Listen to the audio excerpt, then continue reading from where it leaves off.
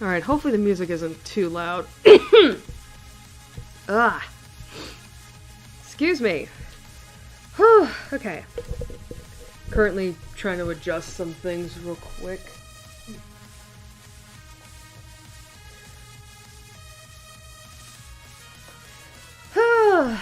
Alright. But yes, hi! Hello! It is me, of course, and I am back to stream yet again on this cloudy Sunday evening. I'm not gonna lie, I'm a little worried because it was literally an hour before I was supposed to stream that I got the warning that, like, oh yeah, it's supposed to rain. And it's not good rain either, it's like bad, heavy rain. I'm like, oh shit.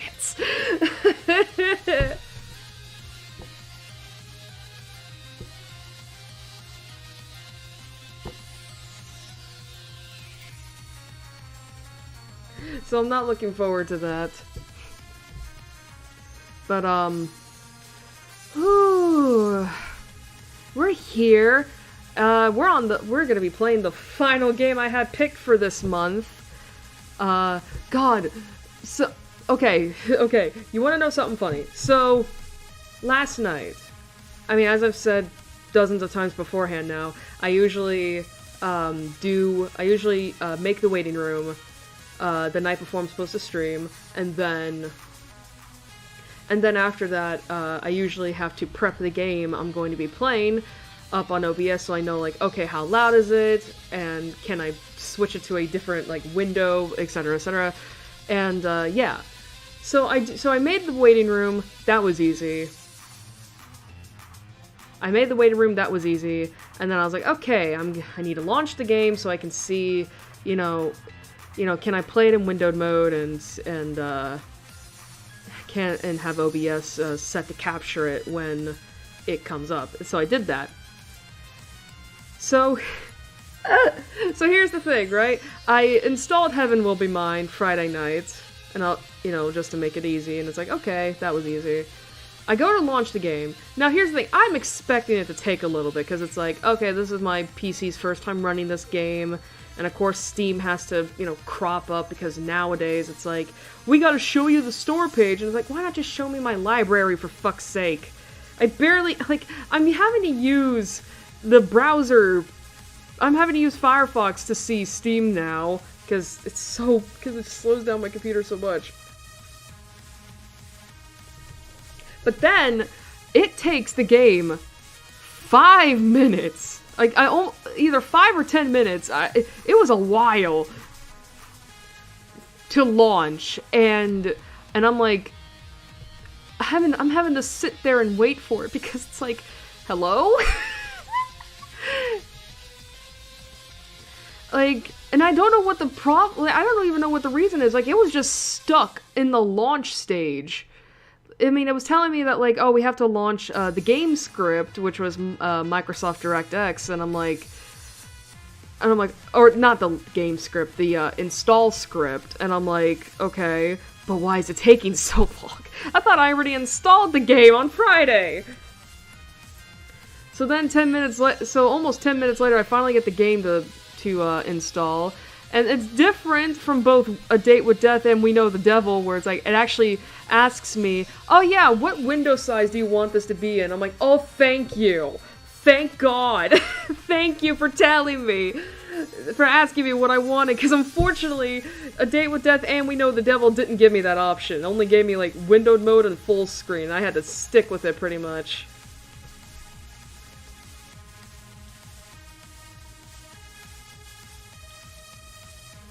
So I'm hoping that when I have to launch the game in a few minutes, we're not gonna have to sit here and wait for 10 minutes.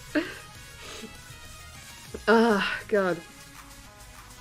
I'm very sorry that I sound stuffy. I've been, I don't know if you've noticed, but, the last 2 streams I've had, I've sounded stuffy.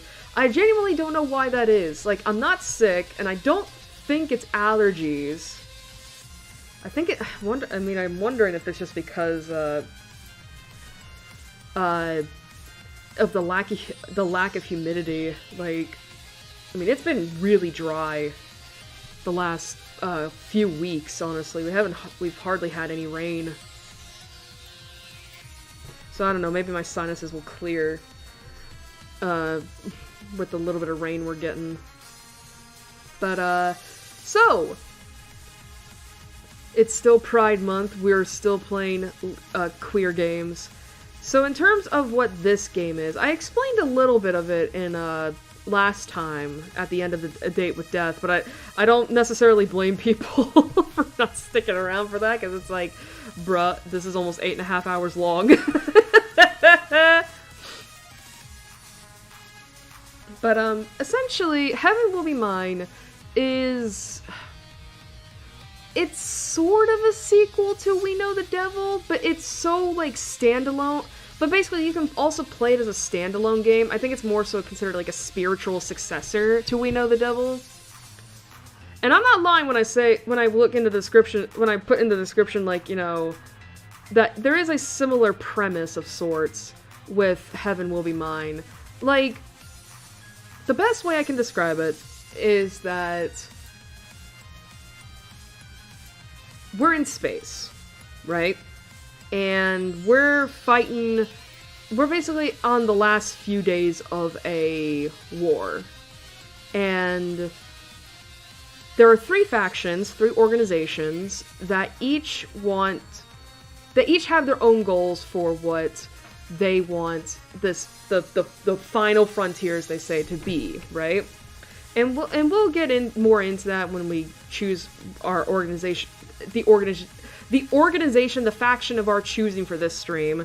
But each faction has their own character that we get to play as, you know, and obviously they are girls. We get to be gay. But honestly, you know, like but the thing is, right, is that, like, this is still a visual novel, and really, I wouldn't say there's much of, if any, like, wartime action. Like, it's just, it's a little, like, vague, let's just say.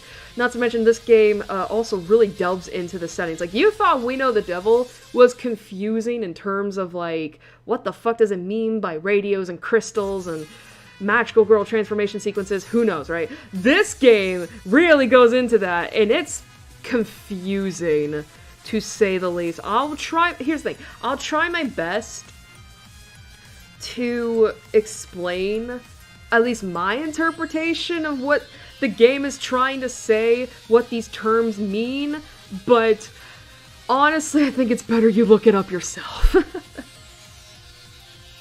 But much like We Know the Devil,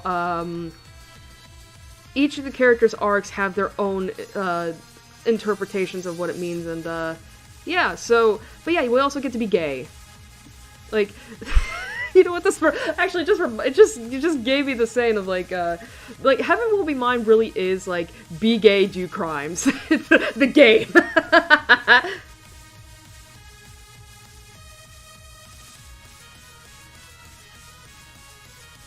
Now, admittedly, I haven't played the game myself, so I don't know how it's going to run.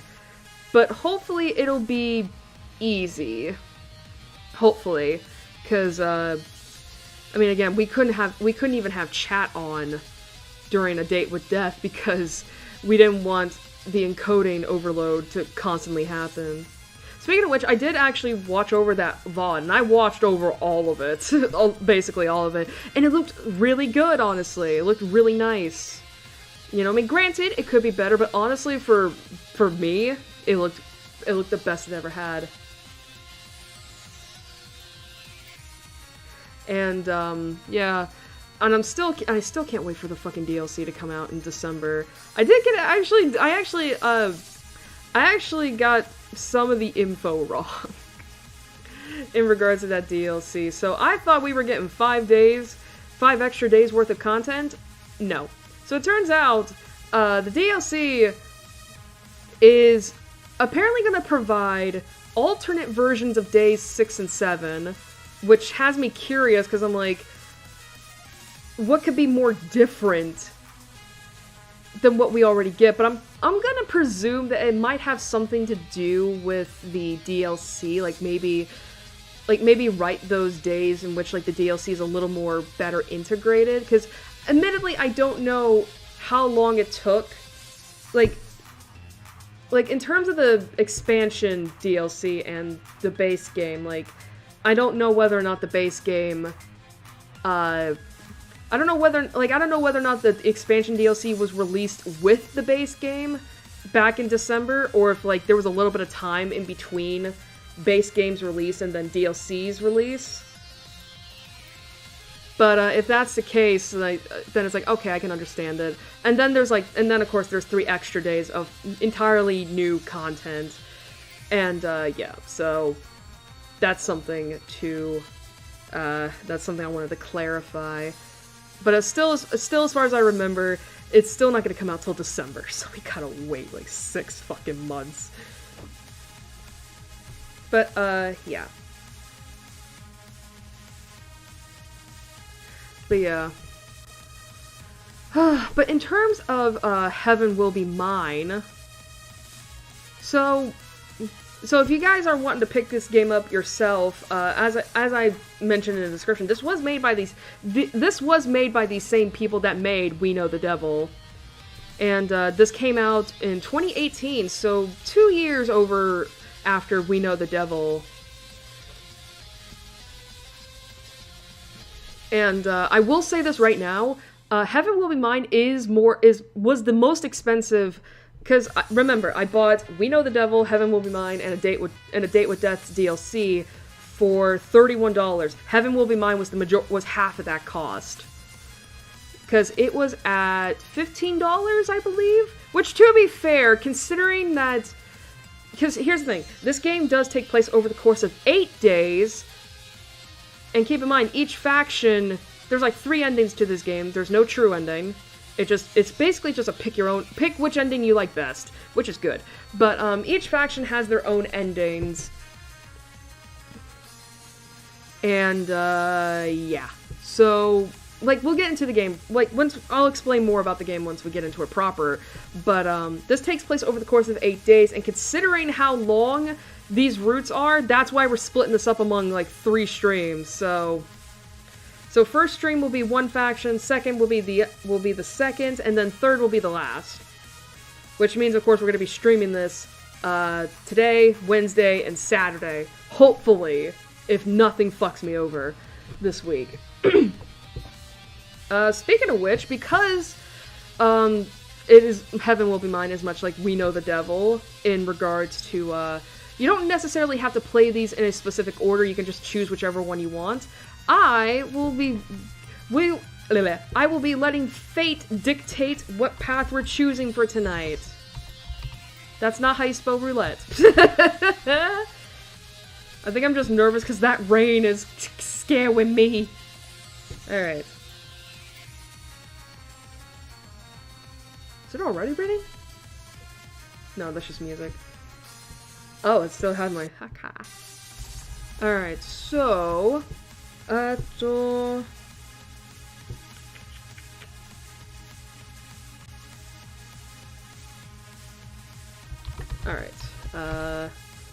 we'll just have that. And then... Alright, so 3 choices. I'm not gonna tell you which ones we're gonna have. But, we're gonna see. Spin, spin, spin! Which faction are we going for tonight? Oh, oh, oh! Really? Sorry. Okay, so we got our winner. Okay, so we're going with that route. But the thing is that the arrow in which, like, the choices, what is perfectly in the middle, so I was like, are we going with blue? But no, we're going with red. Sweet. Fantastic. Alright, well, time to say goodbye to Firefox, because we're gonna be starting up now. Alright, oh, the encoding. I didn't even realize that. I think that's just because of the roulette wheel. It's fine. Okay. Alright, say goodbye to Firefox. Woo! Okay.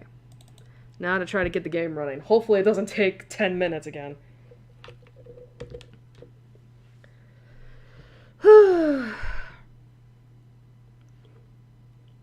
And of course, because I bought this game off of Steam, we always have to update it. Like, I genuinely don't understand what it is about Steam, where it's just like, every time I open it, it doesn't even matter how many, like, it doesn't even matter if I opened it yesterday, it has to update. Like, am I that far behind on the updates?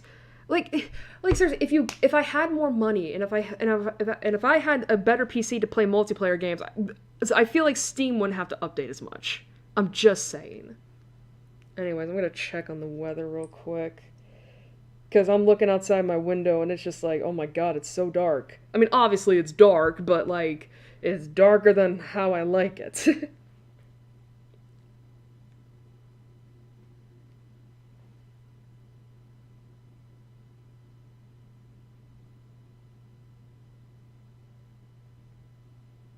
There it is.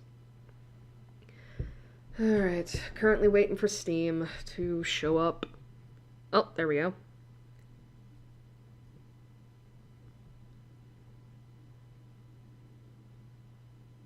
$20, that's great. I love it. Fantastic.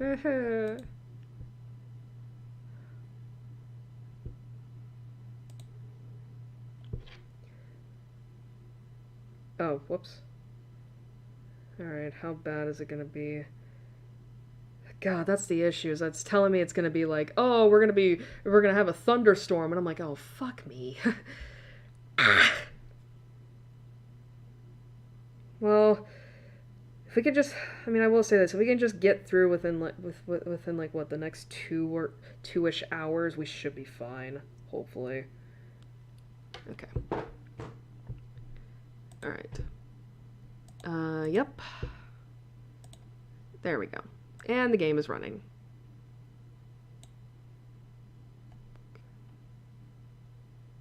Well, it's probably gonna freeze first before I... Oh, never mind. What the hell? Why was this game easier to... Why did this game not freeze and yet fucking We Know the Devil will? Whatever. I'm so sick. I hate sometimes, man. Okay. Alright, so unfortunately this game does not do,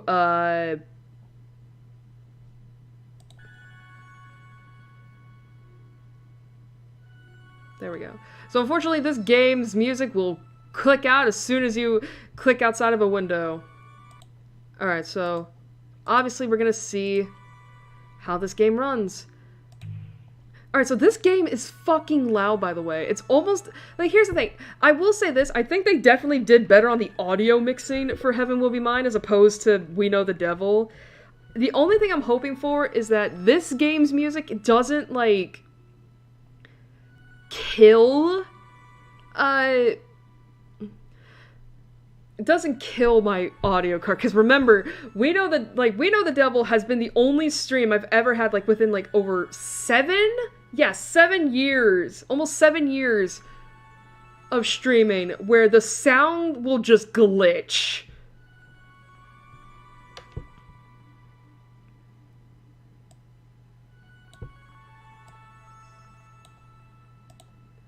Alright, so...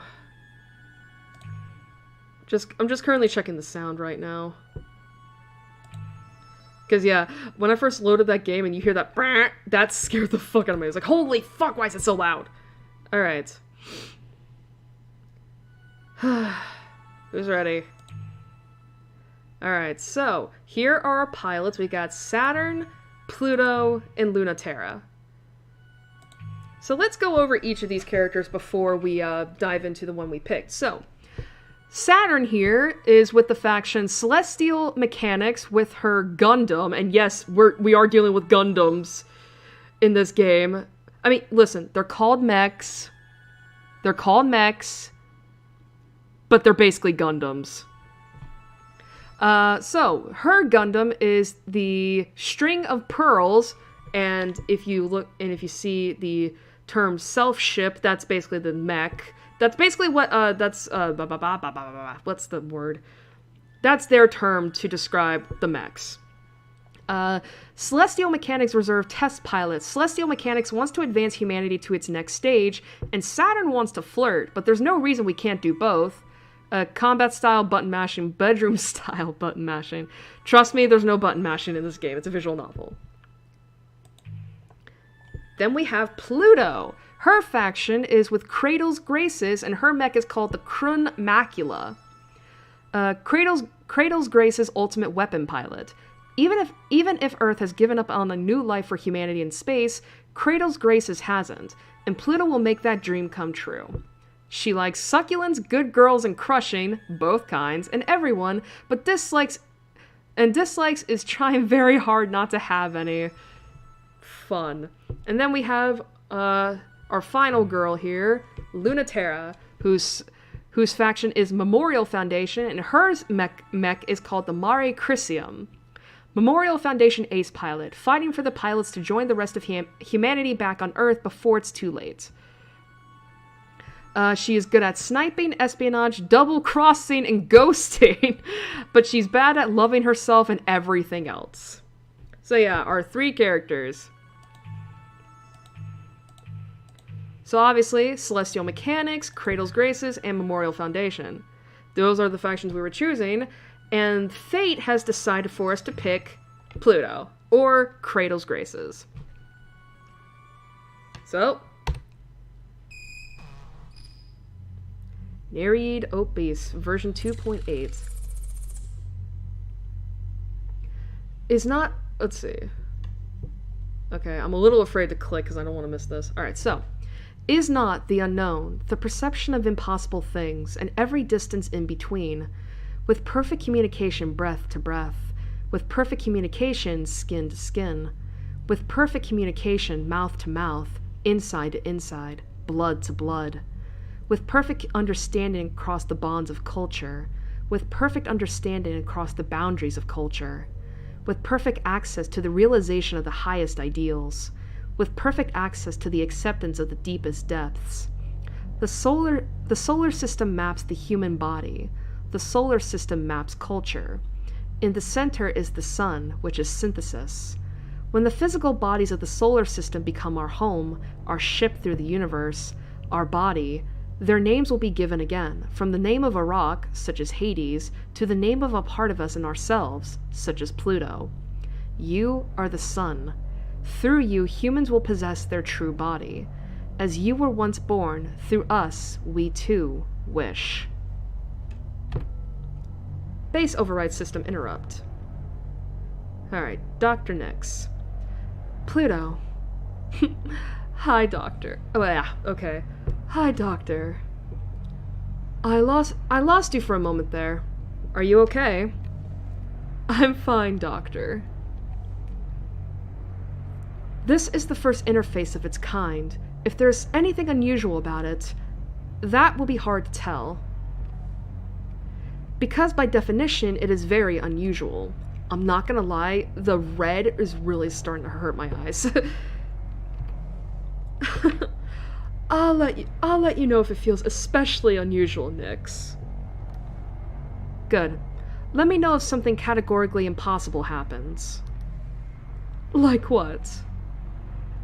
If your sync got so deep that your thoughts were being dumped into the OS code directly, for example. If that happens, I'll let you know. Are you ready to begin? I've been ready for a long time. Begin activation test. Macula firmware loading. Dual tidal reactor syncing. Welcome to Cradle's Grace's bootloader, a string of numbers. Oh why can't I? Bootlegging gravitational reactor, done. Hyperdensity established, done. Beginning resonance test. You should feel lightheadedness and wait. Wait until you're comfortable before diving in. Correct action, correct thought, correct belief, existing without fault, existing without ever harming the universe.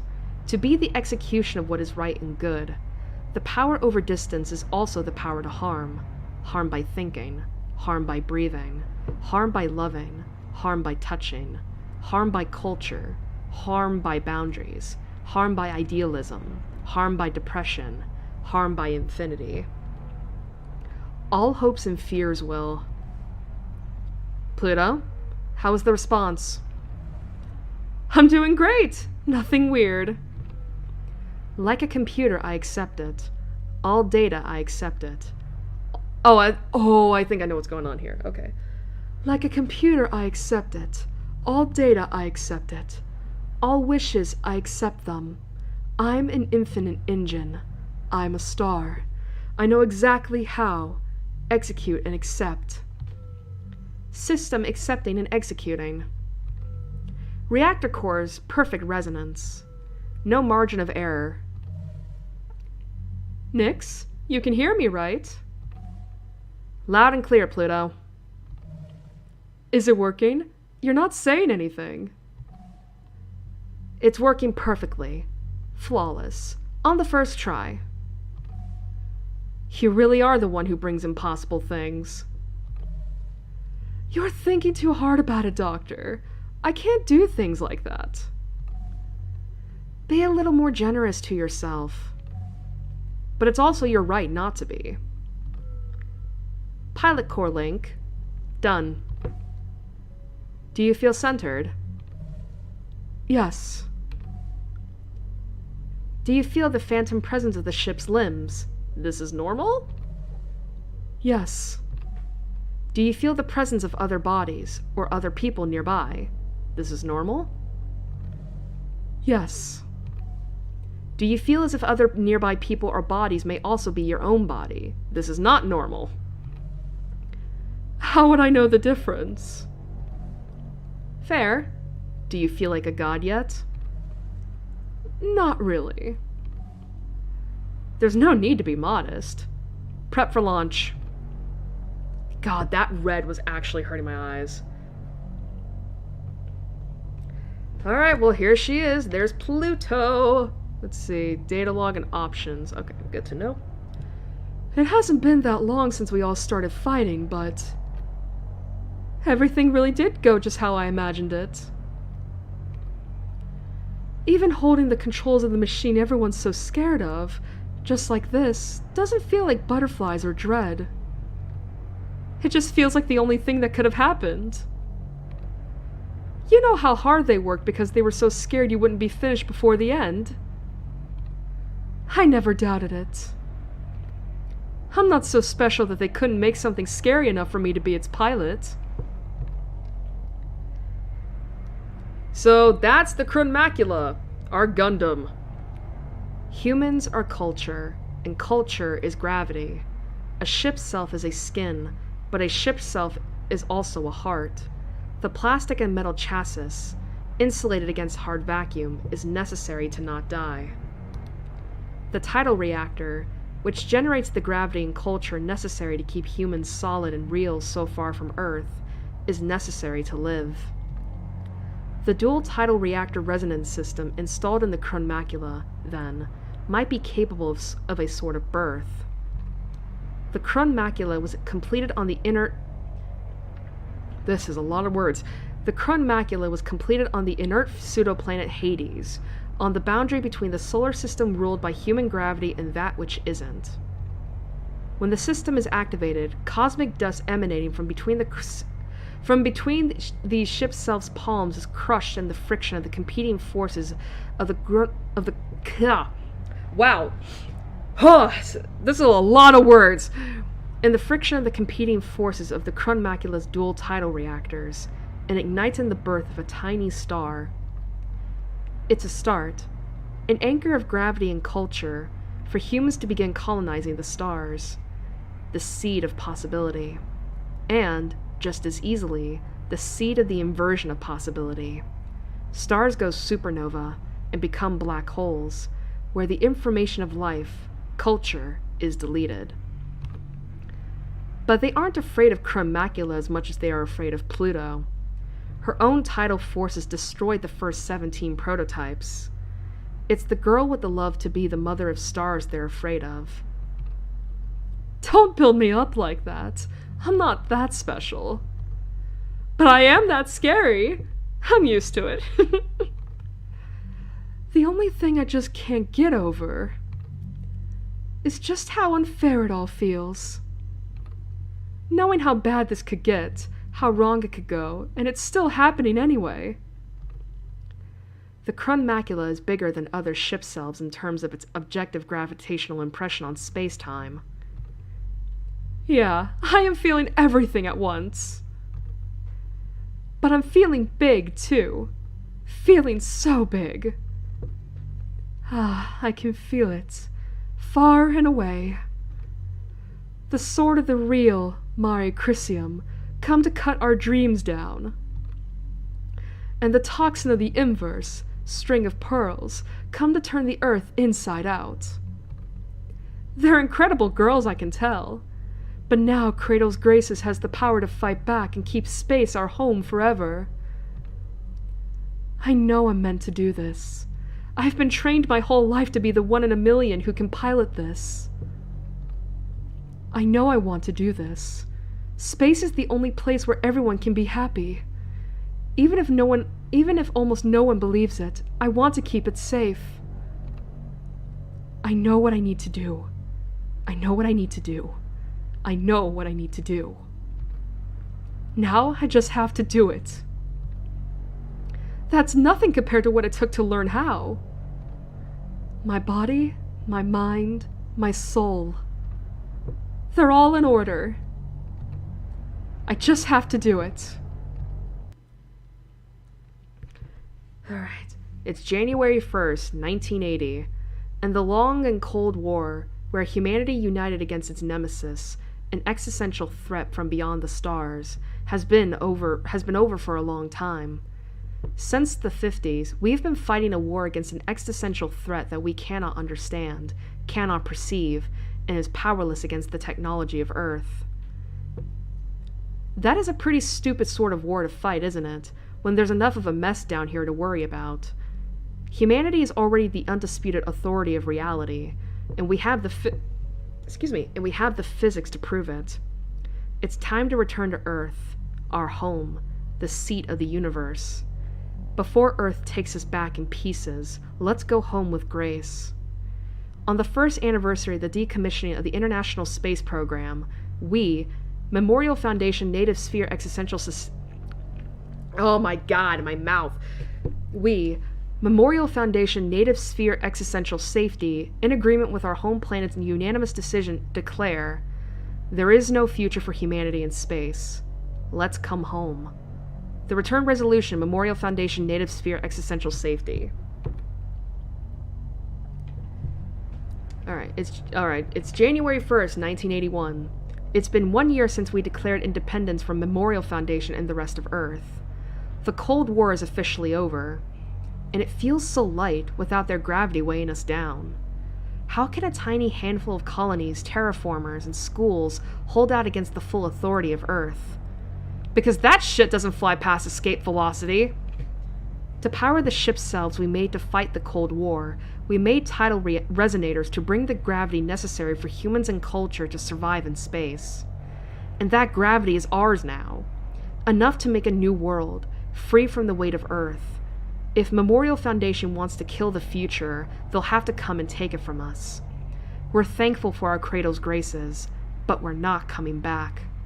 Independence Declaration Kratos Graces. And then, it's January 25th, 1981. Memorial Foundation and Kratos Graces have been having fun for a little over a year, and nothing is breaking the stalemate. Earth is getting impatient.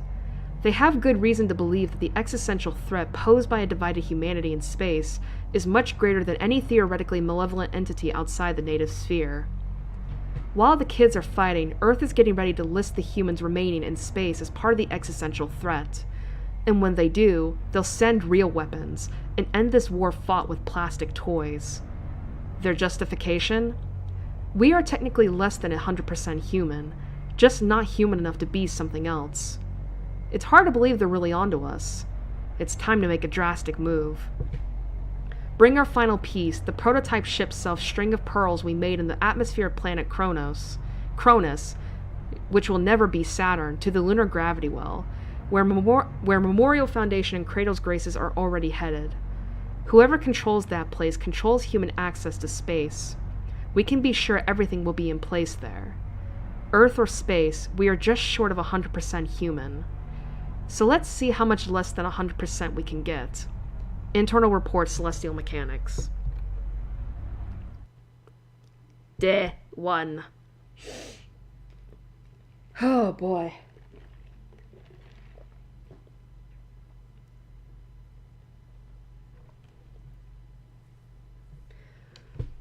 Alright, so we got a bunch of stuff here. Alright, so we can select our missions here. We can either go with Celestial Mechanics, or we can go with Memorial Foundation. These, I think, can be things... Here's the thing, it doesn't really matter. Okay, well, actually, we'll wait till we get to the missions. But, like, basically, you can choose, like, which of the girls you want to fight in this. So we have Saturn Return and Retrograde and Retrograde. Alright, so, this is the mission select. Mail alerts. Whew, let's see. Let's start with this one. Subject unacceptable. Origin, Cradle's Grace's Formation Archives. Author, Executive Director, Dr. Nix. Alright, so... The funding is being cut again. They aren't getting the results they want. They think it's indulgent. They don't care how the kids feel. It warms their hearts to see them grow unimpeded by the gravity of Earth, but also it disturbs them. They love our beautiful, free, glittering children, but when we talk about bringing Earth's children here, they look away. The children of space are not bound by the same laws of gravity, and do as they like with their bodies and souls. You have insisted that they can endure the gravitational forces of Earth, but have you considered that their tidal forces do not wish to accommodate them? They will be smoothed back again, or broken. At the very least, they will never stop trying to destroy them. We have created magnificent, delicate creatures, and Earth wants them back for what? To crush them again under their own tidal forces? So that's one. And then subject. Who is this? Origin, ambient title information, author, a love story. I don't know who I'm sending this to, but I think about you all the time, in the back of my mind. I know a lot about you. Does that mean you know about me too? Or are you just glowing brightly in a way that I don't understand? Is anyone else seeing this? Do you get messages like this all the time? Are you aware of how much you illumine the heart of someone you haven't met? What am I expecting? I don't even know. This is really awkward. Sorry for doing this. It must really be hard. No, I can't really know that. This is delusional of me. I'm going to make it stop, because if I don't, I'm going to come to hate you, because I'm already so frustrated I'm nothing like you. I need to understand why I tear myself apart thinking of you. I'm not going to send this. I don't know how to send this, and I hope you never read it. Data log. Oh! This is what we read in terms of the, I guess the boot up, yeah. And then this is Pluto alone. This is what we, okay. Oh, there we go. Alright, so this is our handy-dandy alignment, basically telling you which of the factions that you are aligned with. So you have Kratos Graces up here. I actually just realized you can't see my cursor, because I turned it off for a date with death. I'll put it back on.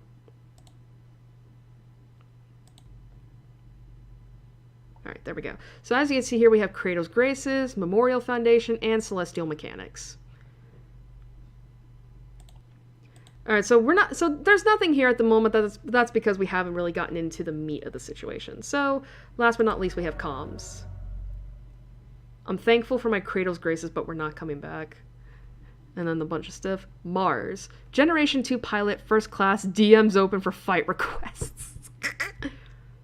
I still can't believe it. Oh.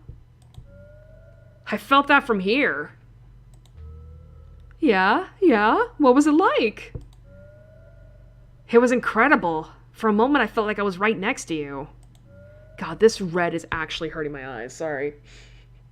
Sorry, I think it's the autism that's affecting me, because I normally am not very, sensitive to sensory stuff, but, this shade of red in particular really actually hurts my eyes. So I'm gonna try my best to get through this as quickly as possible, because it hurts. It was even stronger than all the times that you tested the prototypes. Stronger than the one time they let you fight before. It's amazing! I've been training so long, I never knew how different it would feel to have my own perfectly suited, just for me ship self. I'm gonna be extra mad at all of you for how long you left me behind. Is it really safe, though? Mars. Don't start, I'll get mad. It's just more powerful than anything that's ever been developed. I don't like that Dr. Nyx is making you do something untested all by yourself. No one person should have to do all the things that your unit is expected to do.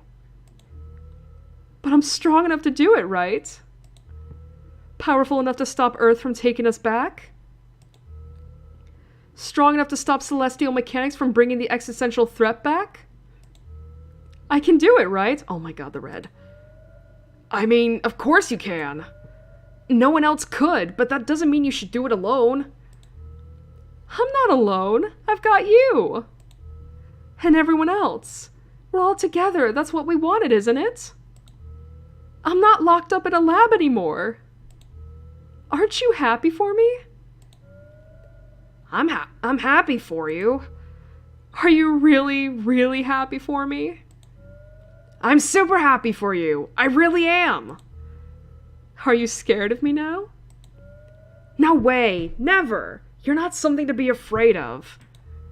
Aw, but that's wrong. You should be scared. I'm incredible. Channel closed.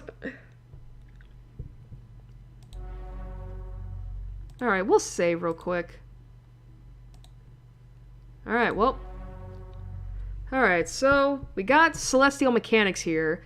In the strange gravity of the abandoned Daphnis lab, Saturn lies in wait for the looming threat of Pluto's mysterious ship. But what are they after? And will they get it? And then, Memorial Foundation. Chasing after the string of pearls, Lunaterra and Pluto find each other instead.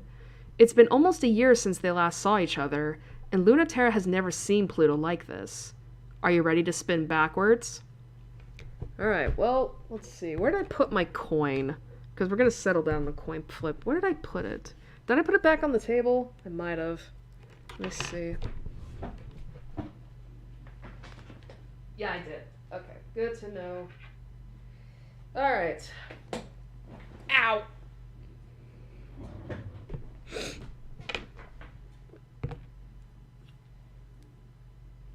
Alright, so heads we go with Celestial Mechanics, and tails we go with Memorial Foundation. Alright? 1, 2, 3. Tails! So we're going with Memorial Foundation.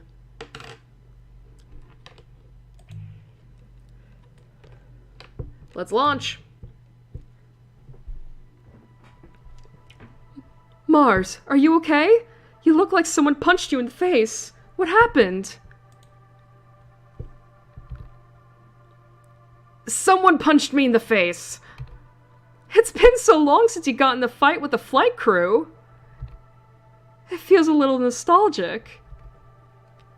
I'm fine, by the way. And yes, this is a woman.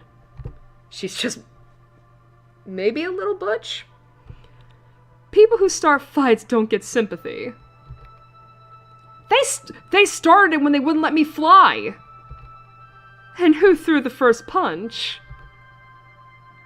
That part doesn't matter. If they don't let me go, then you'll have to fight that traitor all by Shit. Oh. Why didn't I feel it earlier? Of course she's here. It wasn't that I wasn't going to tell you. Memorial Foundation also knows about the prototype, and they sent their ace to get it. No, I understand. You were so excited, you just had to run out and see her, huh? You got that right! Run out and punch that traitor Lunaterra in the face as hard as I can!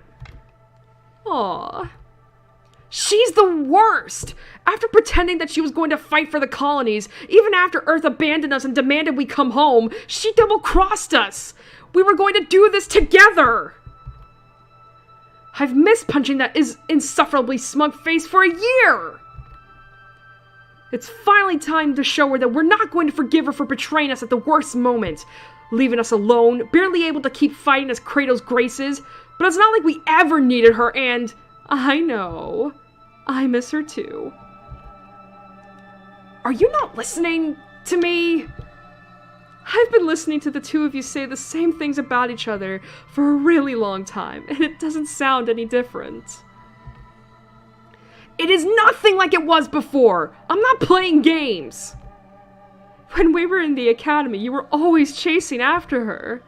You'd swing the first punch, and she'd laugh, and you two would fight, and then you'd make out, and then you'd do it all over again. I miss that so much. But if you go after her, it'll happen just like that all over again. Stop talking about me like I'm that predictable! It's different now! Orders are orders for a reason, you know. I'm still not okay with it. They're making you use that terrifying machine. It's way too dangerous. I'm sorry. I really am. But Mars, if it makes you feel any better... What? You're breaking up? I can't wait to fight her. I love her, understand her, and forgive her. But I'm still mad. How come you both got to have all the fun? Who wants to stay home while you two get to fight and make out? Good question. You don't know how scary this machine is, Mars. And it's so much less scary than me. I don't want you to see me like that. But I really, really want Lunaterra to see. Pluto, you cut out for a second there. What did you say? I said, tough luck! It's my chance to shine now. So yeah, we always have like the POV character and basically like the other character that you're gonna communicate with on, like basically you'll always have a conversation between those two characters in the beginning of each mission. So that's a thing. And then we get into the actual narration. Like waking up underwater to the wet burn of your lungs' desperation for air. Like floating untethered in space, unable to move under your own power. Losing the security of gravity is like being naked in space. Gravity is necessary for human life in space. Gravity is necessary for unrestricted movement in space. Can't have one without the other. The force that binds your existence together. The force to shape foreign bodies. Pure agency. Gravity is necessary not just to live in space, but to be human in space. But being human is a little harder for Pluto, so she has to work for it. The tidal forces of her spacefaring body, the Krun Macula, are as strong as she believes, and as weak as she feels.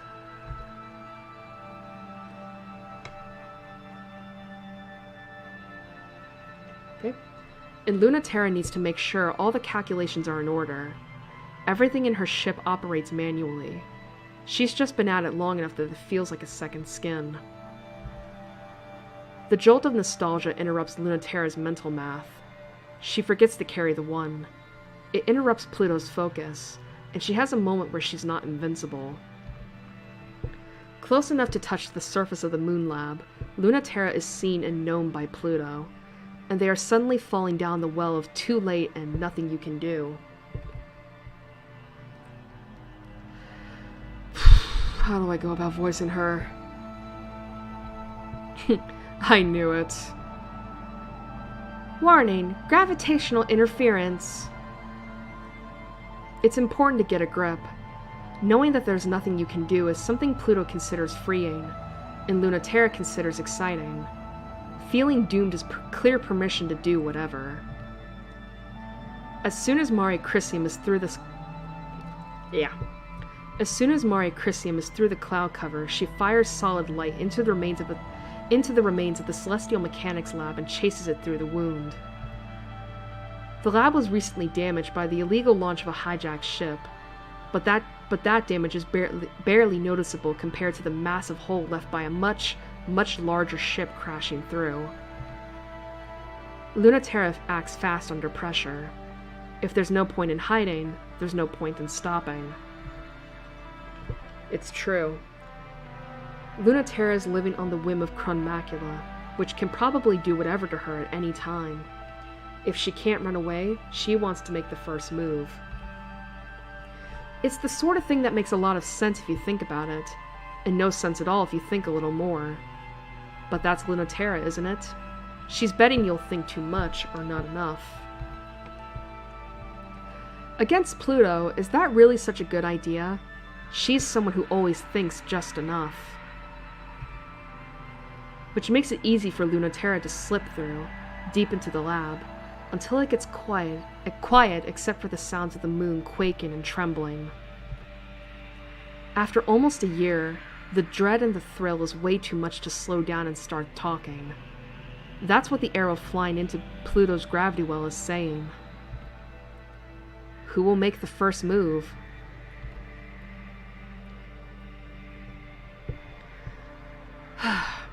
When Lunaterra punctures the last armor layer and opens up the terminal cavern, light spills out, and screaming sound, because the Crunmacula is peeling the lab and most of the moon inside out with the forces of its own tides.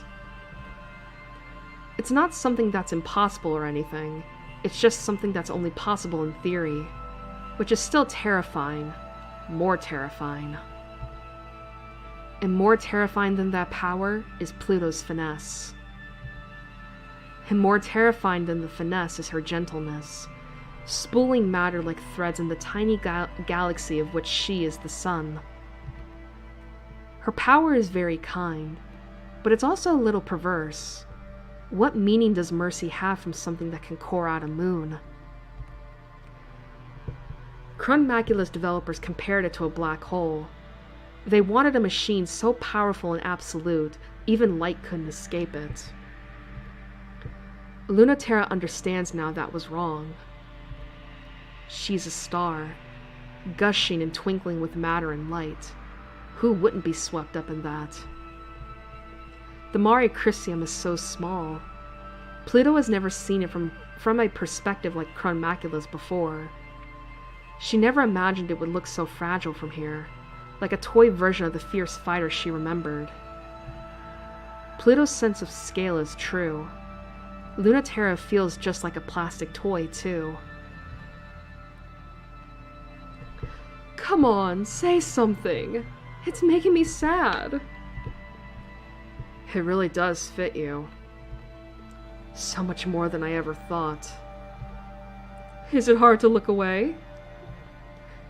Being able to render you speechless is the power I've always dreamed of.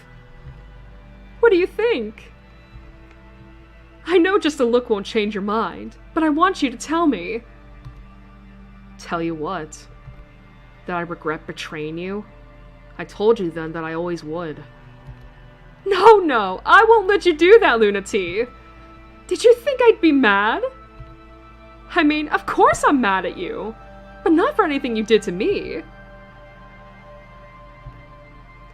I wouldn't ever be mad at you for not having enough faith in me to see through Kratos Grace's dream of a new home for humans in space. I'm just mad at you for not having enough faith in yourself to see it through. And leaving all the work to me. Oops, I guess that is why I'm a little upset with you. Not mad, you know. Just disappointed. I can't believe I'm still the one scolding you like a kid. I'm trying to be the grown-up, you know. I did the responsible thing. I took the realistic option. I'm here to play the part of the boring adult, the grown-up villain. Oh, that's right. I remembered why I actually am mad at you. You better not go down quietly. You better really believe what you just said. I'll forgive you if you left us for something stupid, but I'll never forgive you if you left us for something you don't believe in. And you better not. I wouldn't have to fight. It'll change you in ways you don't understand. I've seen you fight so many times. I saw when you got that scar and your poor ship got her wound. Has anyone else seen that side of you as much as me? I don't think so. Not even Europa. But it's different when you're on the other side. You think I don't really know you, because I've never stared down the barrel of your rifle or felt that knife nick my ship. It's a different kind of knowing. Teach me then. Or I'll teach you.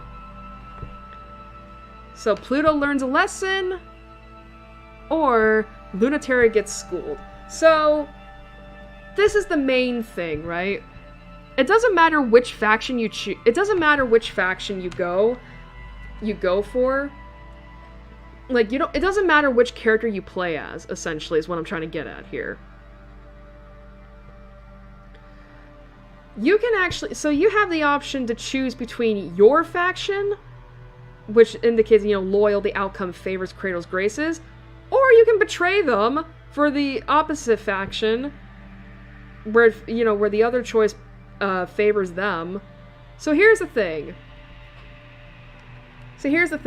Because we have three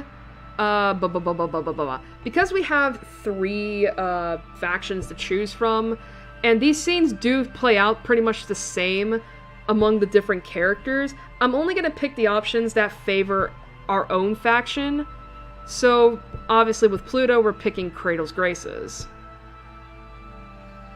So, she's going to get schooled.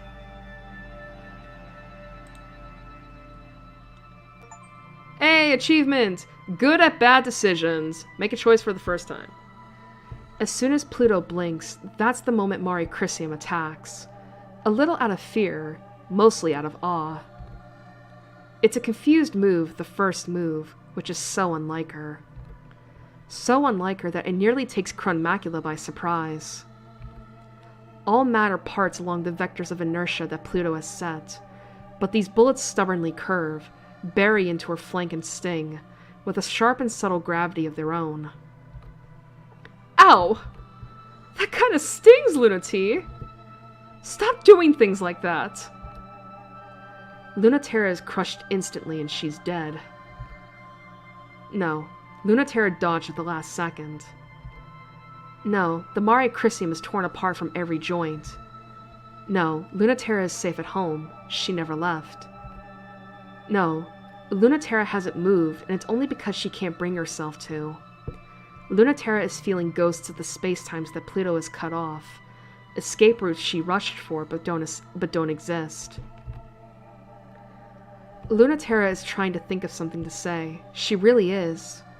But it's impossible, because Macula is the size of the universe. Her seeping nebula glows with the promise to swallow up the space station and Lunaterra and the whole solar system. That's not the way, Lunati! You have to come for me like you really mean it, or that's what's gonna happen! The Mari Chrysium's engines spin to no response. Lunaterra's mind is racing, but there's no thought she can hold on to. Except how disappointed and sad Pluto is. If you give me just one moment, you'll pass my event horizon, and you'll never escape. Always getting closer, but never getting there. Falling forever. If you don't figure out how to unstick yourself, I might leave you there. Remember for next time, okay? Don't keep breaking my heart.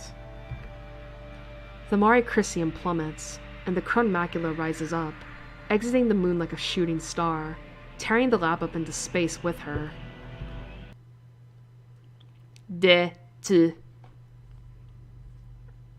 So yeah, as you can see here from our alignment, because we chose the choice that favored our faction, we went up 12%, and this does affect our ending. All right, so we can do both missions. Okay, it doesn't. Okay, so I guess we could just pick. So we can do Saturn. Cool. All right, I might actually have to go get some water real quick because that might help a little bit. So I'll be right back.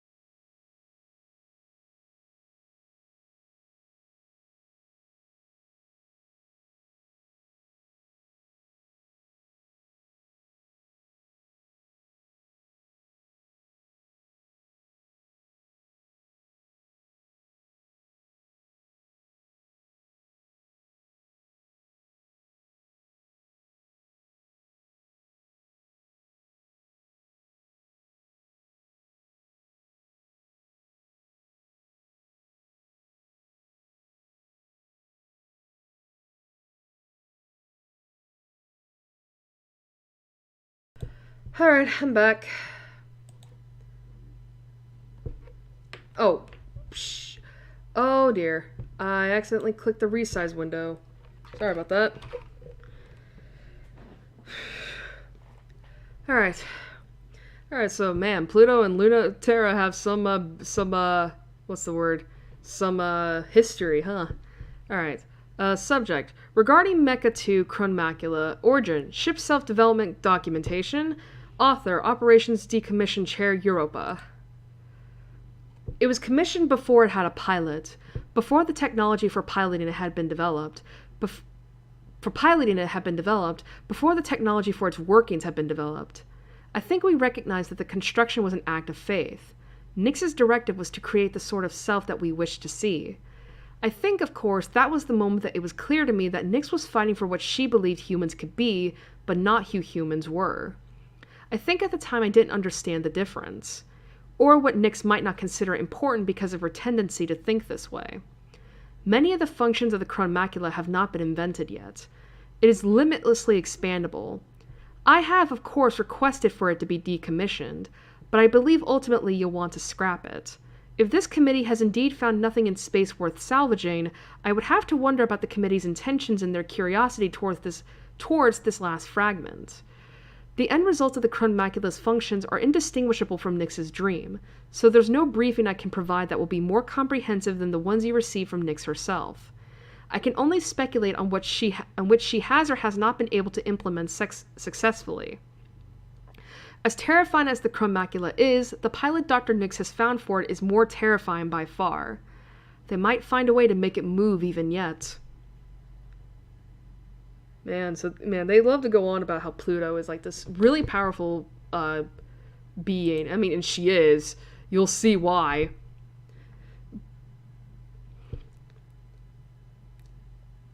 But it is interesting, ain't it? That's like they constantly, they talk about how like, oh, she's so scary. And it's like, what is so scary about her? Like, she doesn't seem that scary. She's not scary. All right. Subject, tidal theory and celestial mechanics. The origin, general information director pull from director of celestial mechanics, Iapetus. Iapetus? Iapetus? How do you pronounce this? Iapetus. Iapetus. Alright. It was... Oh. I did not click on the right one. Sorry about that.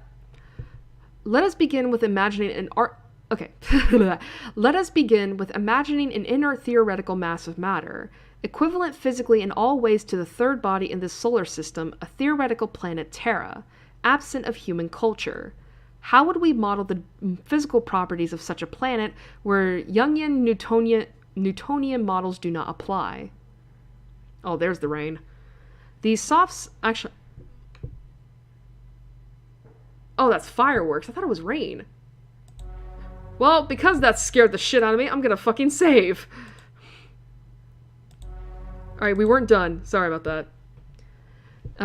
The soft science of celestial mechanics is not purely a thought exercise, but an inquiry into what, if any, default physical properties would exist in the universe without the influence of culture. Because of its potential application in space colonization, for its use in modeling the physics of foreign celestial bodies, and the utility of the concept of Terra in the philosophical hard sciences for more precisely defining Earth, as the lands of human dominion rather than a specific physical body, celestial mechanics has been integrated as a branch of contemporary metacultural general relativity. So many fucking words. What would it be like to imagine a world in which humans have one-to-one dominion over real phenomena? In such a world, we might think of gravity in multiple senses. Since the agency of humanity over each other mentally, spiritually, and culturally would not be the same as physically. The conversion of matter into energy, and energy into culture, and culture back to matter again, is complicated by distortions caused by culture's ability to arbitrarily set conversion parameters. This is caused not because of power of human gravity, but actually by its weakness and incompleteness. In a theoretical universe in which humanity has full dominion over the physical universe, the influence of culture would be would be a one-to-one constant, and the physical universe would abide by inflexible fundamental laws. In such a world, we would have to separate fields of study that involve metaphors from ones that describe worldly phenomenon, because our world would be objectively determined. While humans would be able to disagree and defy each other, they would ascribe to an inflexible, perfect system as decided by humanity.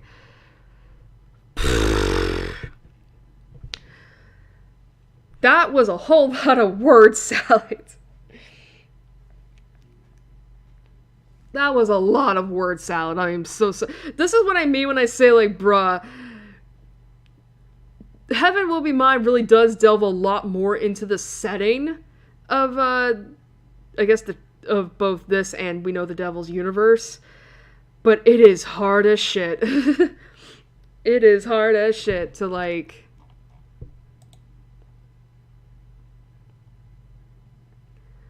keep track of, I guess. But, I will say this. So, when they're talking about culture, when they usually put a capital C on it, from what I read up on, because I had to read some of this shit up, by the way, culture is basically what humans define at, like, our definition, like, humans' definition of things. Like, what society sees as this thing. It's hard to describe. It's hard to explain. But the way that I could best explain it is that culture is basically like, it's how we would define things. Like, what is humanity/society's definition of this? What did they, what did they view this as? That's the best way I can describe it. Anyway, let's talk with Mars. Alright.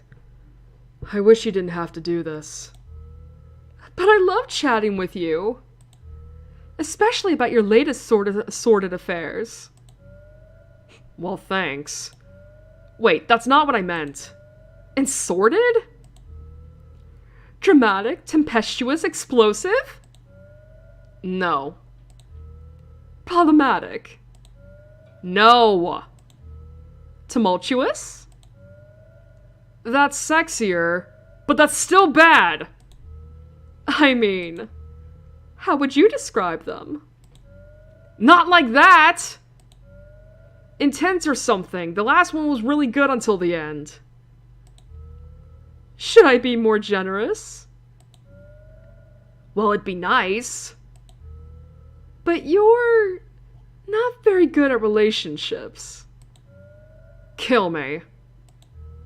It's kind of cute. You love people so much that you forget about them completely.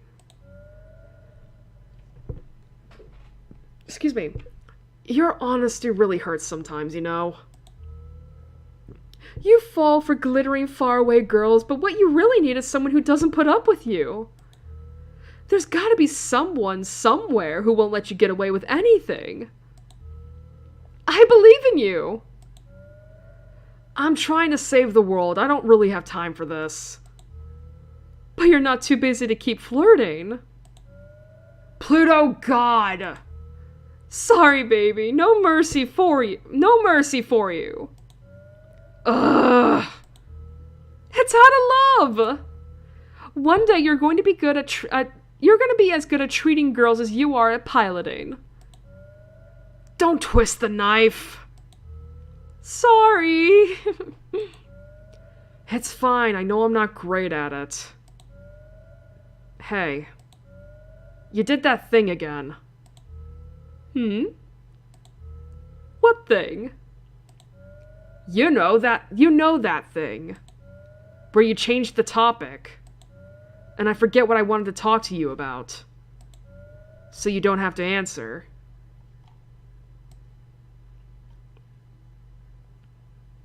I wish you didn't have to do this, okay. Except I have a chat log and I can scroll back and see. It's sweet you wish I didn't have to fight.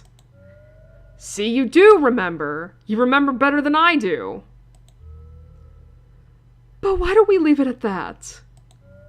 Why? Because there's nothing we can do about it. We could find a way. I don't want you to do this if you don't have to. Chat? No, I mean fight! You just did it again! And that's that. Alright, well, let's say I'm gonna save again. Go back up. Yeah. Alright. That should be it, right? Alright, well, we're gonna see Saturn now.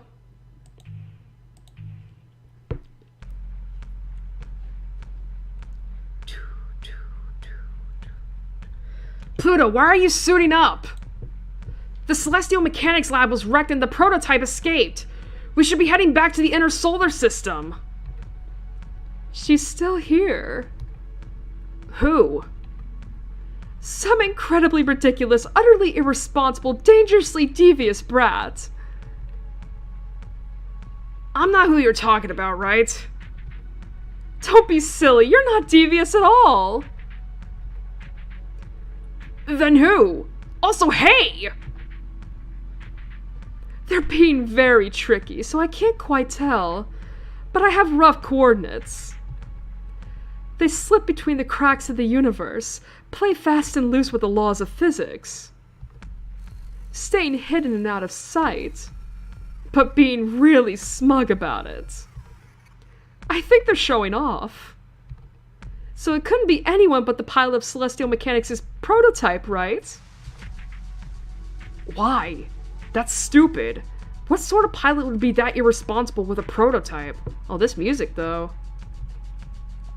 Hey Mars, when you were in the academy, how many prototype units did you wreck? Let's not talk about that now. I'm just teasing, Mars. You're much better behaved now. If the intel is true, their prototype is really powerful, even against you. I know. I might not be able to stop her. This location is the experimental lab. It was shut down right before Earth canceled the space program. I don't like this place, Pluto. It's like they shut down Daphne's lab and converted it into the perfect site for an ambush. Really? It's too much for me? Well, it's stronger than the fleet I destroyed? I mean, I'm not saying you're not strong enough, but a stealth mission against a secret weapon is different. No one knows what Celestial Mechanics is planning, but it's always awful. It's definitely a trap. This mission to the outer planets is only to destroy Celestial Mechanics' labs and prevent Memorial Foundation from recovering the prototype. Mars, if you keep trying to protect me, I'll get mad. But I'm... Let me have the tiniest bit of fun. I'll be fine. After all, I have a lot of experience correcting unruly show-offs who act out for attention. Daphnis, the tiny shepherd moon, so small it barely earns the name, tumbles through the Keller Gap, ruffling the rings of the planet it orbits. So Saturn. It houses the last official laboratory of Earth's decommissioned space program, training ground of failures like Saturn, and special girls like Pluto. Saturn remembers it feeling cramped, anxious, and scary. No, wait. Pluto remembers it that way. Saturn remembers when it used to feel so special to be chosen, a candidate for the last generation of pilots.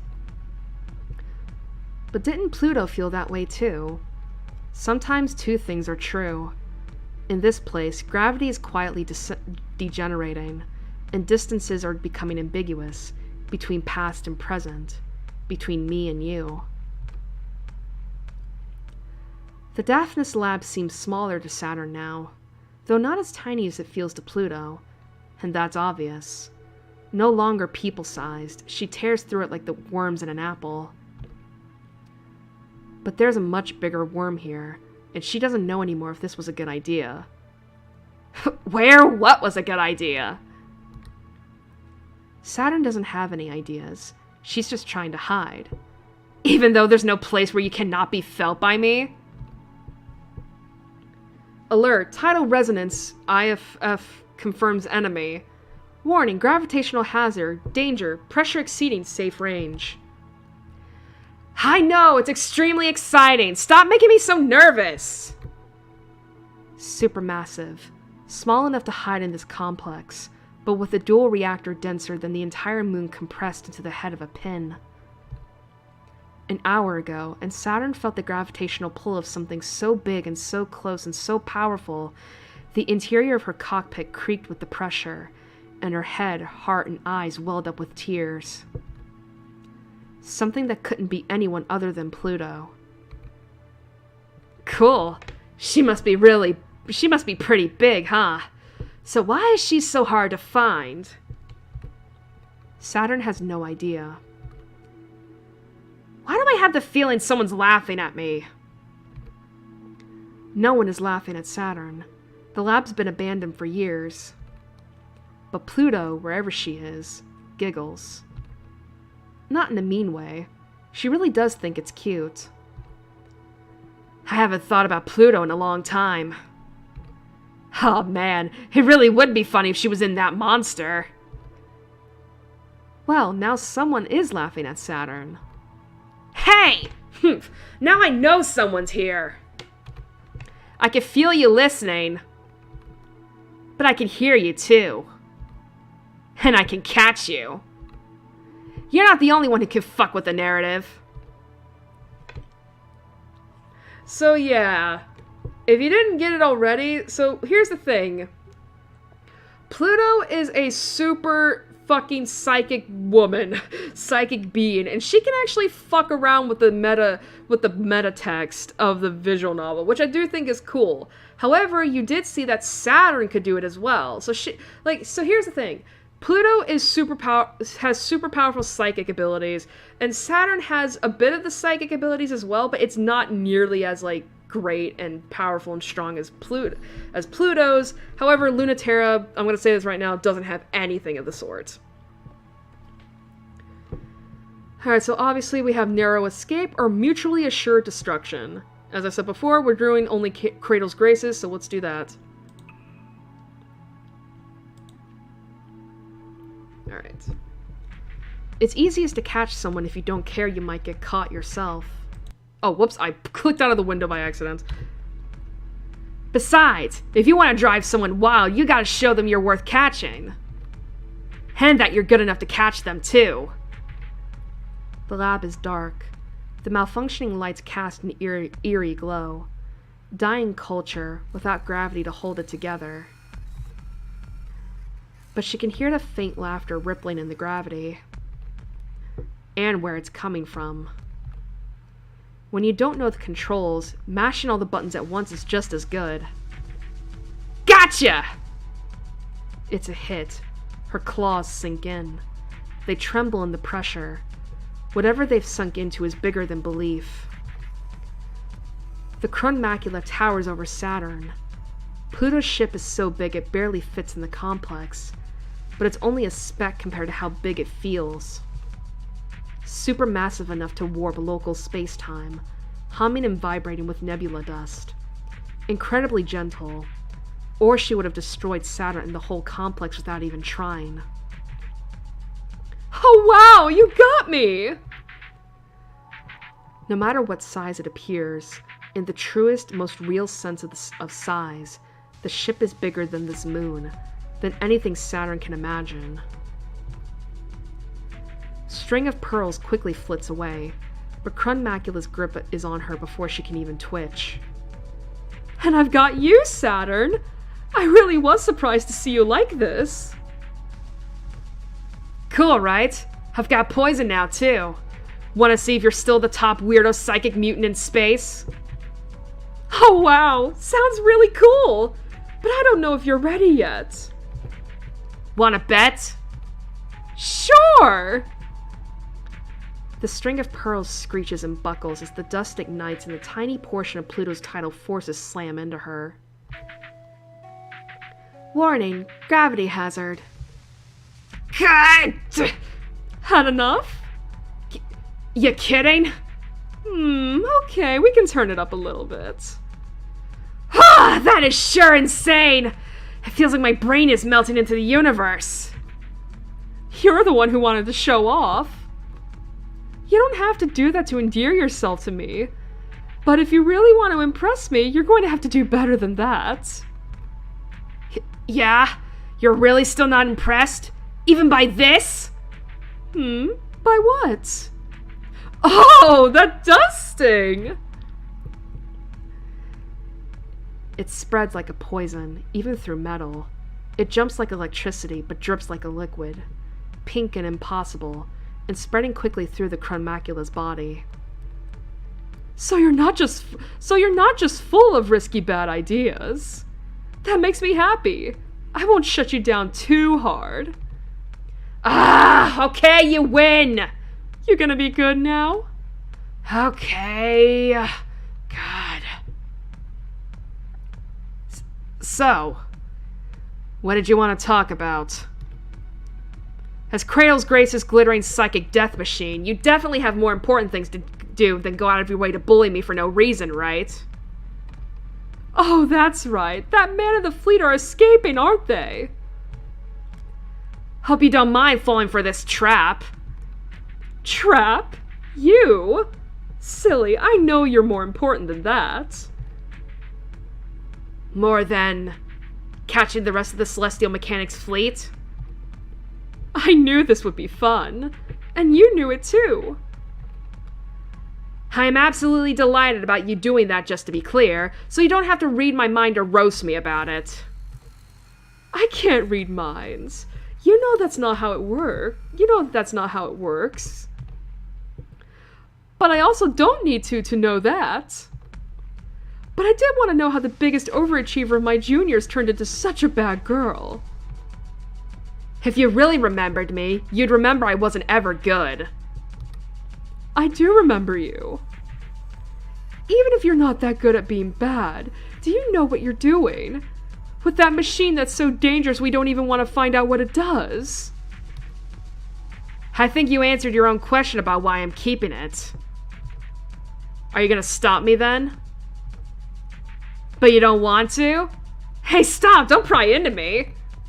If you're pitying me, I'll make you regret it.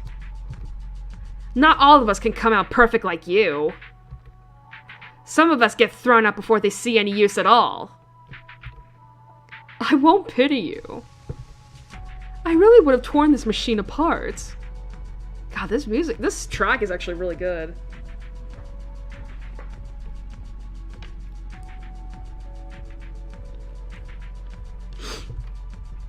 But now that I'm here, gifted little mutant to gifted little mutant, I can't bear to. Because some of us just haven't been thrown out yet. Lab-grown girls like us should stick together. I might still make you regret it. Winning isn't my most important task. It's not yours either. Are you sure about that? You're not who I'm worried about. It's only your boss I can't forgive. Oh, I love hearing that. Tell me more.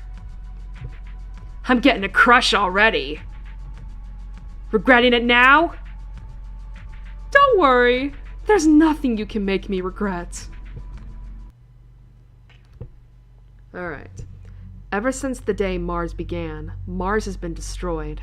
Has been doomed, sorry. No, there will never be a planet Mars.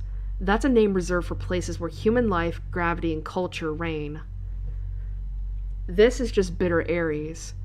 But like the stringy, inedible weeds that grow when nothing else does, Cradle's Graces is dug in, and we can't get them out. So yeah, as you can see, culture. So I'm presuming that to be more of society.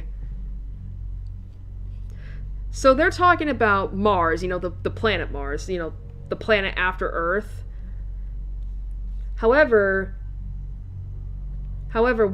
society, humanity, don't view that as Mars. We view that as Aries.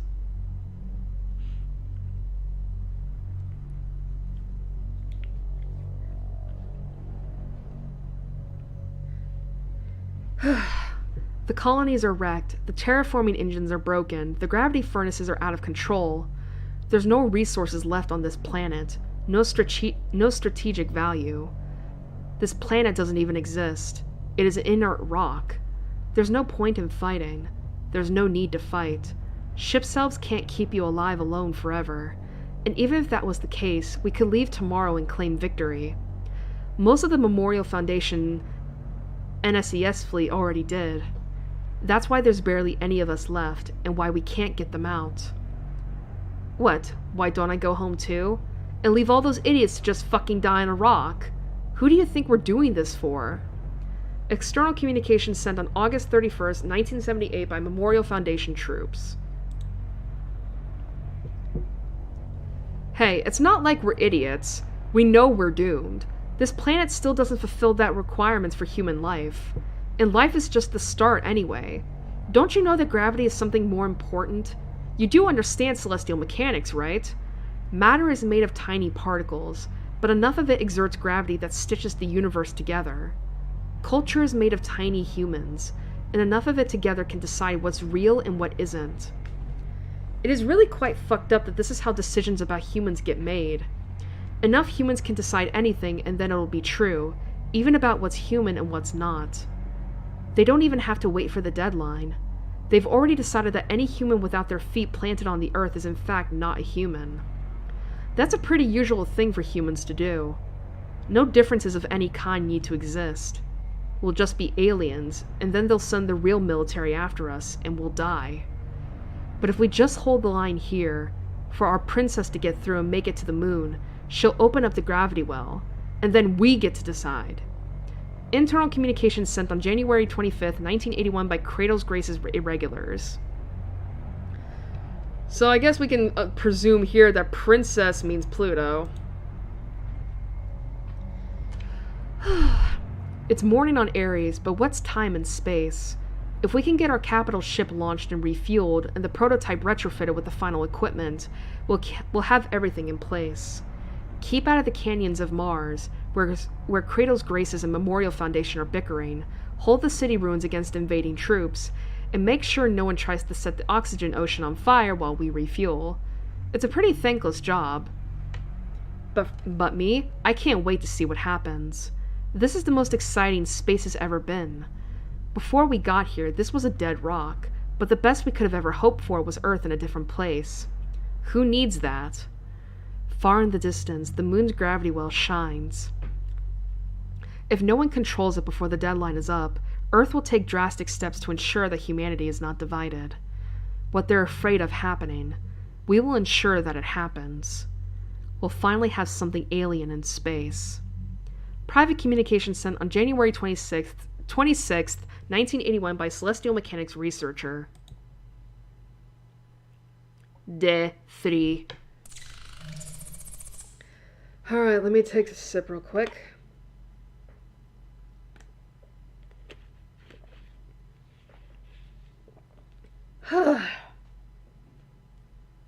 Alright. All missions on Cronus orbit completed. Maiden flight and testing of Crumb Macula is done. Report received. Awaiting new directives. I'm heading back to Ares, of course. It's the home of Kratos Graces, after all. We have to finish up the last touches on Crumb Macula. And prepare for the last battle on Earth's moon. God, oh my god, the red is killing me here. Celestial Mechanics will regroup and refuel there, and maybe we can nip them in the bud. A Memorial Foundation has been fighting us there since the conflict began, and maybe this time we can push them back. Send a message to everyone. Time to come home. So we can be ready for the journey. Ready for launch. Alright, so that got us more down into 25%. Alright, so what's our mission select looking like now? Deep dive and rift in the earth. So we got Celestial Mechanics and more Memorial Foundation. But before we decide on what to do there, let's check our mail. Subject, pilot interfacing. This is a DM from Mars. Okay, well, so the very first thing you need to know about pilot interfacing is that it's the most important part of piloting. You don't really have to know any of this stuff, but since you asked, I'll give you the basic rundown. There are actually a few ways it's useful to know, even if it's basically just to explain why no one can do anything to stop you because of the completely unfair bullshit you have. Any given ship self may have a variety of prescribed functions, you know? That's called the machine's intent. It's not that the machine has consciousness, even if it seems like it does. That's just projection and inaccurate metaphor. Even if you're using a made-to-order ship for you alone, or customizing it for that purpose, you still have to bring your intentions in line with the craft's. That's what interfacing really means. That's why interfacing is the most important part of piloting, and why basically the only thing the R&D crews do is find better ways to reduce the lag. And then this one is about White Void from the research archives of Dr. Nix. Oh, you're fucking kidding me here.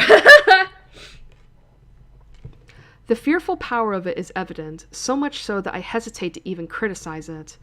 It is the nature of the tyrant theory that it is fed by all things, including attempts to dismantle it. It can simply assimilate those theories and absolve itself of potential guilt and this game really loves to throw words at you. It's like you know how you can know the meaning behind certain words, the definitions and stuff, but as soon as it just gets thrown at you, you're just freezing up like, what?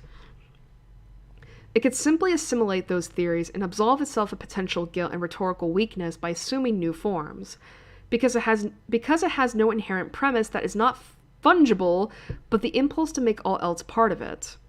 Far from expanding to incorporate diverse and contradictory ideas into itself, the theory would remove alternate quantum states until finding a solution that would incorporate perfectly in line with a unified culture theory.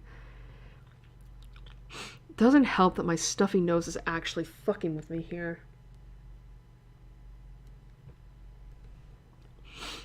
This is a necessary and inherent step, because in order to prevent any given feature of such a theoretical culture to be subject to aversion, the gravitational pull of the culture must be so great that no information about it can escape. As the theory accumulates culture, through culture mass energy conversion, its gravity would steadily begin to grow, and its energy decrease, until it began to continuously collapse into a single coordinate, and no distinguishing information would be able to escape. The interplay of variant states is necessary for culture to create and change, and this unified field culture would be unable to do so. It would only be able to assimilate and devour. Such a theory would not redefine hierarchy, but enshrine it forever. Far from a compassionate future for humanity, it would necessitate the complete removal of human variance. All humanity and all existence would revolve around a singularity of the unified field culture, the tyrant theory, a white void, a single conqueror thought at the center of the universe. You know, I really have to ask the people behind this game, like, what the fuck were you all thinking? Like, some of these have to be based off of actual, like, quantum theories, right? Like, some of this has to be based off of real-life quantum theory, space-time stuff. You know, stuff that I don't have any experience with. At least, like, with We Know the Devil, I knew what it was talking about. But with this, it's like, it is just, my brain is like fuzz. It's like, But yeah, we got that done. Let's check out the comms. Are you scared? Yeah. You? Wait a minute. Yeah. You? Yeah. But I'm excited, too. I'm looking forward to what we could be. Hey, Pluto. How can you be sure? Sure? About what? Sure about... anything.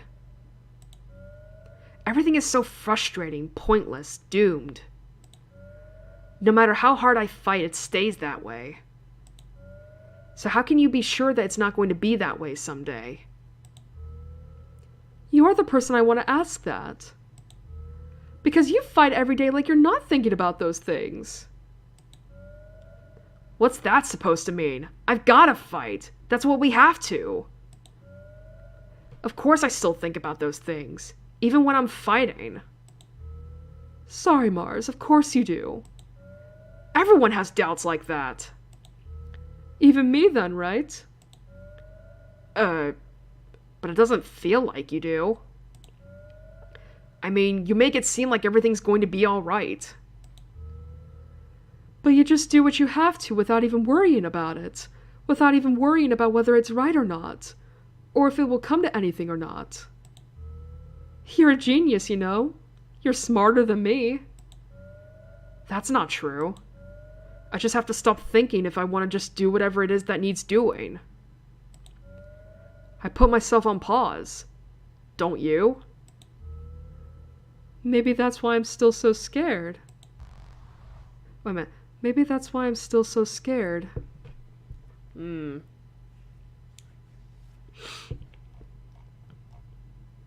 a little bit there.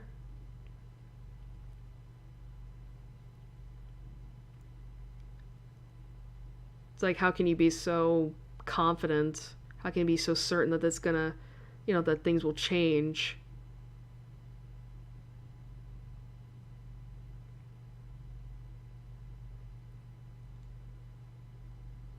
And then Pluto wondering, then Pluto being like, I don't know if I can, like, and it's like, I'm scared too, but it's like, I don't know. It's just, I know what's going on here. It's just like, it's hard to explain. It's just like, Pluto wanting someone to confide in, but not able to, because people just see her as this, like, confident, assured person. Even though she has doubts about, even she has doubts about what's going to happen. And not being able to break that image people have of her. Alright, well, let's see who we're going to go with first. Yeah.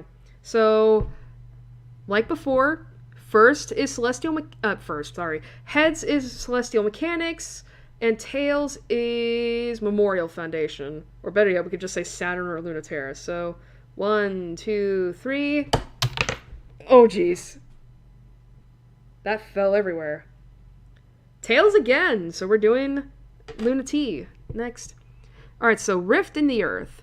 After her maiden voyage, Kratos Graces is testing the finishing touches on the terrifying Crumb Macula prototype. It's a chance for Lunaterra to defeat their trump card, but will she close the rift between them instead? Or only widen it deeper?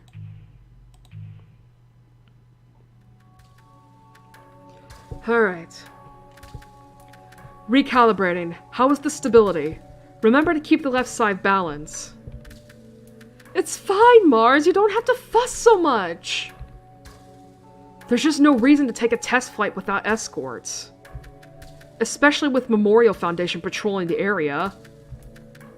Ugh, Mars! They really could be doing anything at all more useful. This ship doesn't need protection from anything, even if we're exposing the cores for testing. And you know I hate being treated like a princess. This track is good too. But you are important, and your ship is too. It's not fussy and annoying to be looking out. It is too annoying. I'll be annoyed by whatever I want. Stop being jealous. I'm not looking for an excuse to bump into Luna T. I never said that! Listen to Dr. Nix for once, even if you won't listen to me! Look, I'm not escorting you. You win, okay? But please, just be careful. I know you think I treat you like glass, but I really... What's so funny? Why are you laughing? I'm sorry. It's just hard for me to stay mad when you're such a dork. And you care so much. Even if you're non-apologizing and still want so bad to be a knight in shining armor. You're the only one I can still be such a petulant kid in front of. Aww. Instead of the princess everyone loves. Aww. Even though she can't really confide in Mars, it's like, you're still the only one I get to act like myself around as opposed to the princess everyone else sees me as. Pluto. Wait, you're just being a brat for fun? I'm mad now! Everyone else gets to be, especially you. Stop making fun of me! Remember when, in the academy, when people asked you where I was, they'd say, "Hey Mars, where's your..." Okay, yes, launch permissions cleared. You are cleared for takeoff. Make up and forget, or fight until we forgive each other. Well, we gotta favor Cradle's graces. Alright. The balance shifts, because Lunaterra hesitated, and Pluto did too. Pluto passed over the Aries canyons once, twice, 3, 4, 5 times. Lunaterra had a chance to make the first move, but Pluto couldn't keep pretending she didn't notice her lying in wait. It wasn't that Lunaterra was ready to take the shot, it's that she still hadn't decided to take it or not. Pluto has been waiting for her to grow up for a long time. She's tired of being the one waiting. There's no time for elegant duels or anticlimactic sniping. When... Sorry, friend notification. When Macula crashes into the canyon, it's the worst kind of fight.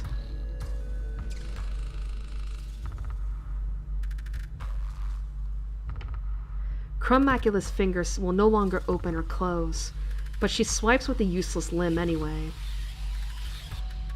The ring finger of Pluto's ship self twists off, breaking with the force of backhanding Mari Crisium into the canyon wall, which scrambles to its feet, then falls down immediately. Lunaterra's balance gyros must be broken, but that's not so bad. At least she still has 2 legs, unlike the Macula. Luna T, you really are the most stubborn woman I know. I'm proud of you, but that you're only this tenacious when I'm finally being serious is a little vexing, you know? I mean, I've kept going this long, it has to count for something, right? I don't want to wreck you, but I don't want to wreck you. I just really need you to win or lose. Could you do that, please? Both of those are hard to do. Then you've got 5 minutes to grow up! Pluto's reach is longer than expected. Little tricks of gravity. It might not be enough. The Mari Crisium was made to not be caught. More precisely, Lunaterra made the Mari Crisium something that couldn't be caught. No, don't you dare! Ooh. Her fingers refuse to close, and Mari Crisium slips away. Ha! Ha! Sorry I'm such a cockroach. Don't be. Slipping away is so like you. I don't know what else I expect. Luna T, I really, really can't let you get away. Not without an answer. I'm not going to do that. What are you trying to do then? We promised we'd fight until one of us won. And then we'd go along with whatever the other decided. So why are you trying to take that away from me? Lunaterra holds Macula's severed left tidal reactor. Pluto can go without it, but not for long. It's what makes the Macula so impossible, and without it, she can't be impossible for very long. That core is everything I have! But the rest of me isn't going to last long without it, so it might as well be everything. If I don't have that, I can't follow you, win or lose. I really don't think it's good for you.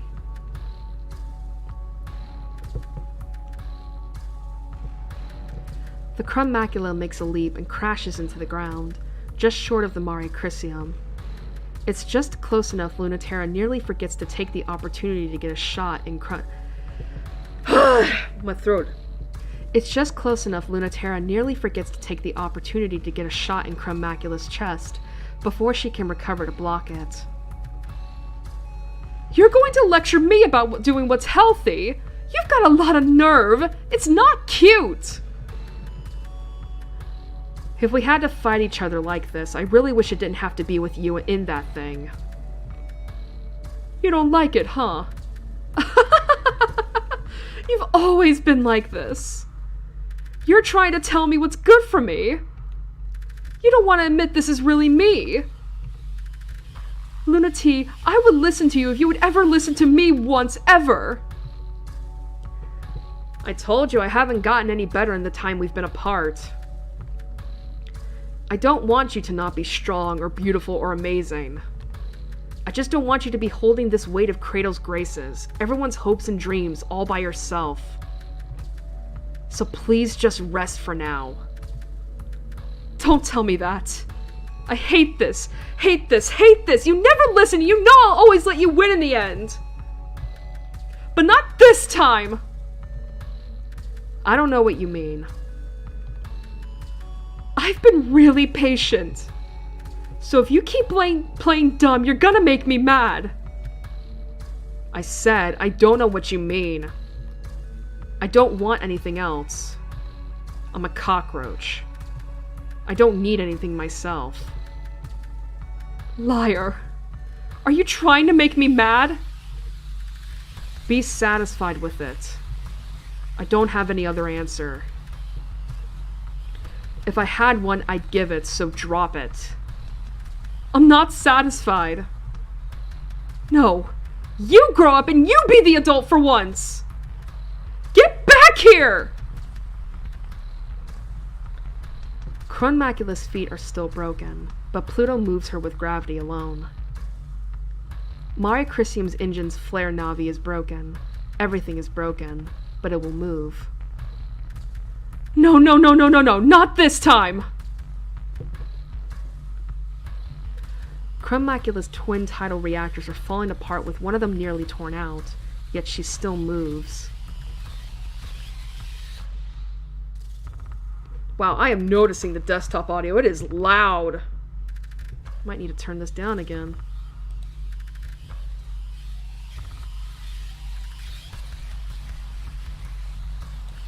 Wow, this game really just loves being loud. Jesus Christ.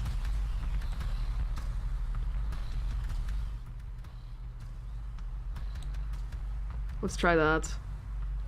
The pressure of the unrestricted gravity peels the paint off Mari Crisium. Her steels and plastics are chattering. Her remaining useless arm snaps, and her engine wings creak. That pressure is not enough to bring her down, but it's enough for her to falter, and Macula grabs her foot and slams her to the ground. Mari Crisium creaks and strains, trying to flee, so Pluto pulls the rest of herself on top of her. Pluto, I'm serious. You're not the only one. I have things I'm willing to be hard and cruel for now, too. Wait, I have things I'm willing to be hard and cruel for now, too. Mari Crisium fires a sidearm. It doesn't dent Pluto. Pluto opens her hand.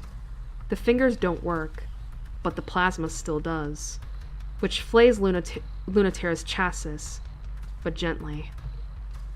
I'm really serious this time. I can't stop for a second, so I really need it back. It's already been too long, so give me back that part of me. Mari Crisium opens her left hand. Pluto's missing reactor is still beating, wildly.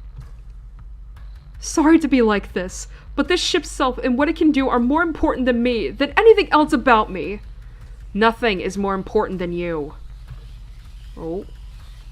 A gentle click. Lunaterra's sidearm pointed at the stolen reactor. Fires. The solid light slug misses. Just barely. There's a second shot, but it's buried in Pluto's blocking hand. And there's a third shot, but Pluto's ripped off the arm of Mari Crisium, so it's just the last reflex of a limb separated from its owner. Man, we just tore each other apart, huh? But that's all that the broken arm of Macula can take. Its fingers make a last twitch before her arm finally snaps under its own weight, and the Macula falls to what's left of its knees. How long are you going to make me put up with this? What do you mean? You don't want to fight with me. Not a fight for real. Your heart isn't in it, so let's not. No. No, no, no! That's the only thing I want. Why are you like this? Acting like you know what I want better than I do. So what if you're right? Of course I don't want to fight you. Damn it, I hate you! After all that, I'm the one who's crying at the end again. The last time it was like this, I was the one crying too. Now I'm powerful like you. Have something I'm fighting for like you. That's not you or anyone but me. So let me fight for that.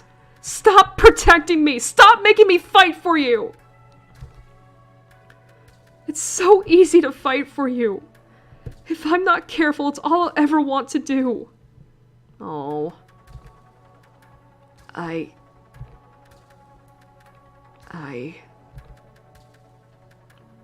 sorry. Don't want a sorry. You must think it's so easy to not care about you. But it's not. It's easy for you to not care about you. But it's the hardest thing for me. I'm still the one who ended up crying. Again! You wouldn't listen back then either!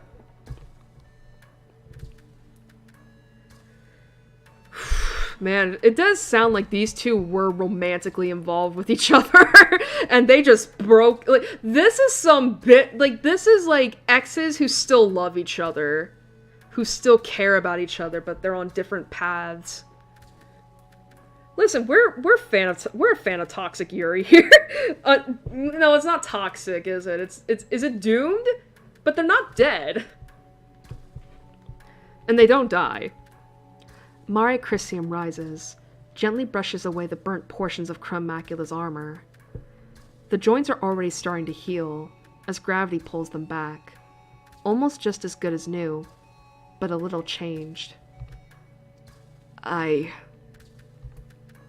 know you. Don't distract yourself, dummy. Reattaching arms is hard, so do mine right at least. It was the same last time, too. I said you deserve better. I said, but you are better. And I said, but you are better. I just ignored it because I'm stupid. Not because I'm cool. Thank God. Everything is worth it. If you finally don't think you're cool anymore... So we'll be taking a break after this. So 37% Culio. But yeah, whoo, that was some like some real background into all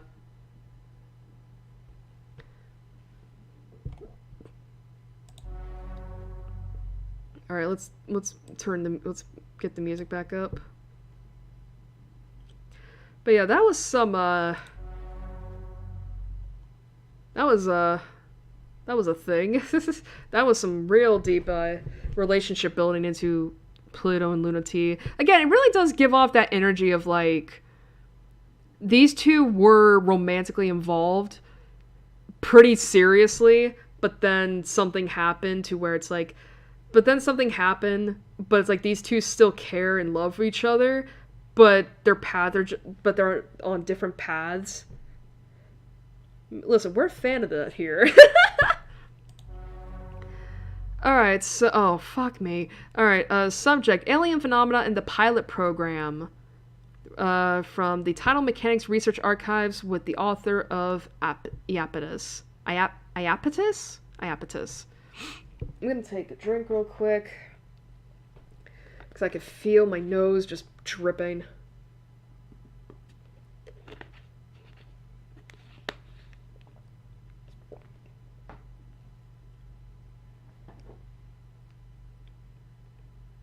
Oh, hello.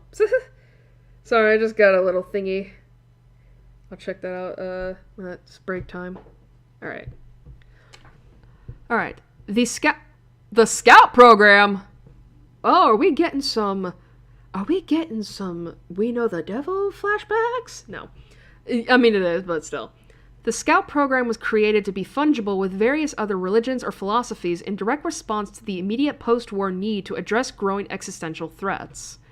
As a stopgap measure, the Memorial Foundation has had frustrations with indefinite extensions of scouting programs internationally, and mostly universal failure to advance beyond the need for it. The model, or more specifically, the Scouts, were a victim of the space program's own success at fighting the Cold War. With support for a unified approach to space in order to prevent human cultural rivalry, the Memorial Foundation has been granted an opportunity to revise the scouting program and change the reactive war of attrition into a proactive one, and confront the existential threat directly. I need to put some lip balm on. Maybe that'll help me read a little more.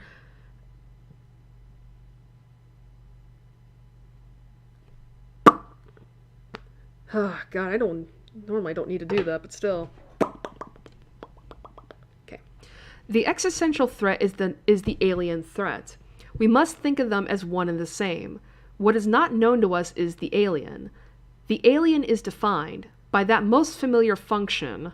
How do you read that?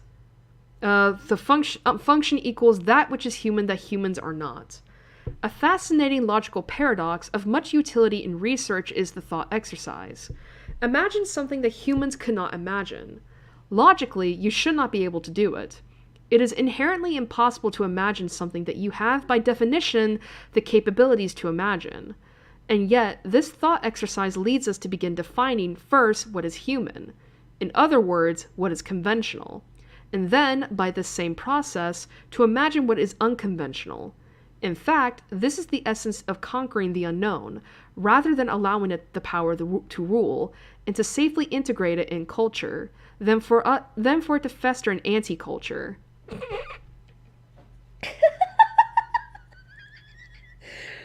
Oh God, Twitter has rotted my brain. But it will not produce what is truly alien to us. Solving this puzzle requires us to be a part of what humanity does not wish to be.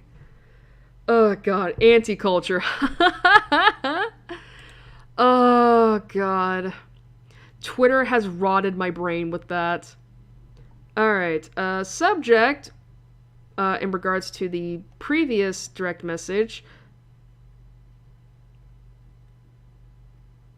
from Mars. So yeah, let's see. Fine, okay, I know I didn't get to the point, but I have to build up to it, okay? The contextualizing information is important, but okay, I will actually talk about it this time.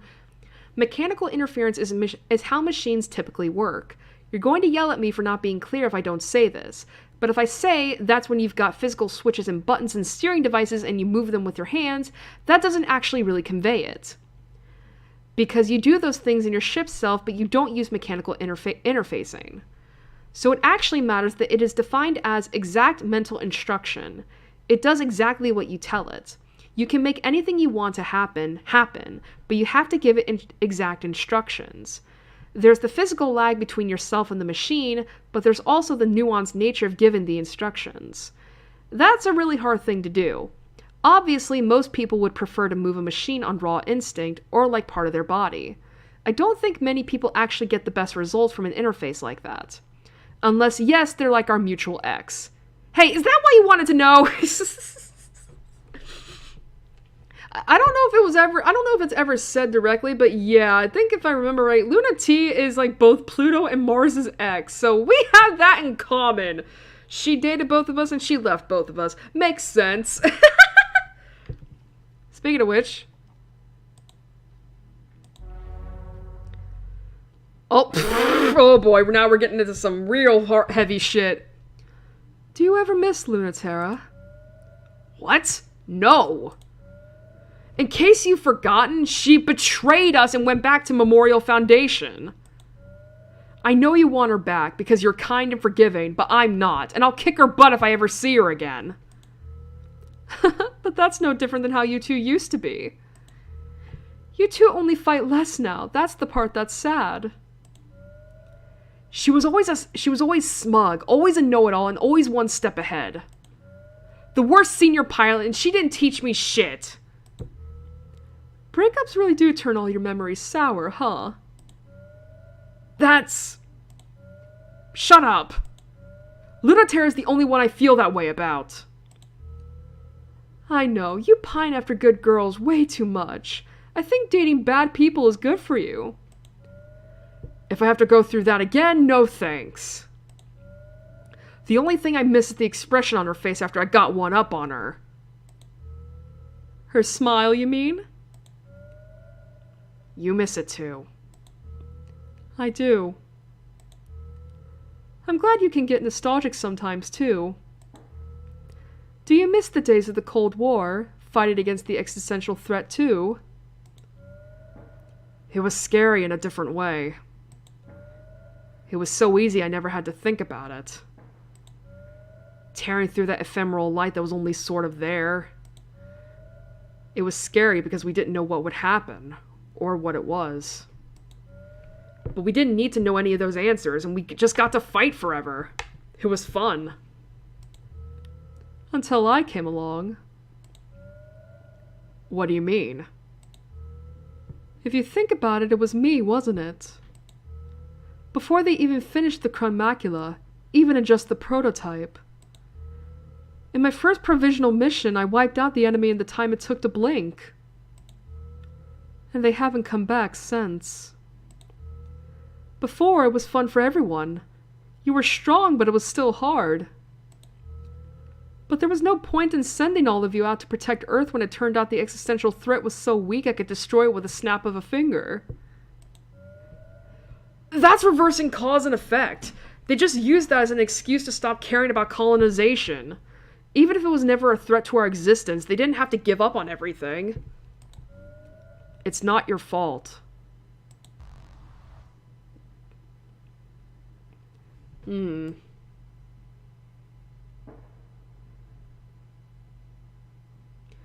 you miss the days of... Do you miss fighting against the existential threat? I mean... A little bit. Maybe. I mean, it was fun fighting, but then Pluto ruined everything. Nah, she didn't. But still, I like that Mars is like, it's not your fault. You know, it's not your... I mean, it's like... I mean, they could have still kept it going. You know, you could have joined in on the fun, I guess. Alright, before we move on, let's save again. Oh, I didn't even save on the last day. Whoops! Alright, well, we're back to Saturn. Alright, deep dive. The oxygen ocean serves as both fuel yard and terraforming engine for planet Ares, and it's the perfect hiding place for the migrating celestial mechanics fleet. But deep down, something is reaching up for them.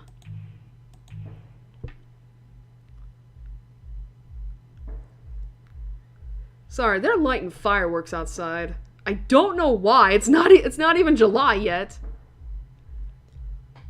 Is she operational? Mars.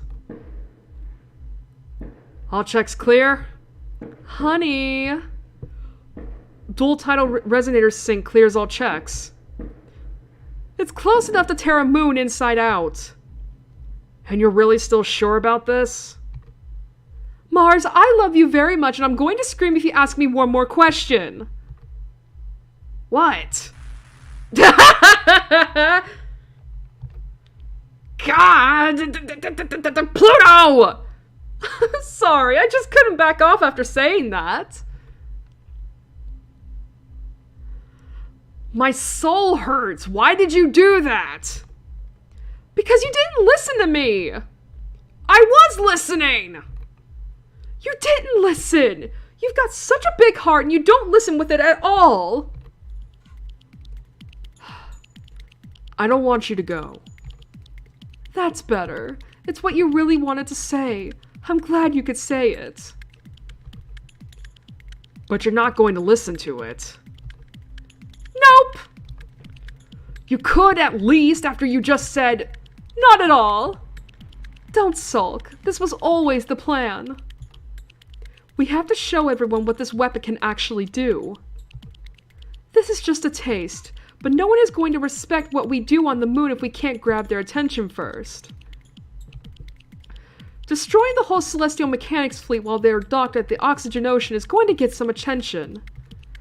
Even if I only destroy them a little bit, it'll be pretty amazing. So it's a job that's impossible to mess up. If you keep worrying, what else am I supposed to think except I must seem that incompetent to you? I'm just... I care, okay? I'm not mad, Mars. But let me lean on you while I do this. Instead of blocking my way!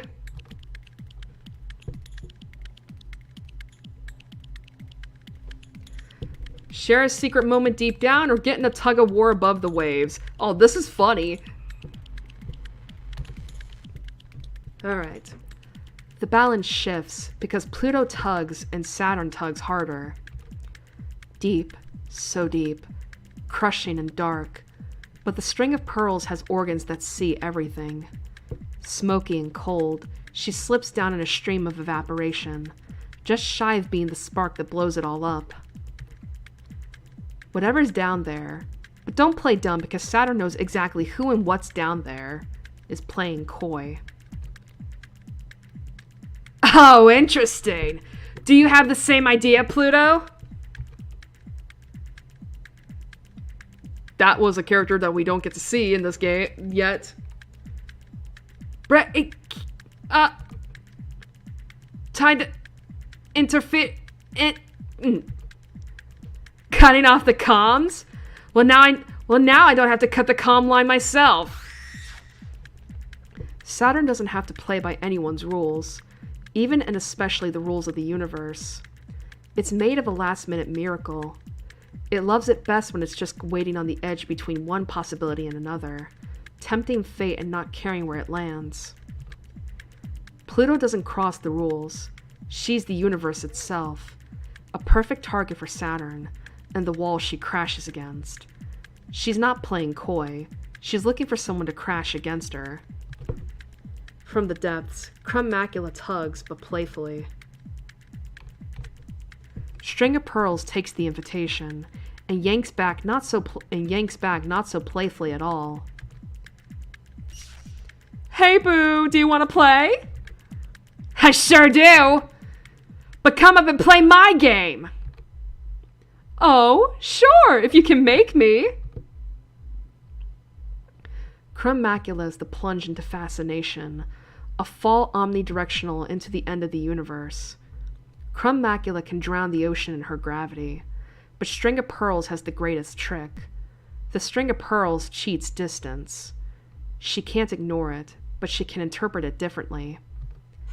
So function equals an ancient avoidant, an infinitely approaching and never reaching asymptote, or maybe function equals can be a curve accelerating rapidly into infinity. Math isn't hard for Saturn, just the results. Mercury would be screaming if the comms were still on, because this is a big risk, the most dangerous and guaranteed way to get the Celestial Mechanics fleet wrecked if she isn't careful, and even if she is. Closing distance is mutual. Pulling Pluto out of the depths of the Oxygen Ocean is not something she's doing for them. If Saturn wants to change the rules, then Pluto will let her. She'll be the one to set the variable. No matter what Saturn sets function to, Pluto sets the force. She can go slack if she wants to. Saturn's equation is something like function equals the closer you approach, the further I move away. A hard equation to solve. Are you up to it? Along the equations of gravity, Saturn fires hooks. They wouldn't have hit without the equation, but it was the moment of Pluto's curiosity that they bet on. That is enough. The ocean plunges. The ships rock. Emergency retraction! Max output! Okay. I was trying not to cause so much trouble. I just wanted to delay you for a little while. But if you really insist, I'll come make all the trouble you want. That's funny, considering how hard you've been wrecking the Celestial Mechanics fleet. I'd almost think you weren't going easy at all. Saturn is pulling hard, but it's like trying to pull a star out of a black hole. But something about the way Pluto reacts makes Saturn think it might still be possible. You're working hard! I was just sent to make sure you all didn't have an easy time. I've never worked hard. Ever. You sound kind of like a liar. You're sure you're not still a bit good? Say it to my face! Okay, if you really, really insist. I can get carried away too. Saturn's capture cables go slack, and she shoots up and out of the ocean, pulled by the panicking surface crew. The equation input has changed. The number Pluto has changed it to gives Saturn a thrill. As the oxygen tidal wave starts building, the ocean trembles. The fleet sees and nearly capsize, but Saturn breaks out of the liquid and into the sky, and Pluto is pulled up and out and free. The crumb macula is more frightening and powerful than Saturn remembered, but she can't be scared now. Well, maybe she can, just a little, but this is what she wanted too, a beautiful solution to her equation. It's hard to know someone if you haven't fought them. That's something she's known for a long time. The pain of wondering if you just aren't good enough to stand next to someone. She'd prefer to know where she stands. For Pluto, who was made to be so overwhelming that in her presence no other option but peace can exist, she doesn't have anything to prove to herself. Win or lose, she's open when others are honest. Between ship selves, all conflict must be honest. It's the only way to make contact. That's the moment she's waiting for, to give life to all the feelings unleashed when she decided she'd let herself have them. The Celestial Mechanics fleet can't do anything but wait, and think about how this is probably all Saturn's fault. You're strange, Saturn. I don't know what to think. You think you can't win, but you're trying anyway. What do you want to make happen? So sure and unsure of yourself. Just come on already. We can't all be gravitational beauties. Tides come from people, and people are people, whether they get there being taught or being made. Keep the pity out of your voice, or I won't be having fun anymore. I don't pity you. I was very lucky. There's no reason to why I got to be so lucky. But I'm selfish too. I didn't deserve it, but I'll never feel guilty about it. I had too much at stake to feel guilty when I got everything I wanted. I know exactly how that feels. Unlike you, though, they took it away again when they were done with me. Oh, it looks like they weren't able to for very long, though. You won't get anywhere with girls if you insist on believing you had it the worst. Every girl has it the worst. You know, I liked it better when I was dragging you. Are you ready to try again? Teach me a lesson or get over yourself. And let me see what's under that envy. Saturn's got a good idea. Even as the crumb macula tosses the fleet apart with tidal forces, the string of pearls closes in. She can be as close as touch, yet always out of reach. This time she sets function to as close as can be. Of course that's in the crush of her gravity well, but that's fine, because Saturn has dedicated her life to being a fucked up loser. I thought for sure I could make you squirm. But you're so perfect, you're even better at accepting that you're not perfect than me. But that's not to say that I'll let up for a moment, no matter how bad at this I am. I love that. It's a great thing about you. You don't know how strong your belief is. You know you're going to lose, but fight anyway. Believe you're going to win even still. I always win, even when I lose. I would never go in if I didn't know that. Oh. Electrotoxic waves sting the crumb macula as she embraces the string of pearls. It's like making out with a battery. It's uncomfortably like getting electrocuted, but comfortably like making out. How long can you keep that up? How long can you last if you're crushed like this? What?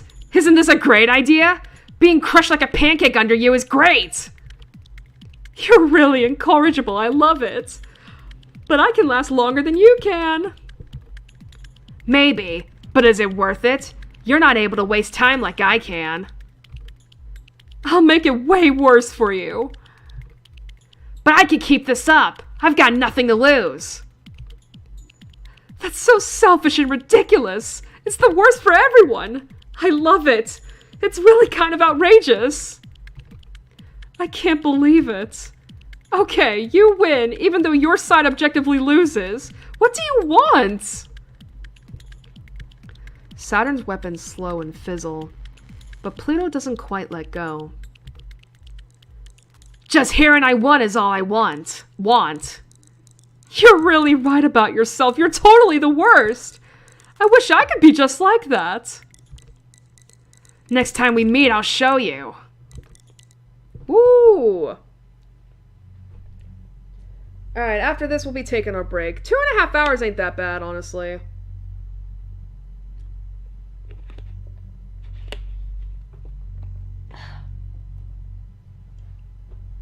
Alright. September 12th, 1963. That's when the first and last artificial colony of the native sphere was completed, in a tranquil bowl of stable gravity at Lagrange point 5. As the front line against existential threats, a training facility for a generation of humans adapted to fight in space. As a colony environment with the life, gravity, and culture necessary for human beings to live, thrive, die, and be born. With the hope that peace on Earth would reign if we won this war in heaven. Without pressure, water boils off our tongues, and we dissolve into component parts. Without culture, we forget the shapes we're supposed to have, and turn inside out, into something else. Out of necessity, we created a pressurized environment, exerting enough gravitational pressure to maintain cohesion, all senses in space, a ship's self to carry us through the world. They function only in places where the gravity of humans is too light to sustain existence.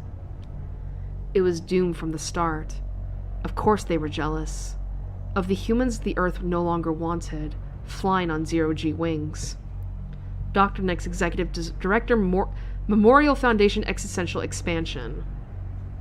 So this was, okay, so this was before Cradle's Graces became a thing. Oh, you fuckhead. Okay. July 29th, 1958. That's when the Memorial Foundation International Executive Committee was granted international authority in the spirit of unified human peace and the verified presence of an existential threat outside of the solar system to establish a cultural, military, and scientific response to existential threats.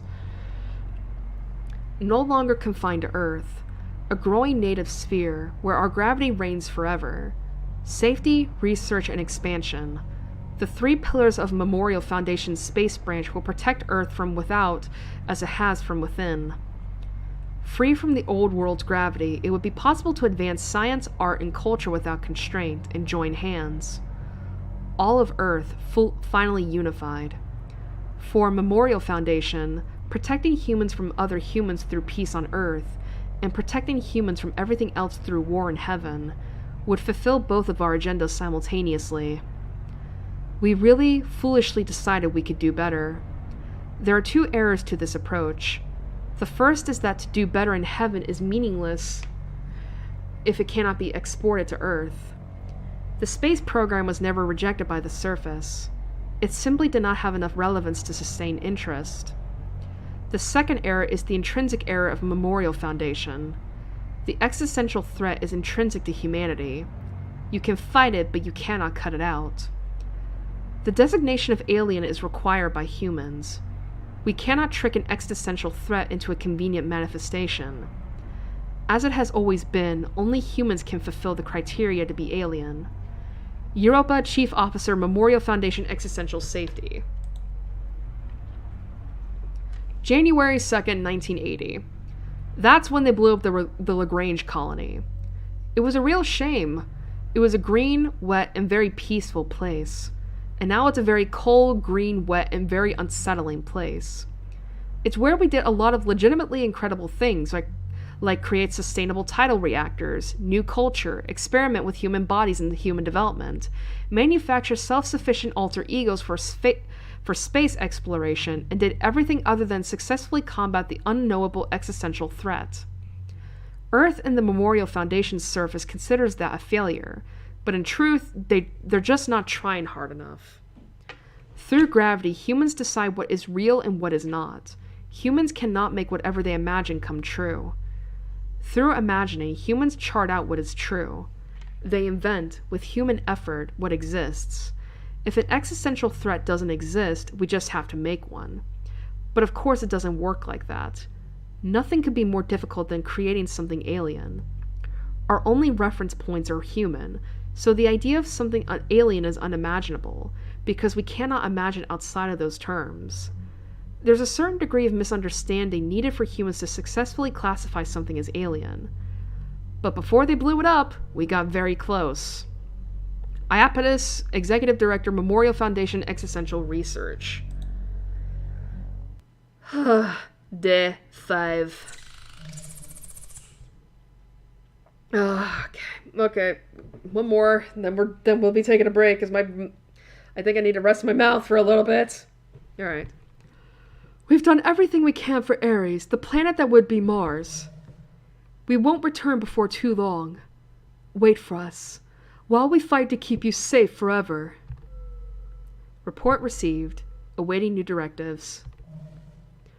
At this time of year, we'll have to pass by the Lagrange colony on the way to the moon. It's a nostalgic place, isn't it? Let's not allow anyone to take it away from us. Let's protect the memories it holds for Memorial Foundation. And take it with us to the new world we will create, before celestial mechanics turns it into something ugly. Send a message to everyone. I'll take care of the past, so you can seize the future. Ready for launch. 50%. We're halfway there. Woo! Alright. Obviously we're gonna save. I forget how many save files can we have? I guess a lot.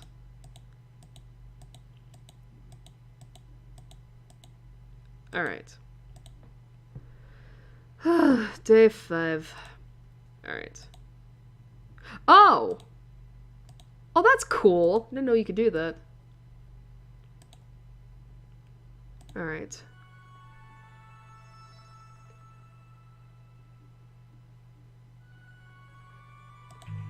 Alright.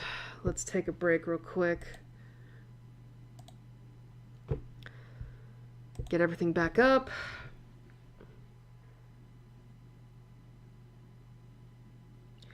$2.5 hours. Honestly, that's not bad.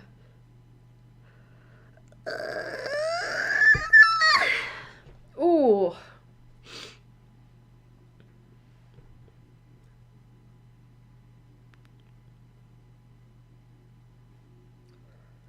Man, why did that sound like I had like something just bursting out of my back?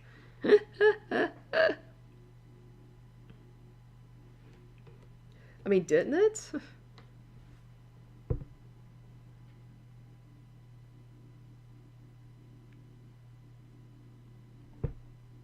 Alright, I gotta get music up. What do I want to play?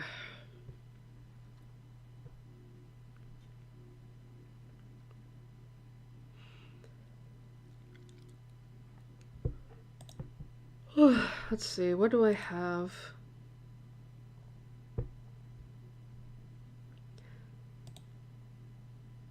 Oh, whoops. Don't really have anything, do I?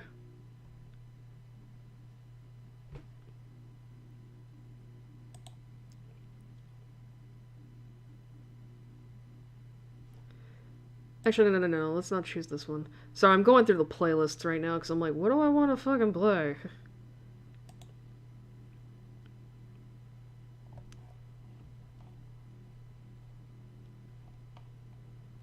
Alright, where's that one cover? That's not it. There it is. I'm in a Sinnoh mood today. Let's have this one. Hopefully this is the song I'm thinking of. I'm gonna cut the desktop audio real quick.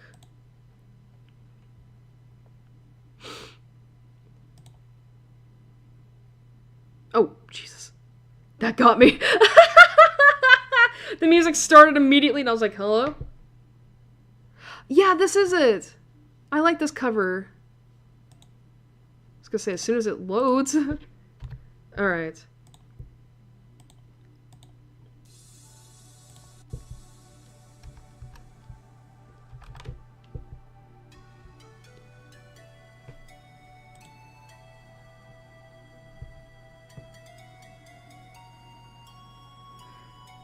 It's not necessarily considered lo-fi, but it is a really soft cover of Eterna City.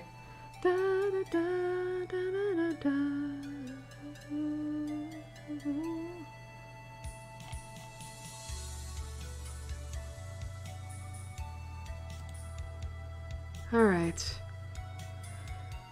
Alright, so as I said, we're going to be taking a quick break, which means you can go get something to eat, something to drink, go to the bathroom, do whatever it is you want, because we're going to be taking a break for probably 30-40 minutes-ish.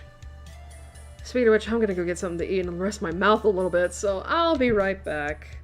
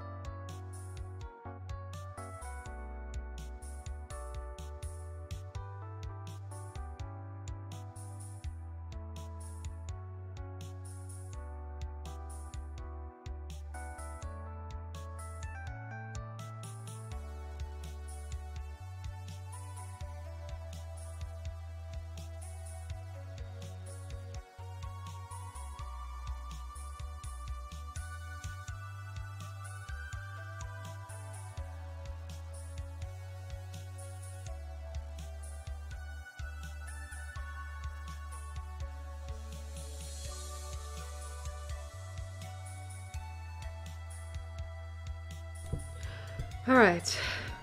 I've been back. I technically have been back for a while, but I wanted to check Twitter, and it's like, I usually kind of go silent anyway. I just didn't want y'all to hear me, like, fucking breathing.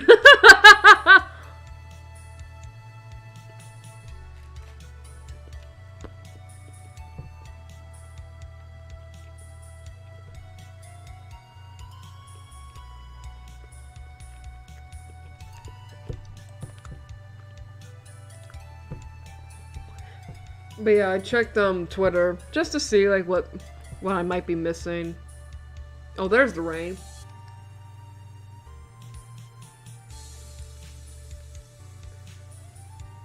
But yeah, I checked Twitter just to see like, you know, what I might be missing, and it doesn't look like much.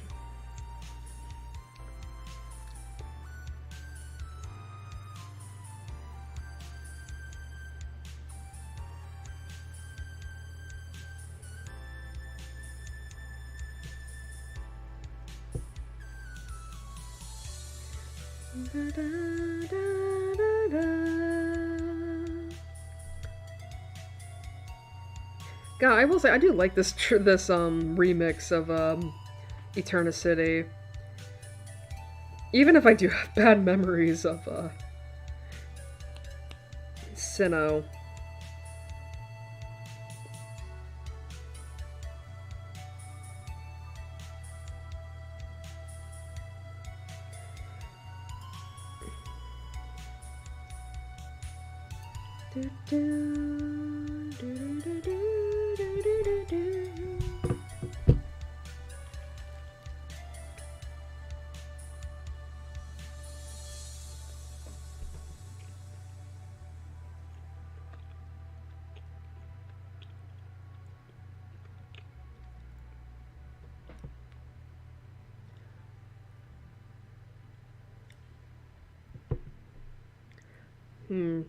Man, we must have just gotten off.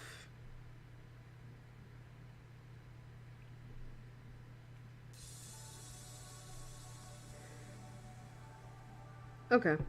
That's good to know.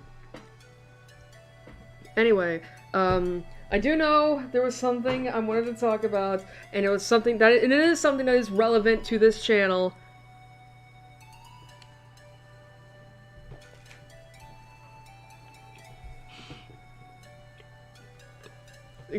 I'm sorry for talking with my mouth full, but, yes, here's the thing. I didn't watch the Nintendo Direct, but I did see the Twitter and YouTube notifications for it. So obviously, I saw that, yes! Ace Attorney Investigations 1 and 2 are being released on modern consoles. Didn't I fucking talk about that a few months back? I feel like I did. Like, I feel like I did. Like, I remember saying that, like, Capcom has to, you know, that now that the Apollo Justice trilogy, quote-unquote, has been released and is now a thing, the only thing left now is Ace Attorney Investigations.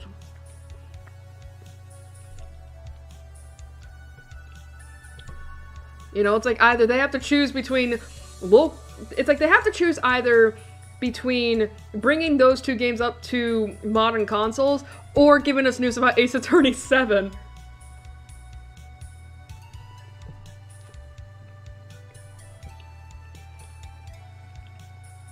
And so they went with the first option, and of course I'm fucking happy about that. Cause, just to give a quick recap.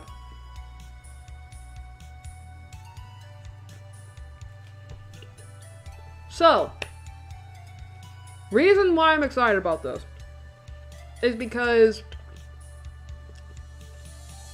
when it comes to the Ace Attorney Investigations duology, us Americans, at least those in the West, only ever got the first game. However, we never got the second game. It was, I believe, if I'm remembering correctly, Ace Attorney Investigations 2 was never released outside of Japan because of two reasons. One is that, unfortunately, the first Investigations game did not do well sales-wise. And admittedly, I can understand why, because unfortunately, Investigations 1 is mid. Super mid. And it's, is mid. So, I imagine that, like, when they saw the critical reception to 1, I guess Capcom were like, it's probably not great if we transfer it over to the West either. Probably not going to sell well either. So there's that. And then the second reason, which I think is another good reason for why they didn't release it outside of Japan, is that Ace Attorney Investigations 2 was released pretty close to the end of the Nintendo DS's life cycle. And so I guess they just thought, like, oh, it's just gonna be let's just cut our losses here, I guess.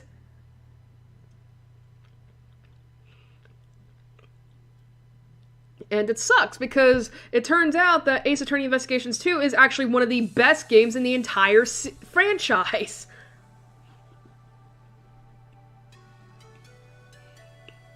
I mean, right up there with Trials and Tribulations and The Great Ace Attorney 2.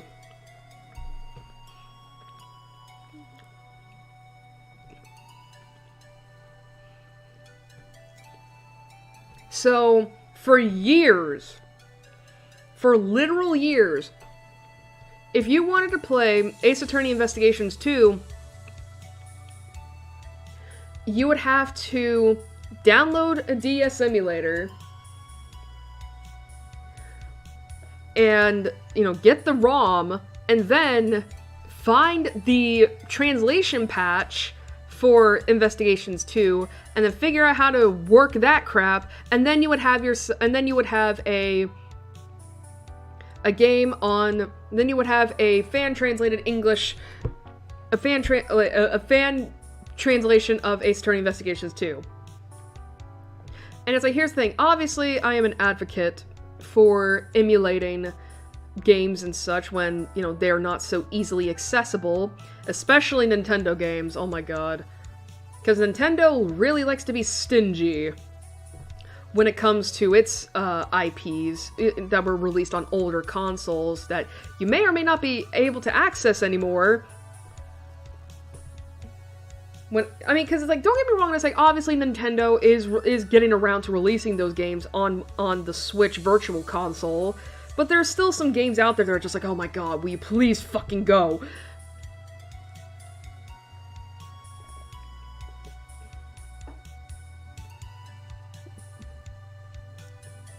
So, unfortunately, so it's like,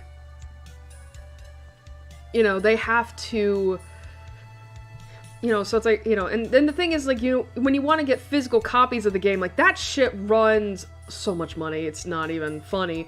So it's like, obviously, so for a lot of people, emulating the games is pretty much, your only choice of playing them. And it really fucking sucks when you have Nintendo themselves taking down, ROM sites and such. I mean, I think it was wasn't it like a few months back that, like, Nintendo took down, like, what was it, like, two emulation things? I don't remember. Like, basically people who made emulators and got them sent off to jail, and it's like, obviously there was this big debate on whether or not, like, was Nintendo right to do that? And my opinion on that matter is, like, legally, yes, they are within their right to do that, because you are technically pirating their hardware, their IPs, and that's a bunch of copyrighted stuff that, I can't even begin to explain, but long story short, yes, they're legally within their right to do that, but morally and ethically, it was fucked up. Especially, it was more, like, ethically and morally, it was fucked up. Legally, yes. Ethically, morally, no.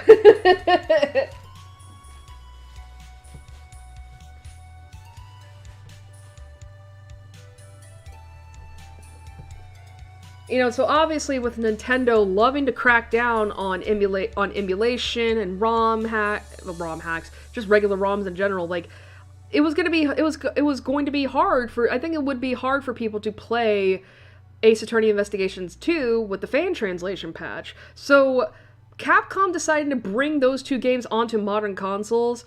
Great idea. Fantastic. Only criticism I have about that is, unfortunately, I don't know how to feel about Ace Attorney Investigations 2's localization. Because the thing is that I'm so used to the fan translation, to the fan-made translation, that, you know, with how they named characters and a lot of things, honestly, that it's like, I don't know if I would like I don't know if I like the localization, because it's like, they had to, I don't know why they had to change it. It's like, you didn't really do that much for a Great Ace Attorney. I mean, I understand for Iris and Holmes, you had to like use Watson and Sholmes because of copyright, because those are actually because Watson and Holmes are copyrighted characters, and the Arthur Conan Doyle estate hadn't yet released them to the public domain yet.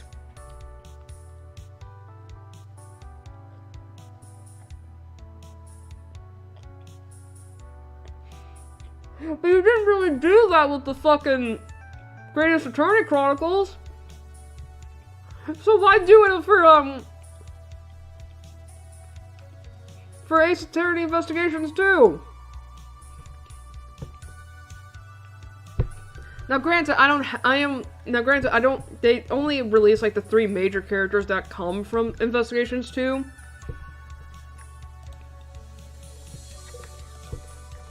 But let me see.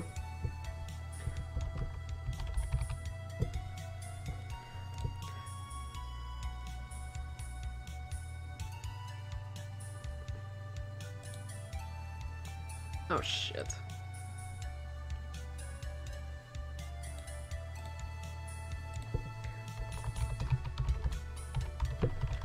I fucked up, that's why I had to redo it again. So, like, okay, so obviously, you know, they kept, so obviously when it comes to Edgeworth, Kay, Lang, and of course other characters that showed up in Investigations 1, they kept their names.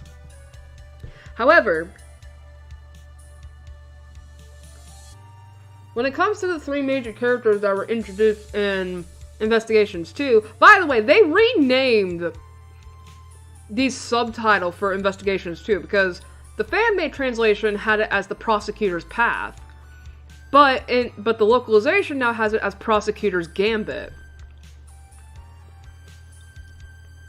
Where I'm like, what the fuck does Gambit have to do with anything?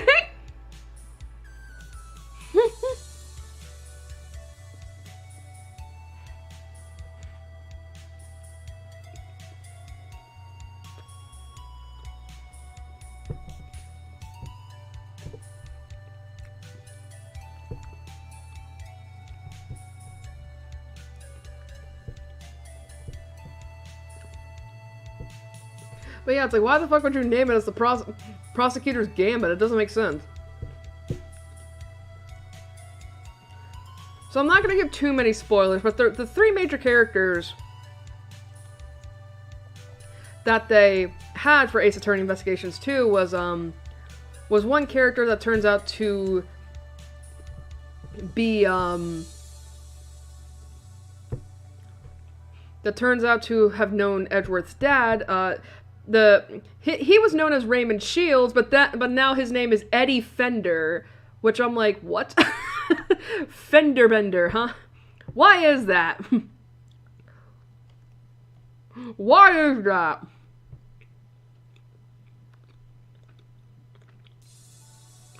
Oh, Eddie Fender. Jeez, shut up.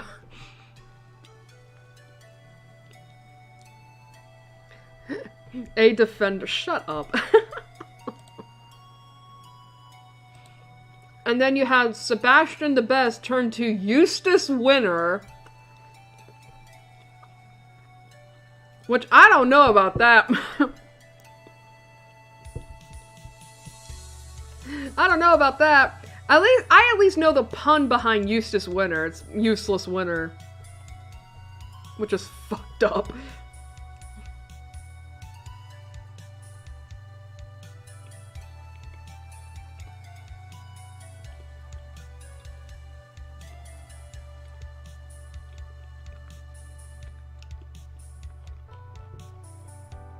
But, I will say, then you have, Justine Courtney, and her official name is Verity Gavel. I'm not gonna lie, I actually kind of dig that localization name, Verity. Like, Verity.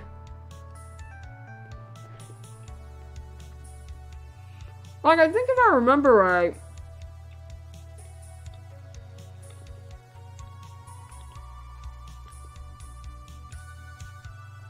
yeah, I was gonna say, like, I think verity means truth. In Latin, I think.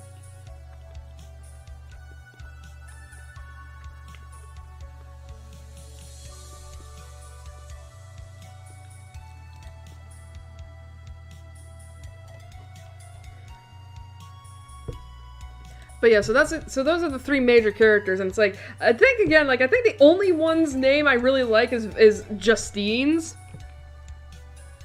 Because that sounds right, you know, I don't know, I feel like it fits her, but when it comes to Sebastian and Shields, it just doesn't, I don't know, it doesn't sound right to me. And it sucks, I don't know, but again, like, that's not to say, of course, I'm not interested in Ace Attorney Investigations 2, like, I will say, I honestly think that those games, honestly think that duology is going to probably be easier for me to play with as opposed to Apollo Justice. Who knows? You know, so obviously I was really happy when I saw that. I was like, oh fuck yeah, let's fucking go! Because it's like I tweeted about it on Twitter. You know, even going so far as to say, like, you know, Ace Attorney Investigations 2 basically had a case of Fatal Frame 4 where it's like, you have to do some of these extra steps in order to play the game in English, but now we don't have to worry about that. God, I'm not gonna lie, I love this trend now, where it's like, we are bringing... Like, I love this trend that's been going on lately, where it's like, we are bringing games that were never released outside of Japan, and you had to take extra steps in order to play them in English, and bringing them up to modern console with the official localization. I love that shit. Give me more of that, please.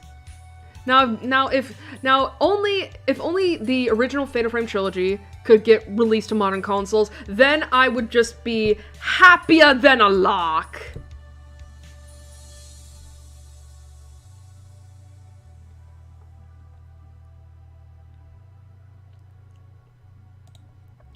I would be so happy if that could just be a thing. Like, that would be great. That would be fantastic.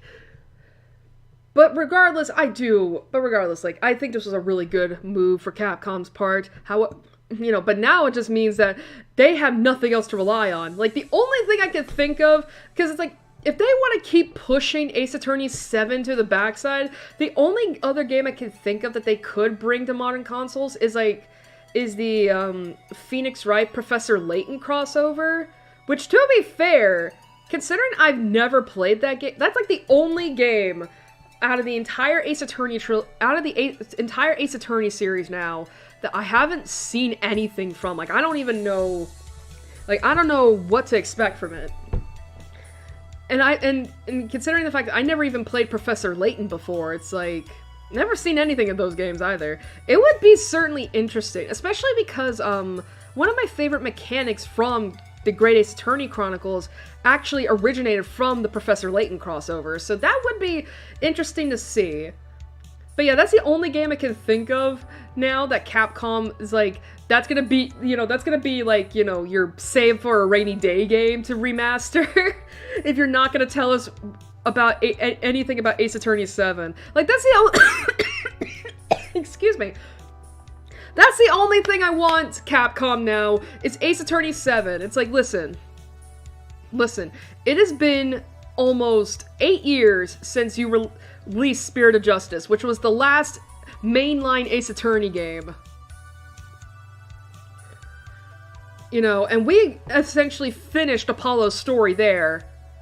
What is Ace Attorney 7 gonna be like? And please let it focus on Athena. Like, you had a really rough time trying to make both Dual Destinies and Spirit of Justice focus on Apollo, and especially hard time making it focus on Athena. So come on, like, it would be nice if Ace Attorney because it's like, at the very least, Apollo, as much as I joke about the Apollo Justice trilogy not really being about him after Apollo Justice, at least he got a game where he was the protagonist. You know what I mean? Like, he got to have a game where he was the protagonist for most of it. Case 4 notwithstanding. But Athena, unfortunately, considering how much Dual Destinies focuses on her, she only really gets like a case and a half that has her as the playable character, that has her as the protagonist, which sucks. Because I do like her as a character, and I do think her gimmick in the courtroom is actually pretty interesting, all things considered. But it's like, I don't know what they could... But it's like, if they are going to make Ace Attorney 7 focus on Athena, I don't know how they can make it focus on her, because unfortunately, you know, Apollo at least has this up in regards to Athena, where it's like, he at least had a character arc that spanned across multiple games to where he could finally stand on his own 2 feet at the end of Spirit of Justice, and it was focused on him.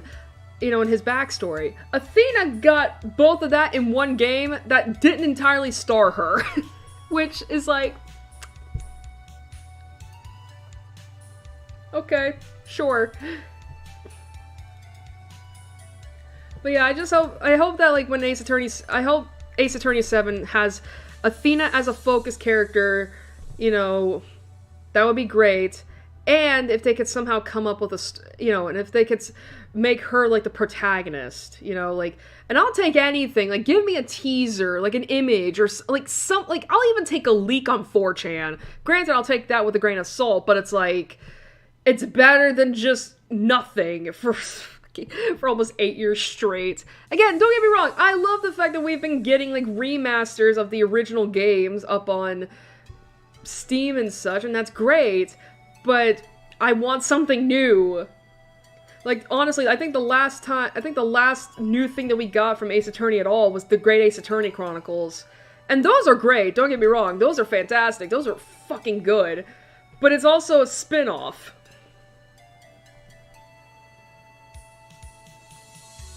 So yeah.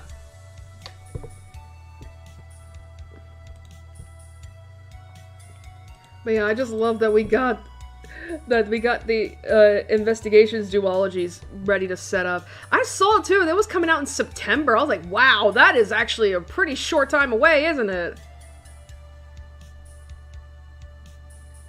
I will say though, I actually don't know whether or not I'm gonna play the investigations duology before or after Apollo Justice. I mean, we still gotta do that, honestly, but...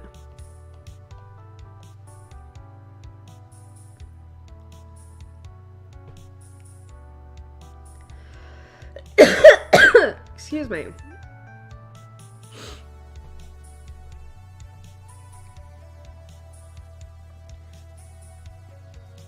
But yeah. God, I'm trying to think. Like, the thing is, I didn't really hear anything else about the Direct outside of, like, some things. I did see the Legend of Zelda game actually having Zelda as a protagonist for once, and I was like, oh, that's cool. That's great. Too bad I don't really care about that. I didn't, like, it's so funny that, like, you know, considering how much of a Nintendo, well, I don't want to call myself a Nintendo girly, like, I was a Pokemon girly, but never, like, I never really branched out of into Nintendo outside of, like, Pokemon, you know?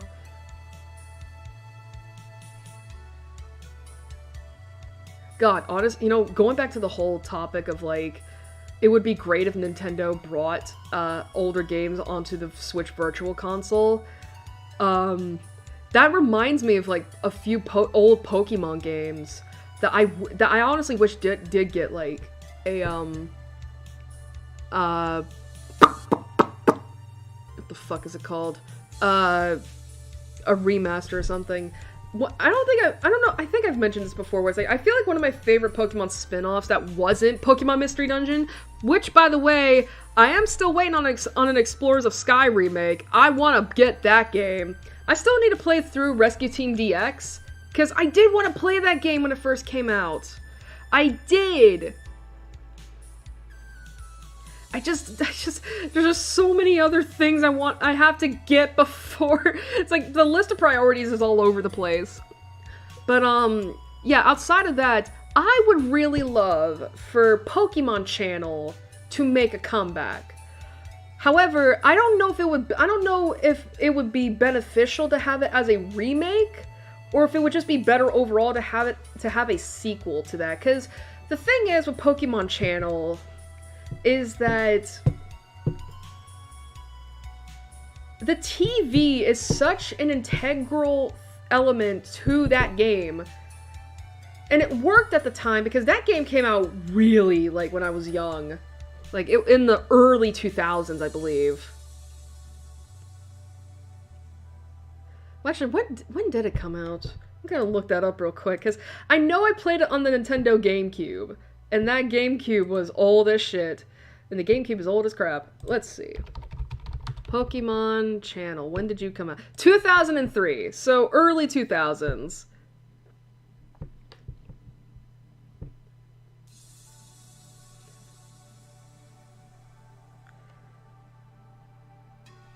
Yeah, December 1st, 2003 for us in America.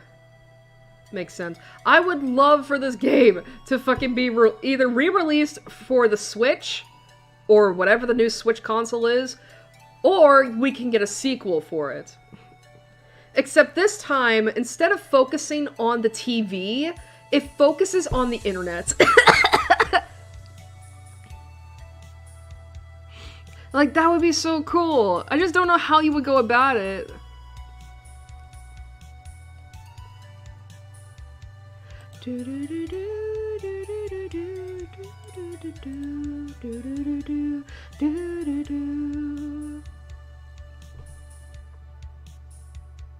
What the fuck? Why does this have a special page?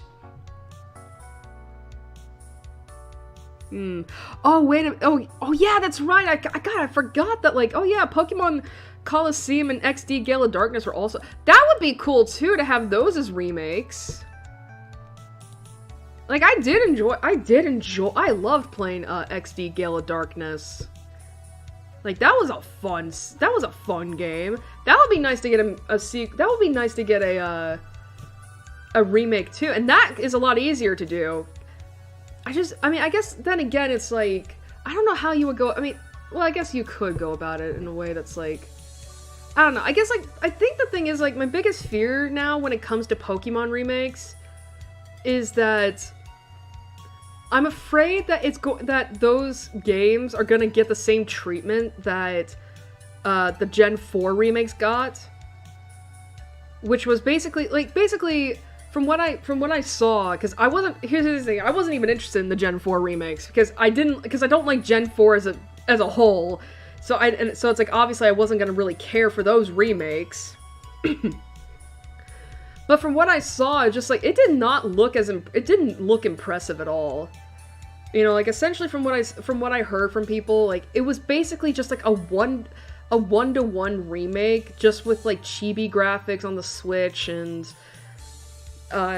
you know, little change, honestly, which was surprising, considering it's like, bro, you had Diamond and Pearl on the DS, and people loved the shit out of it, despite it being somehow a lesser quality than the Switch. And honestly, that's what I'm afraid of with Gen 5 remakes, because we all know that's going to be a thing, right? Like, we all know Gen 5 remakes are a when and not an if, right? And I'm afraid of that, because Gen 5, like, Gen 4 being one of my least favorite region to Gen 5 being one of my favorites, I am scared of how they're gonna do that game. Of how they're gonna do Black and White. Because it's like, bro, I love that, those games so much. And I'm gonna be really fucking upset if we have to see chibi graphics for those remakes. It's like, come on, give Black and White remakes, you know, the Scarvio treatment, just without the technical fuck-ups. Because I saw what Scarvio looked like on launch. Oh my god, one of the worst things I'd ever seen. And I'm just like, y'all, how did you get worse from Sword and Shield? Like, Sword and Shield was fucking great on launch, and then you went to Scarvio, and I was like, ow, crap. I say this with love, of course. I say this with love, of course. But at the very least, people didn't bitch about, like, the graphics themselves for Scarvio. From what I heard, apparently, like, some of the stuff was better than Sword and Shield, which is like, good, that's how it should be. It should be getting better with each fucking with each new progression. But I swear to God, I'm gonna be so upset if Black and White remakes give me the Brilliant Diamond Shining Pearl treatment. It's like, nah, you don't gotta do my games like that, dirty like that. Nah, don't do that. Then again, I could always just skip over those games like I did with Scarvio.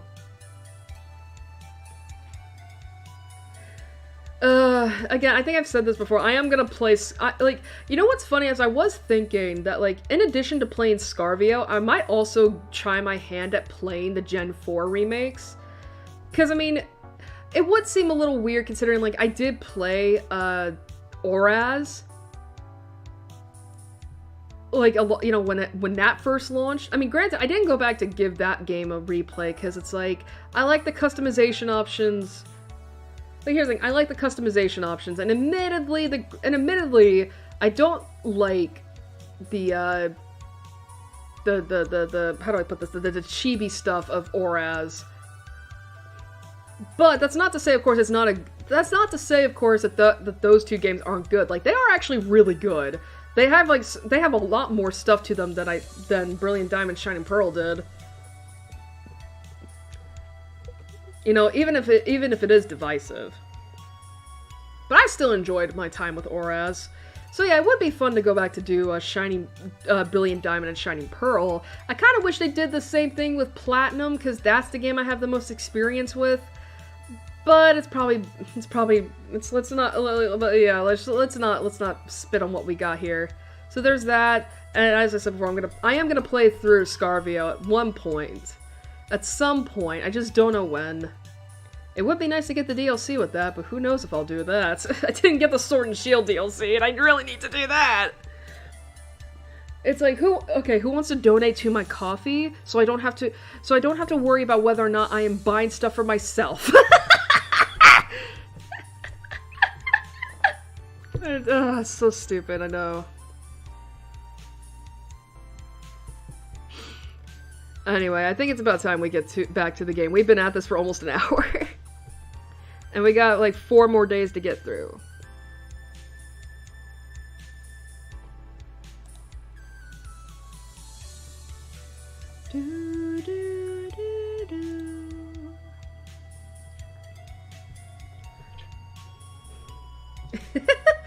God, the funny thing, God, I had the comment on Twitter being like, you know, lesbians in space, where have I heard that before? Because it is really funny that, like, I mean, I know that,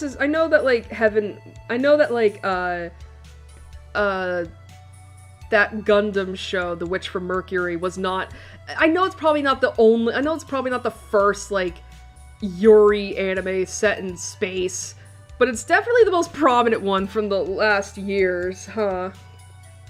I don't plan on watching that, because I'm not interested in mecha, but I do know what it's about and such.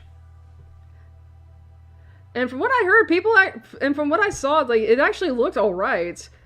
I mean, the ending was a little rushed, but from But hey, at the very least, like, we did get canon wives, you know, lesbians and wives, so that's good. Let's see, what do I want to make this comment?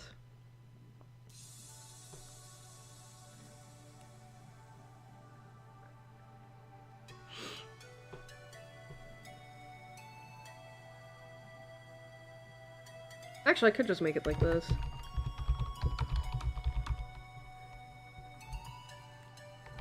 Well, no.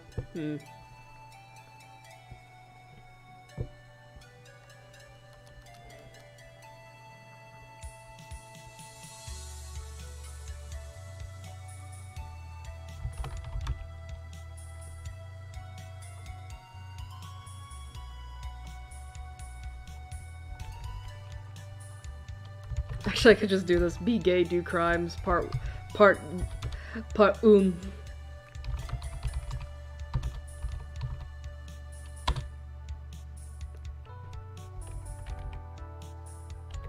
Actually, we could just do that. Be gay, do crimes. So stupid.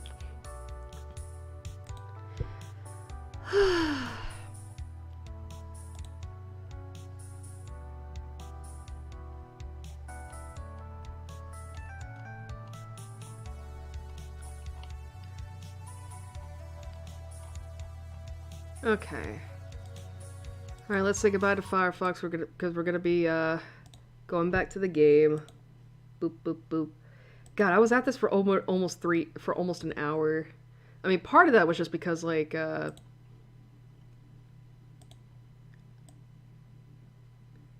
was because I was checking Twitter, and then the other was just because I wanted to, and then the other was just because I wanted to talk about Ace Attorney Investigations. God, you know what's funny? Why did that remix of Eternal Forest? It reminded me of Glitch City's remix of White Forest. It had like a bit of a similar melody, if that makes sense. Okay.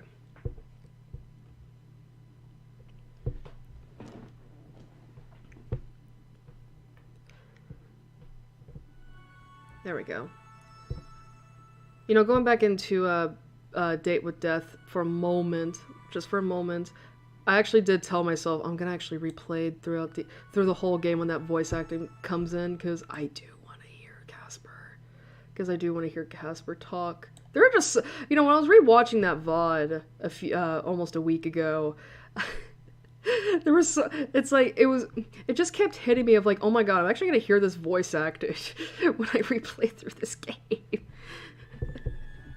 Because there are just certain lines I remember that I'm just like, oh my god, it would be so fucking funny to hear this voiced. It would be so funny to hear this voiced. So yeah, that's gonna be a thing when December rolls around.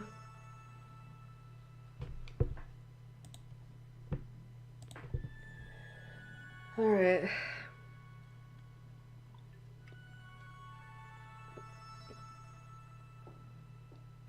Alright, let's resume.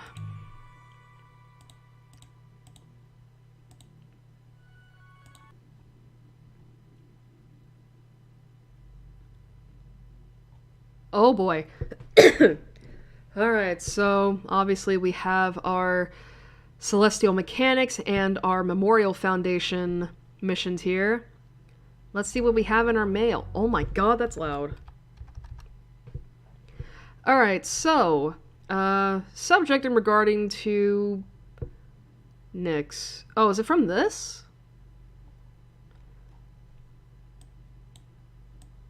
If it'll fucking go up. Or is it that? I guess it doesn't really matter, huh? Alright, origin. Cradle's Graces ships self-development archives from Nyx of Cradle's Graces. Alright. Even as enemies, you are as hard to understand as ever, Iapetus. I still don't know how to pronounce that. Maybe one day I'll be wise enough to know why you're always laughing, always smiling. If that's what you've been making on Cronus's moon, we over here don't even look half bad. I can't imagine why you tell me the truth. Does it really not matter to you if you're found out? Are you that confident that you don't mind bragging while you dangle this offer in front of me? Krun Macula's development is stalled, so we're desperate enough to accept your favor. Or maybe you aren't as far ahead as you are letting on. What if I just told Europa what you were up to? Just as a courtesy, of course, since there's no way she doesn't already know already.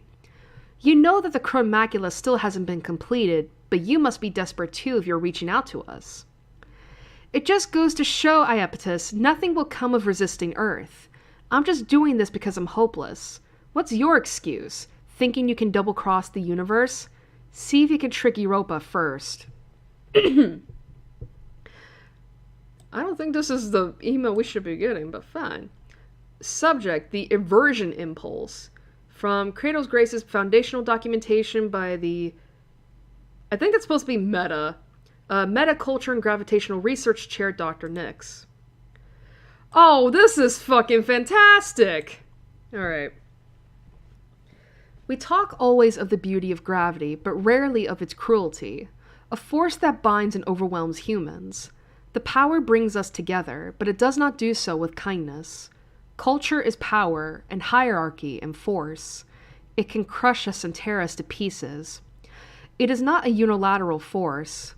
On the contrary, gravity's structures are deliberate and intricate. Not everyone shoulders a light burden. Not everyone is able to wield the natural powers of humans with so little weight. Through gravity, humanity is ruled by its own laws. But this is not the case. Through gravity, humans are ruled by each other. Antimatter, anti-gravity, anti-culture. I have to laugh every time we see anti-culture because, again, Twitter has just rotted my brain. To be like, oh, the antis. All exists as a resistive force to this gravity. The refusal of humanity to accept these parts of itself caused its own undoing. When we let our children develop in the lightness of space, they chose their bodies, genders, souls, hearts of their own volition. They became human in the ways they wished to be human.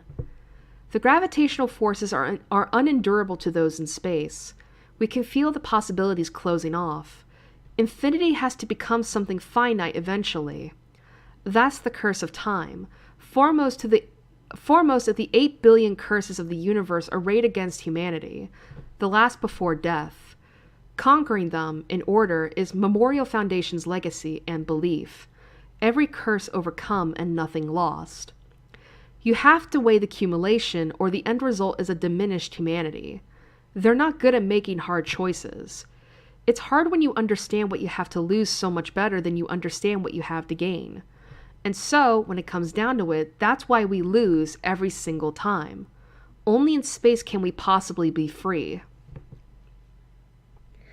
God, I feel like you would have to replay this game several times, across all the different routes, in order to understand what the fuck people are talking about.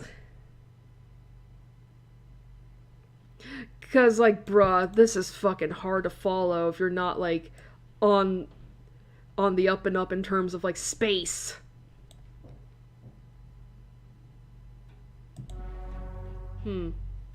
Oh, shit. Okay. Back to the comms. Alright. Pluto. You ever think we're being too cavalier about this whole war? But it's not a war. I think a whole bunch of people fighting each other is definitely a war. I don't care if the medium of ship self is rhetorically distinct from war. That's just a technicality. A bunch of people fighting is a war. It's a war, and war is bad. You're sort of the last person I expected to say something about it, though. Why? Because you love it. It's work. You still love it. I have lost Pluto's voice. That's great. Well, it's exciting. You really love excitement. But it's scary, too. Why? You can't die. Only lose and try again. That's why it's not a war. Just a noisy argument. But I'm mad like it's a war. I hate the other side like it's a war. If it's only not a war because ship selves aren't designed with a way to kill each other, that's too fragile a reason. I don't want to hurt anyone, but I don't want to go back to Earth. I'm not going to let them make us. If I keep feeling this way, one day I might do something terrible for it. So I can't say I love it when it's more complicated than that. You're right, it really is complicated. I was kind of hoping you'd have uncomplicated feelings about it, though. Why? Because I love it. And I don't feel complicated about it at all. What? You're kidding! You always lecture us about how fighting is bad and letting negative feelings go and how we're going to have peace one day. Of course I feel that way. But it's so thrilling! I was too precious to send out during the Cold War. They never let me fight like all of you. And I'm good at it too. Better at it than what I came here to do, than a lot of the actual pilots. I'm proud of that. But it's also just thrilling. It's dangerous. Maybe you can't die, but there's a lot that can happen to you that's painful and hard. How do you stay scared enough to still feel like that? I wonder if it's just because it feels so new, or if there's something really wrong with me. I guess that's why you didn't want me fighting, isn't it? It's complicated. I don't want you to get hurt learning that. You know, Mars, this is why you're so bad at love. You won't let people you love get complicated. It's not that you're not incredible. It isn't that you don't deserve to have fun. But what if something terrible happens anyway? Well, there's that. Alright, well, we gotta choose again. Are we doing Celestial Mechanics? Or are we doing Memorial Foundation? Saturn or Lunaterra? Heads for Saturn, tails for Lunaterra. So, 1, 2, 3. God, we're doing Luna T again. Why are we always doing her first? Alright, look at me. The Cold War is long over, and the existential threat is gone, but its memories still stir here at the observatory. Will it be put to rest here, or buried forever? Alright. You sure you don't want me to come? Yup! Heart, heart, heart. Not even a little, though? Mars, you're actually so sweet, you know that. No one is a more perfect hero. But I need to go alone. If the lens can be opened fully, I'm the only one who can do it. If it can't, I'm the only one who can survive it. If we can still justify living in space, this is the only way. Even if that doesn't change how Earth feels about us now, it might help make peace in the future. Even if it doesn't, if I can't do this, I'll never be able to open the gravity well on the moon. I know. I know! Lunaterra is going there to stop you, though. I know she will. I was there too, you know. It's my past and my history, too. I've got a score to settle. Are you feeling left out? No! I mean, sort of, but it's because... Stop! No, I'm sorry. You're the brightest, most shining. You're making fun of me again. But I'm also praising you. You're honest, and you never fight against what you feel. That's the world we want to be real. I want you to be safe, so you can keep being that for us. What about her, then? She's a jerk! We've tried so hard for her, and she doesn't care!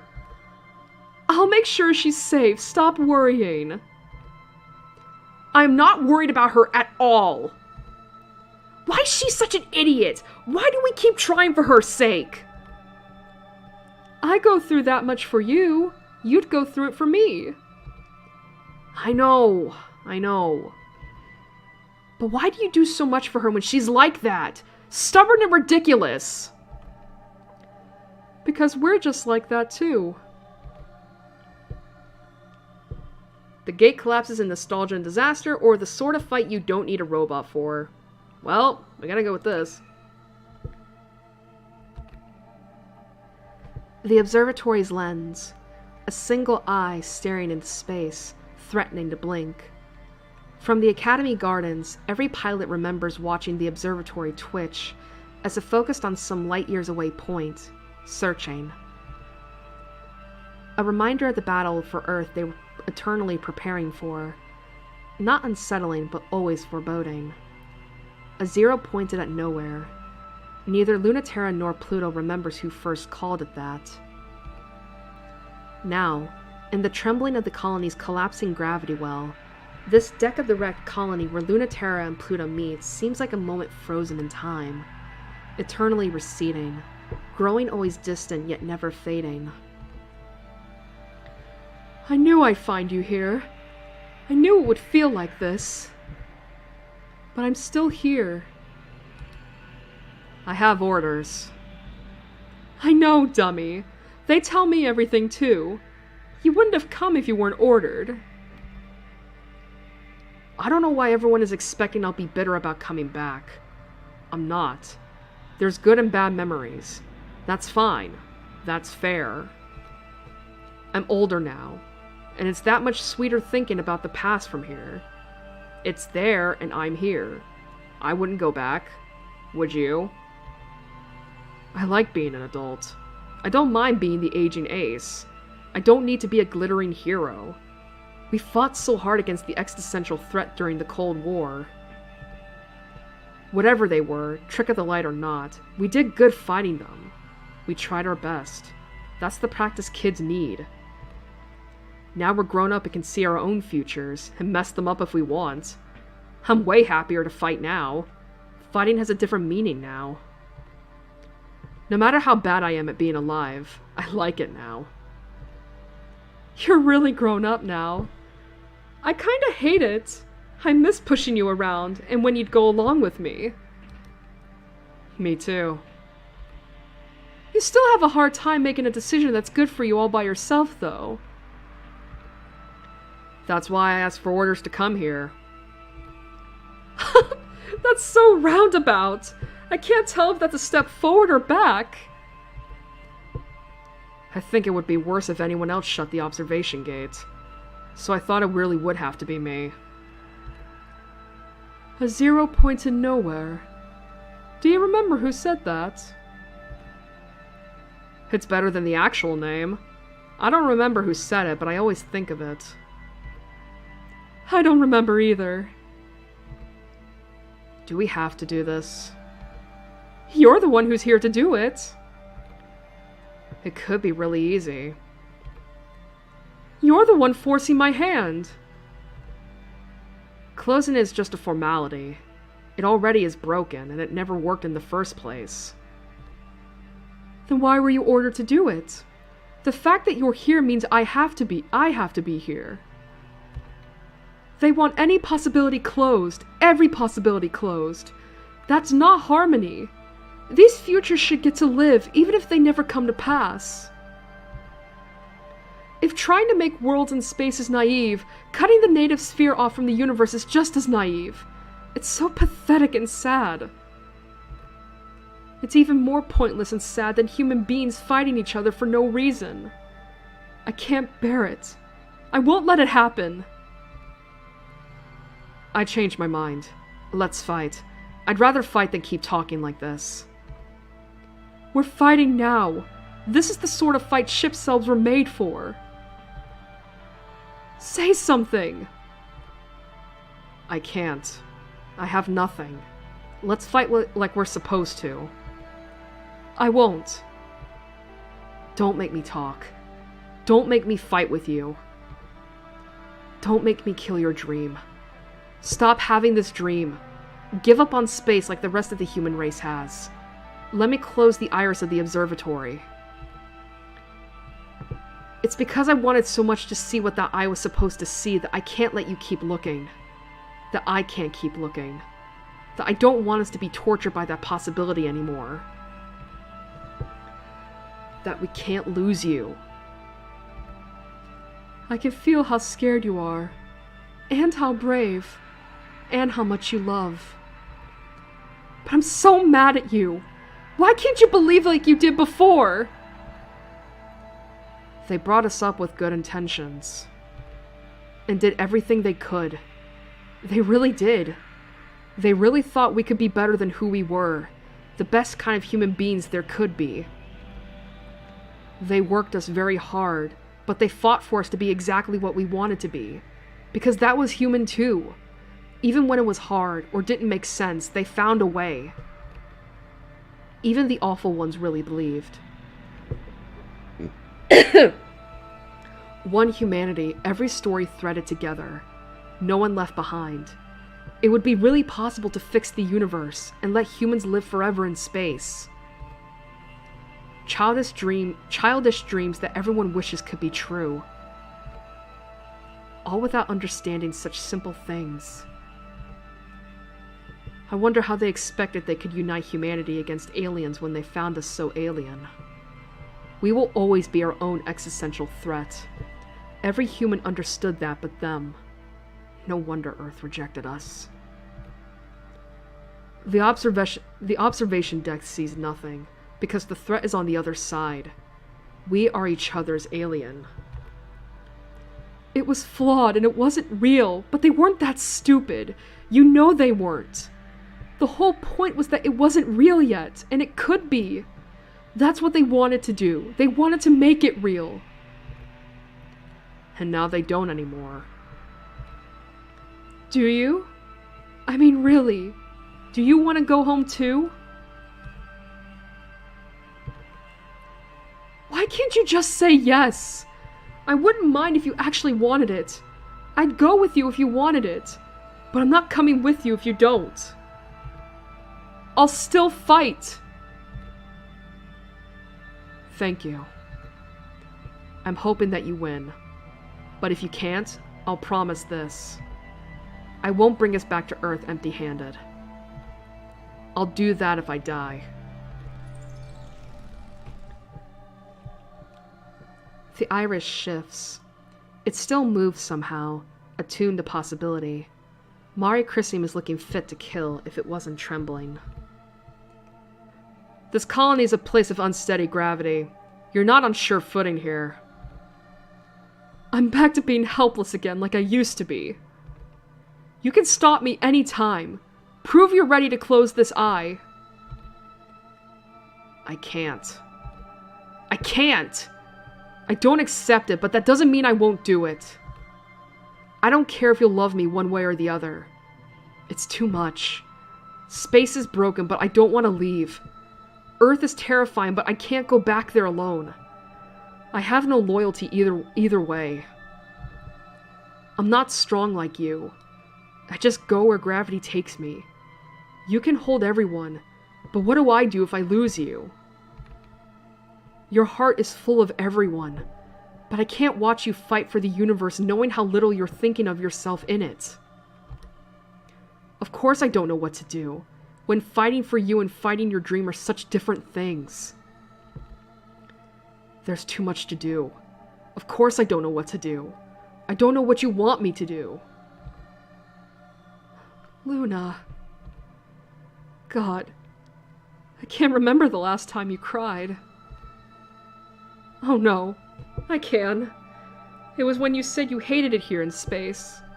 And I told you should go back and I'll come with you.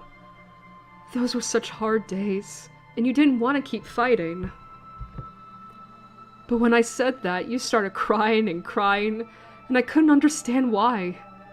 It seemed so simple a solution, and everything you wanted, and I got so mad. Then you told me that you didn't want to leave if it meant me giving anything up. You didn't want to give up anyone else up either.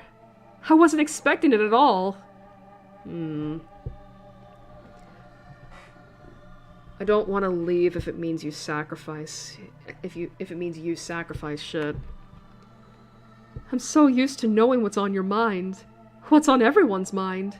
I didn't think you could keep something so locked away and hidden. No matter how far my tides can reach, There's some places I can't ever know until you tell me. It was the first time I felt frustrated by that. I'm most angry at you when I can't do what you want. But I guess that's how you feel about me. And how I feel about you. Oh, baby, you're crying again. I can't let you win. But we'll be together until the end. And after. Ooh. D6. 62% through.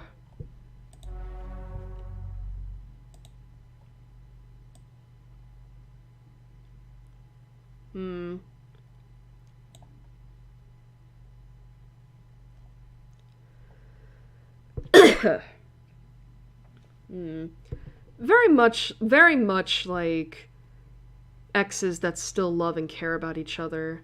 Still in love and care about each other. Like the fact that, like, you know,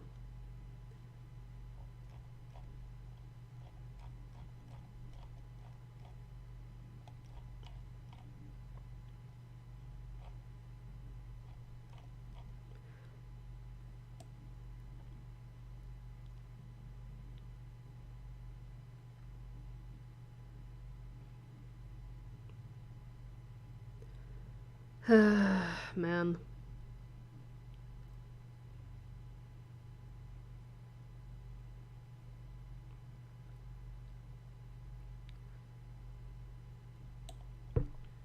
You know, it is very interesting that, like, this right here. I wonder how they expected they could unite humanity against aliens when they found us so alien.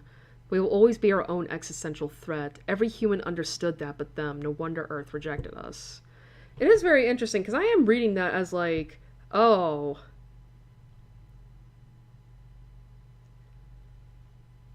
If that's supposed to... Because, like, I don't know if it's a spoiler to say this, or if I should wait.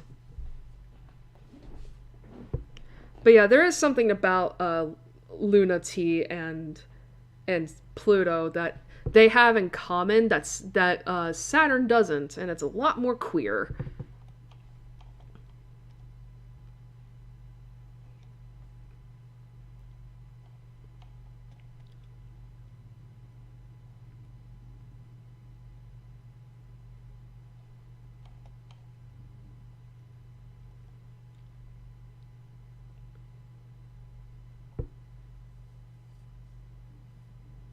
But yeah, like, look at this right here. Like, what do I do if I lose you? Again, this is very much like exes that have been, like, that still love each other and care about each other. But yeah, I wonder if, too, like, right here... Like, I wonder if it's, like, right here, like... You know, because, like... But yeah, like, right here... Like, that pretty much proves to me that, like, yeah, Luna T loves Pluto. Because it's like... I mean, because, like, that is the thing with love, ain't it? It's like... You know, it's like...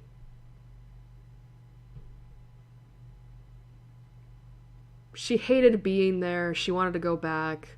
And Pluto telling her that, like, yeah, okay, I'll go with you. But to Luna, it's like, I can't let you do that because you have a dream up here and I don't want you to sacrifice that.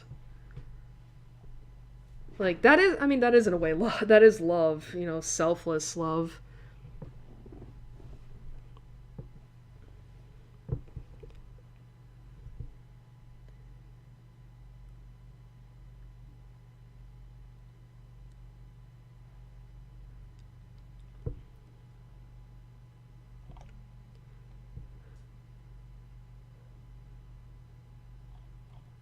Man, it's a very complicated, it's a very complicated thing, ain't it? Alright, let's check the mail. Mars resignation attempt. Oh. Pilot personal records for your eyes only from Memorial Foundation Cold War archives. Mars, we present this to you as a token of your hard work for Memorial Foundation existential safety. Your tireless work for Earth is recognized. The war is ending soon. Do I have to do another tour? The war is ending soon. With your help. Don't you want to see it through? We couldn't have done this without you. You can end it fine without me. Your help would prevent us from having to worry. It would guide many more of your former comrades back home. How much longer? That's the part you're always cagey about. You don't need me, do you? Of course we need you. That's not what I want to hear. What do you want to hear? We are, as always, prepared to reward you. But you've never been satisfied. Is that what you want to say? What would you like? I just want to go home. If you truly did, you wouldn't have been here in the first place. Ellipses. I already know what you want. As soon as you know too, we're ready to give it to you.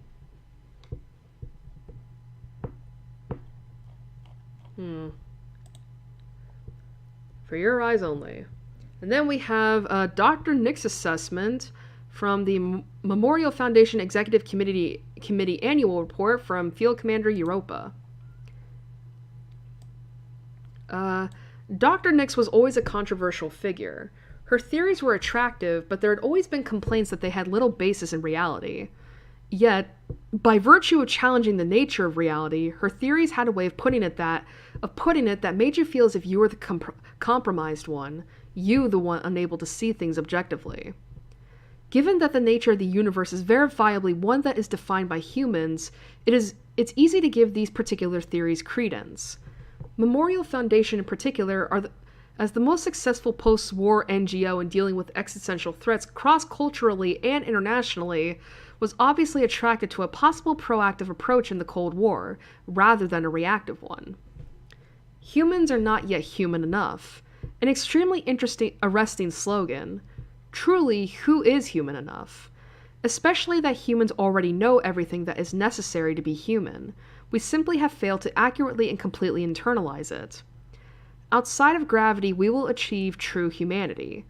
Rather than advocating a revolution of humanity through technology or biology, Dr. Nix believed that we simply had not created a culture sufficient for the full potential of humanity. In her view, humanity are perfect neurons in the jumbled circuit. By arranging correct human knowledge in the proper order, we could bypass the flaws in our universe. Her insistence on incorporation, rather than rejection, of existentially threatening elements was the fundamental cause of her failure to attract mainstream acceptance of her theories.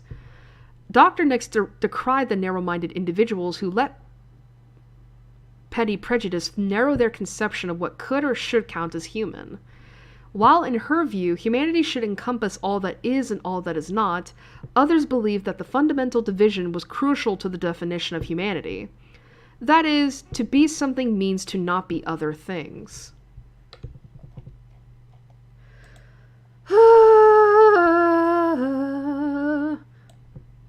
Alright, check out the comms. Alright. Hey Pluto, can I ask you something? Clear up your sector first and then we can talk. Already did. Really? Are you being honest with me? There's a few stragglers left, but they don't count. Wow! I'm actually impressed.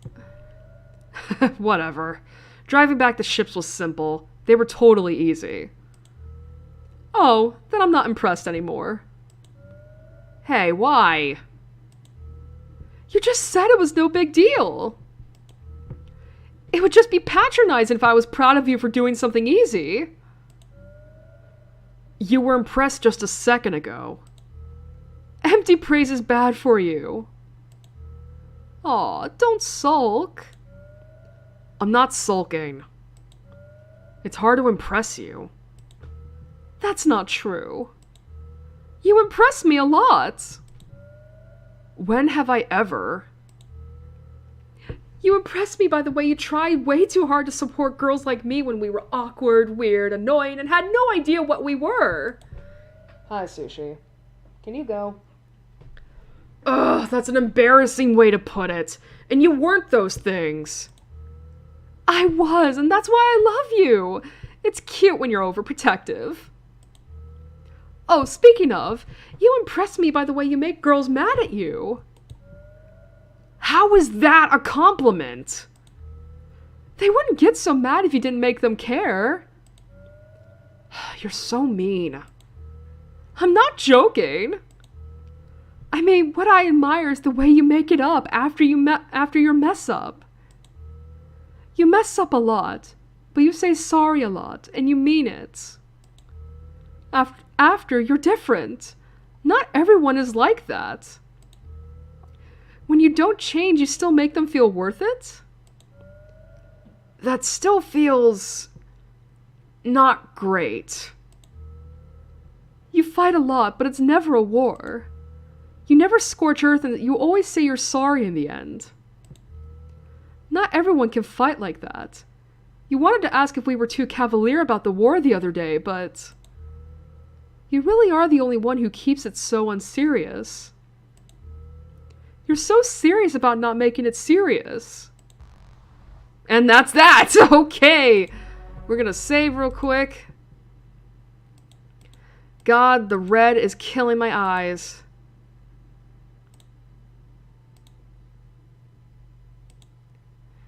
Alright, well. Becoming stars. The Lagrange colony is an uninhabitable husk, but Kratos' Graces still clings to it, quite literally. Pluto's dream might collapse under its own weight, or crush Saturn under it. Thank God, get me out of the red. No, I'm not gonna! Pluto, come on, listen. Don't think I don't see you trying to protect me. It's for your own good! I utterly refuse! Dr. Nyx is worried, and for good reason. Only I have a strong enough gravity to pull the colony ruins out of the Lagrange point and pull it along with us to the moon. So I don't even know why we're having this conversation. The tidal forces would tear you apart, and you just get in the way, and I want to have fun! It would be hard enough on your own, but Celestial Mechanics wants it too, and not to rebuild it or use it to reseed Ares when we win. They'll finish what they started and turn it inside out into something horrible, and they'll send that annoying hijacker to do it. I'm not letting you do that alone. You never let me do anything fun! It's not fun! This is serious! Then why are you always having so much fun, That's not the case whatsoever! I'm doing what needs to be done! Does doing what needs to be done refer to your mission assignments or that girl that you keep? The mission, I promise! I want to do something that needs to be done. You're very strong and very brave, but it's not a time I can just sit around and be protected. We're too desperate now. We need hope, too. Pluto, but you can't do everything. Battle in physical space for the future or battle in narrative space for each other. Well, obviously this. Alright. Oh, this is a fun track, too.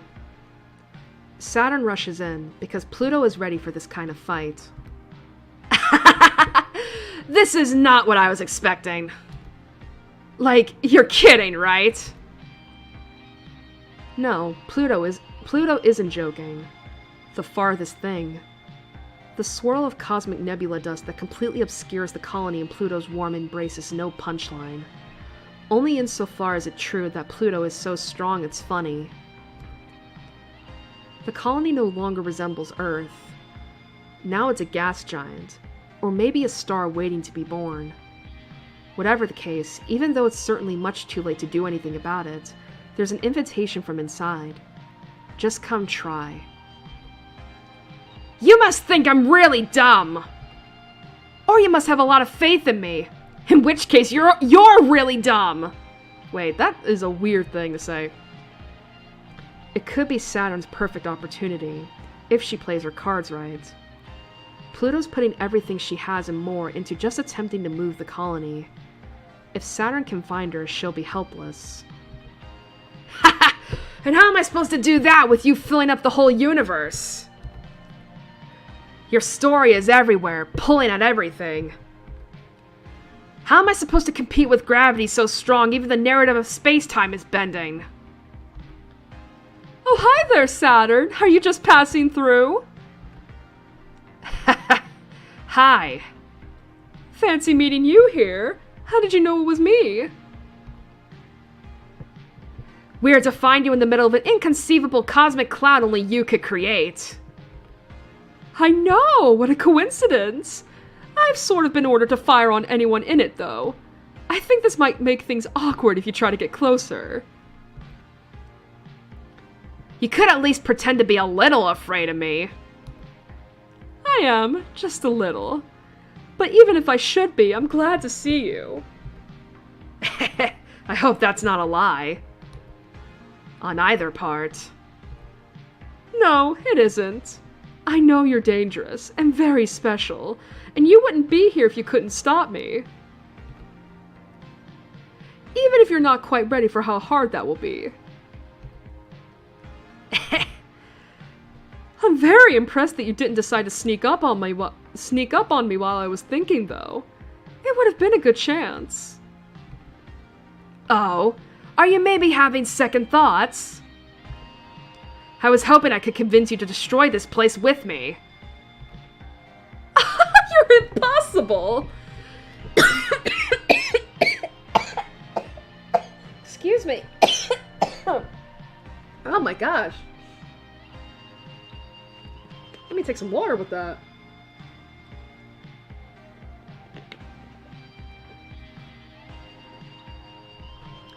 It's adorable. You're incorrigible. I like it a lot, actually. I even envy it a little. Oh. Thank you, I was just being difficult. Which is very charming of me. But I was half serious, too. Nope, never. I was almost tempted, though. I don't know what your memories of this place are like. They're bad and good, right? Always a little worse than better? It's the same for me, but this place is still precious to me. It was a seed of life once, and maybe it can bloom again.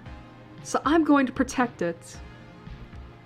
Oh, that reminds me, what are you here for? Do you mind if I ask a personal question? What are you trying to do with it? I'm going to not destroy it. Oh, phew. That's what I was worried about.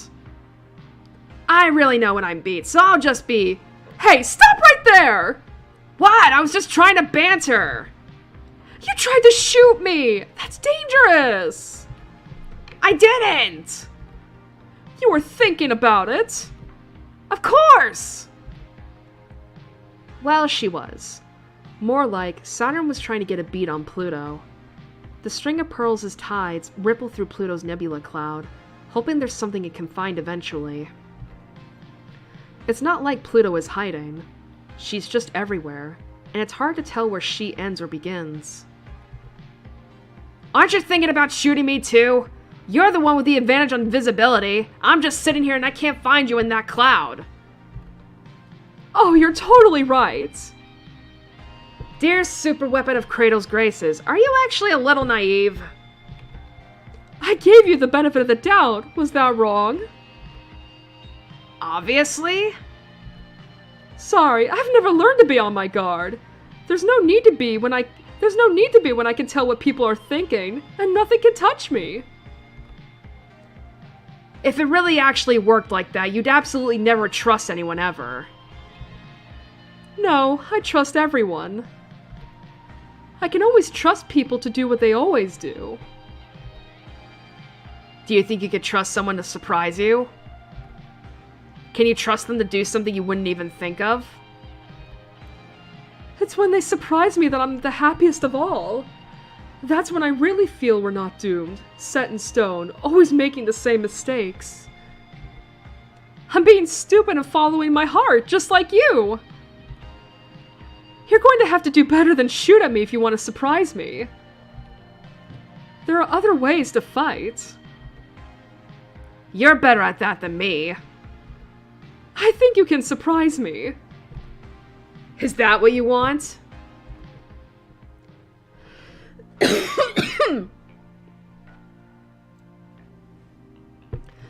On Earth, our souls are weighed down by gravity. At the same time, gravity holds us together, tells us who we are, good things and bad. The Earth's gravity is strong because it's all of us together. Forces that would be insignificant on their own are powerful enough to make a planet when we hold it together. That's why we are much stronger on Earth. Even the weakest human has that sacred light of the soul and its many powers. To forbid direct contact with the soul, to wield the arts and sciences in shaping existence, to be many and also one. In space, our gravity is weak. Without the constant pressure of tidal reactors, our souls would dissolve, the way that water at high enough altitudes will evaporate off a pilot's tongue, without atmospheric pressure to remind it to be water. Stories bleed into each other easily, and our shapes don't hold steady. The fragility of our ships couldn't survive a moment on Earth. In space, there are things we can never do on Earth. With our heaviness, we can never be so tender. Okay, I get it. Let's pick up from earlier, but fight in the way only pilots can fight. And the way only us close to the edge of being human can fight. That isn't fighting at all. Do you feel the same way, Pluto? You are listening, right? I was going to tell you I don't have time to play today, but it sounds like you know I still want to anyway. That's going to make it harder to convince you to leave me alone and let me do this. You are here to play, right? No convincing me. I can pick up on the subtext. Blame it on the wicked celestial mechanics pilot who bothered you and didn't let you get any work done. Oh. The thing is, it's fun. More fun than hacking. To bleed, corrode, seep into the mist. Saturn can feel every particle, and the celestial physics that make them move. It's a swelling orchestration. Pluto is conducting something beautiful, something overwhelming. In the equations are hints and patterns, to how Pluto thinks, to where she might be. It's simple to trace back, easier than hacking too. Space is boring, space is empty, space is broken. Space will never give us everything we want. Space is a hope that what we want to make real might already be out there. Just reach out in space and time, and we can almost touch it. Space is just a means to an end. But for a moment, Saturn is overwhelmed with how beautiful even the boring, dead, empty space can be. Even just the way that dust moves around. That's when Saturn realizes she is lost. She went in to tear open the story, twist it around, and instead, she got so lost and happy in it, she didn't even notice the clouds swirling around her, the cosmic dust covering her, Pluto holding her tenderly. Pulled into the atmosphere of the colony, they orbit gently. Saturn has no reason to fight. It doesn't even feel like she lost. It feels like she won something special. Okay, Saturn. Open your cockpit. Why? Because I trust you. Do you trust me? I do. The same way you trust me. No. I trust you way dumber than you trust me. You're so amazing. It's so much more amazing because you believe in something like being human. You pour your everything into something that won't pay off. That makes me mad. But then sometimes I think it might work. Oh? Saturn's cockpit opens. Naked guts, exposed circuits. Crumbacula's thumb presses against Saturn in the distended cockpit, exploring. Well, this is a metaphor, ain't it? Oh no. You're really hooked in good there. Why would you ever do such a thing to yourself? You don't have to answer, I understand. Your cheek feels human and soft. Oh wow. Suddenly I don't feel like moving the colony much. Maybe not destroyed any more than it was before will be good enough. Why am I doing this? I need to get back to my post. But he looks so nice like this. I want to get closer. Is that okay? Oh! No, I guess I shouldn't. Wow. We had a kiss. Wow, that's so... What a brazen move. Okay. Maybe you really win this time. Wow, they just kissed? Shit.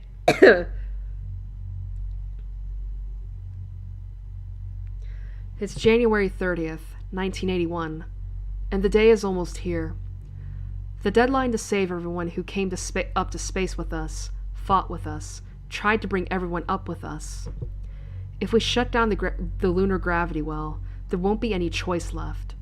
The power that keeps our ship selves in check will fall apart, and we won't have anywhere else to go but home. If we kill the dream, no one will die. We really, really hope that's true. No one should die in space. No one should die, period. No one has to die, because ship self-combat is shimmering missiles of light, cosmic explosions, electricity that sears through the soul. Blade science is impossible for a human to produce. Dances of combat without end. A fight against ideas with toys. Humans would never show that sort of compassion to each other. Earth's answer is a single atomic particle fired at near light speed directly into the cockpit core. A true weapon from a military force.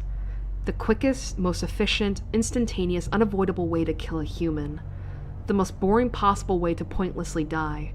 No drama, no meaning, just nothing. Lunaterra, Memorial Foundation Ace Pilot.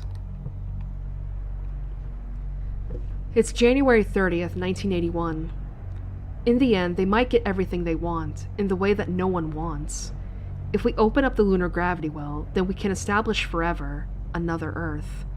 And maybe another. We can inhabit the whole system, but that will cut humanity into two and more. The distance will be so much further. Everything we have will be even farther from them. How much are we going to lose? How much will we never be able to give them? The moon is very close to being part of Earth. It's full of life, and humans can live here now. It feels impossible, and I don't want to give it up. We should break it off forever, shouldn't we? All I want is to stitch these two humanities together. But if one of us dies as a result, I will fight forever to keep that precious thing alive. Pluto, Princess of Cradle's Graces. It's January 30th, 1981. They don't name it because naming it gives it power, but not naming it gives it more. It must be in every corner, behind every door, far, far away, in the spaces between stars. It is defined and categorized in every human culture, and it is deliberately omitted from explicit naming conventions by Memorial Foundation in favor of a euphemism less captivating to the imagination, such as existential threat, rather than a specific word that would stimulate the imagination. But a trick like this will not work.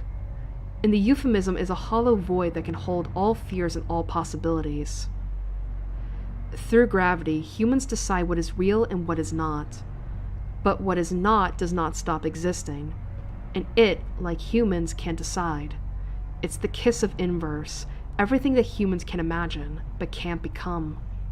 The shortcut to attaining it is to forsake everything that humans already are. If a bunch of idiots get tricked into going there, it would make a very convenient enemy for Earth. That's their real fear. Before that happens, I'll tell you a little secret. Ready?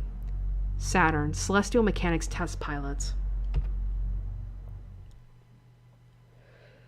Day 7.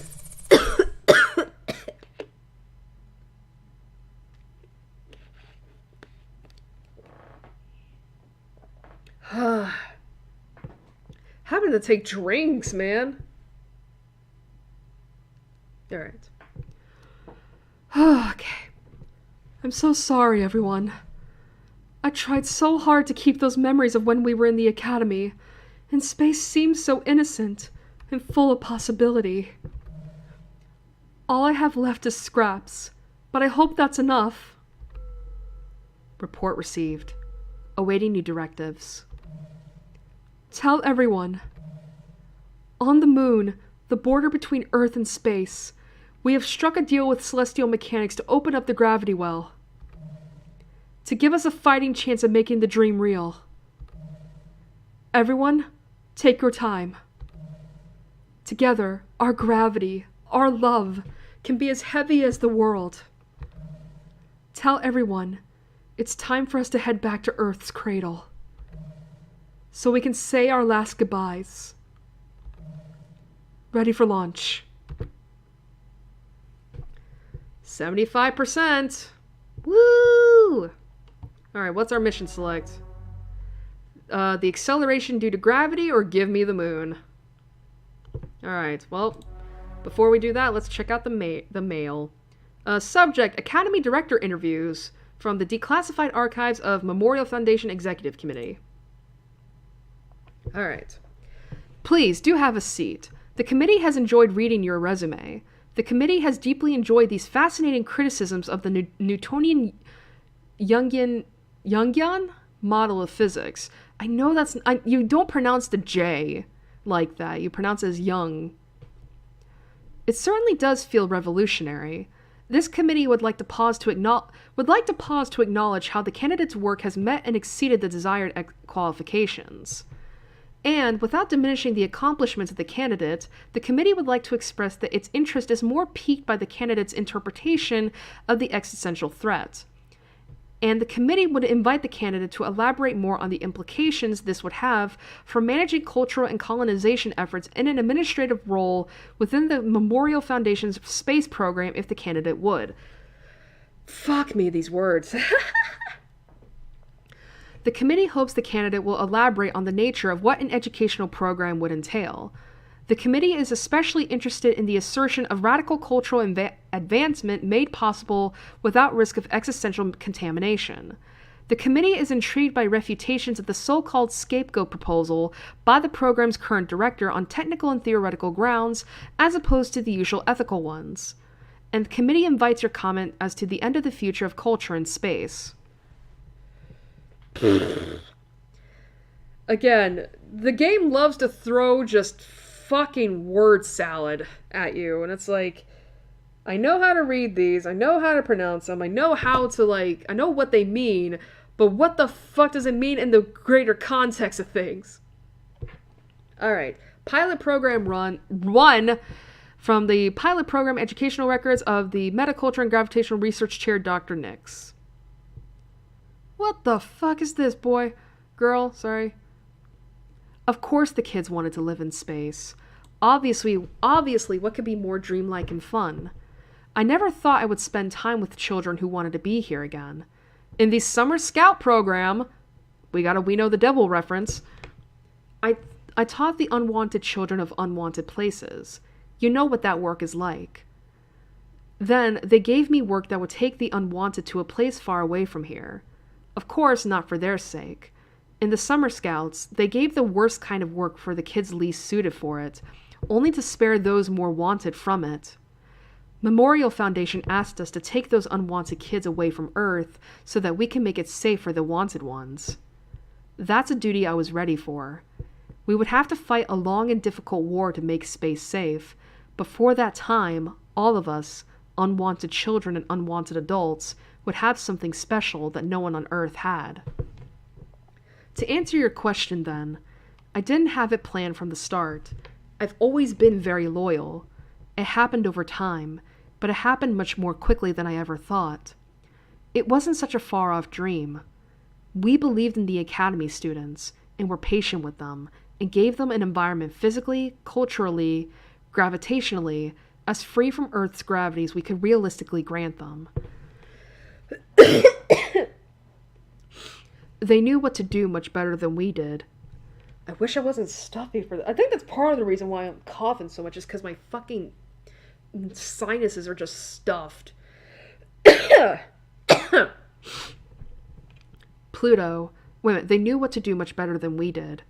Pluto, more than any other student, because Pluto had so much to change. If she and her power fascinate you so much, you should remember the only reason she has it at all is because she was free from you. As they grew up, they made space the future we were dreaming of. And before I knew it, I couldn't think of a single reason why we should give space back to you. And then you went and said you didn't even want it anymore.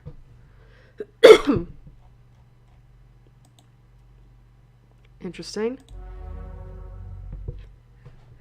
Alright. Hey Mars, you're still really mad at Lunaterra, right? Oh, whoops, I gotta click on this. I will fight her the next time I even see her. So why don't you? Why don't you fight her? I have my hands full. She's probably avoiding me. She's sneaky. You can never find her unless she wants it. But I've fought her plenty already. Oh, whoops. See, she wants to see you. This is why I'm worried. I don't like her sneaking around you. Are you really worried? Or are you super jealous? Both! I mean, no! I meant to type no! I didn't mean that! No, no, no, no, no, no, no, no! Mars! I've told you before you should be a main character, right? You're so straightforward, you ought to be the real hero. I meant to type no! Of course, sweetie. You just want to protect me from big, bad, insufferable meanie Lunaterra. What's so great about someone who's stuck up all the time? She always treated me really kindly. And not so kindly I felt weird or fragile or frustrated. In fact, she really thought I was annoying at first.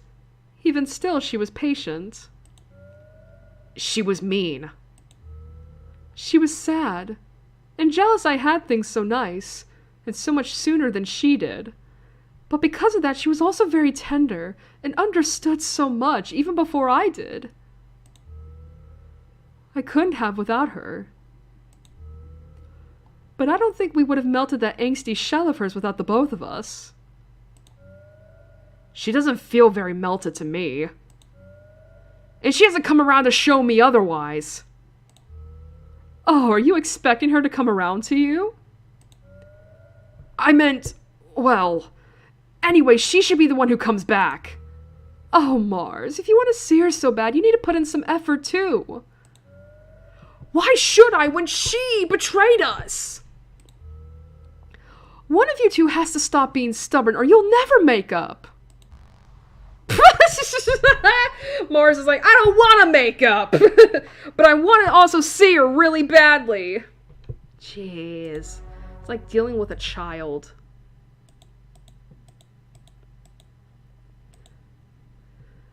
Alright. Alright, well, last choice. So we have Saturn and Lunaterra. Head Saturn, tails Lunaterra. So, 1, 2, 3. What is that? Tails again. Jesus Christ. We're just... I guess the game just loves Lunaterra. Alright. Give me the moon. It's time to move to the future, peacefully or painfully. No factions, no dreams. Just two girls lost and entwined in the warm summer of the moon's day.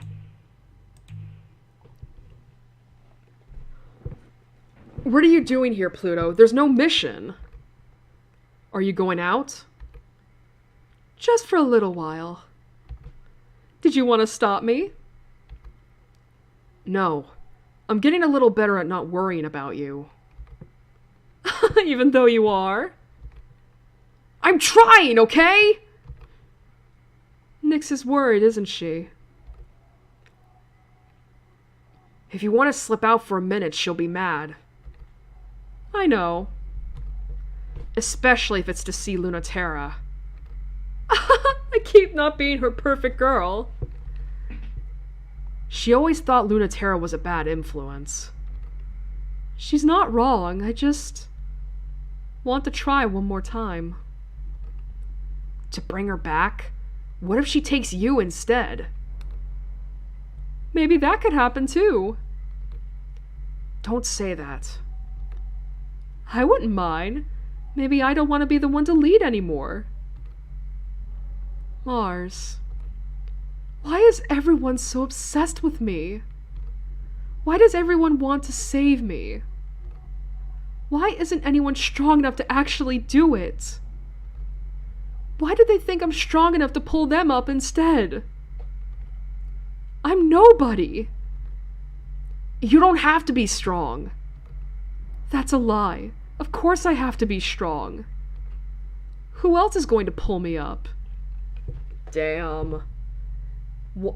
That's actually really fucking sad if I'm reading that correctly. Like, the fact that, like, Pluto wants... Like, let me see. Let me see the log.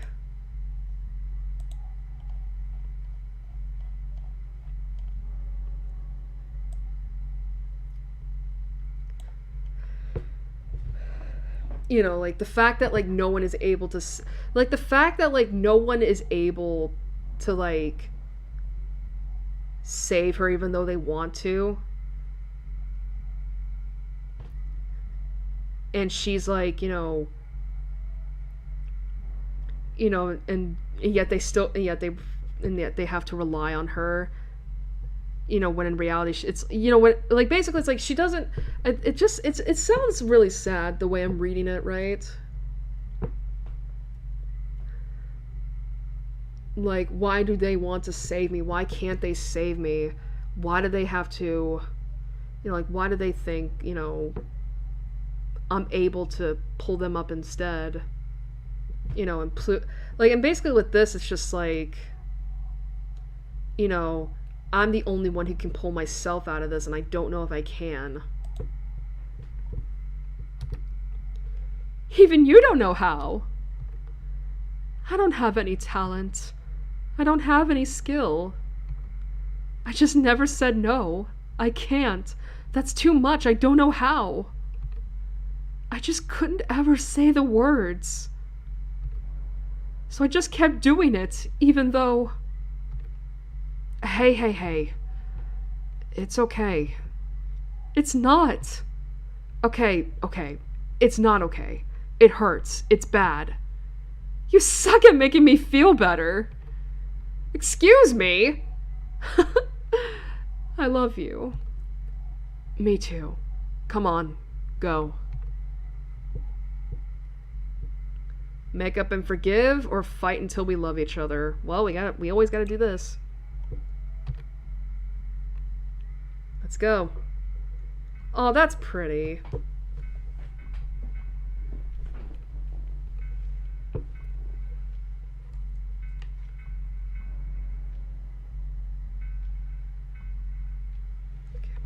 On the far side of the moon, there's still some part of the dead, empty, cratered Luna left. As the terraforming engines sweep in, they turn Earth's satellite to another part of Earth.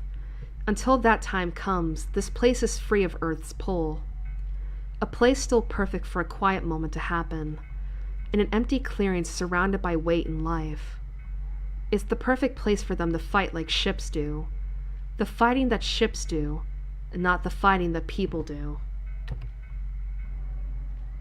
In the naked sunlight and nothing else, Pluto looks so beautiful, spinning tiny galaxies with chronomacula, the way she was always meant to. Of all the prototypes she piloted over the years, none suited her like this, from the awkward and embarrassing creature she used to be to the woman who promised Earth there could be a new type of human. No longer the priceless tool of selfish adults, the pawn of space's dreamers, the princess who can remake her body out of tidal forces and stardust. She's just Pluto. In the naked sunlight and nothing else, even in this worn and wounded ship, Lunatera shines like she always has, even with the hurt she has. One way or another, someday or another, every girl bleeds. And her Mare Crisium suffers alongside her. The drip of her wound spins like a red constellation in 0G. She's rusted, but some parts of her will never rust. The two of them have fought so much, so this shouldn't be a fight. With nothing and no one else to think about, there's no reason to fight. In the naked sunlight, for once, don't fight. Instead of fighting like people do, fight like ships do. Fight like plastic toys do. Fight like you don't have a body, like you don't hate your body. Fight your way into a new body. Fight like we used to, without trying to win. Fight like we did a long time ago, when they were training us to fight, and all we wanted to do was play.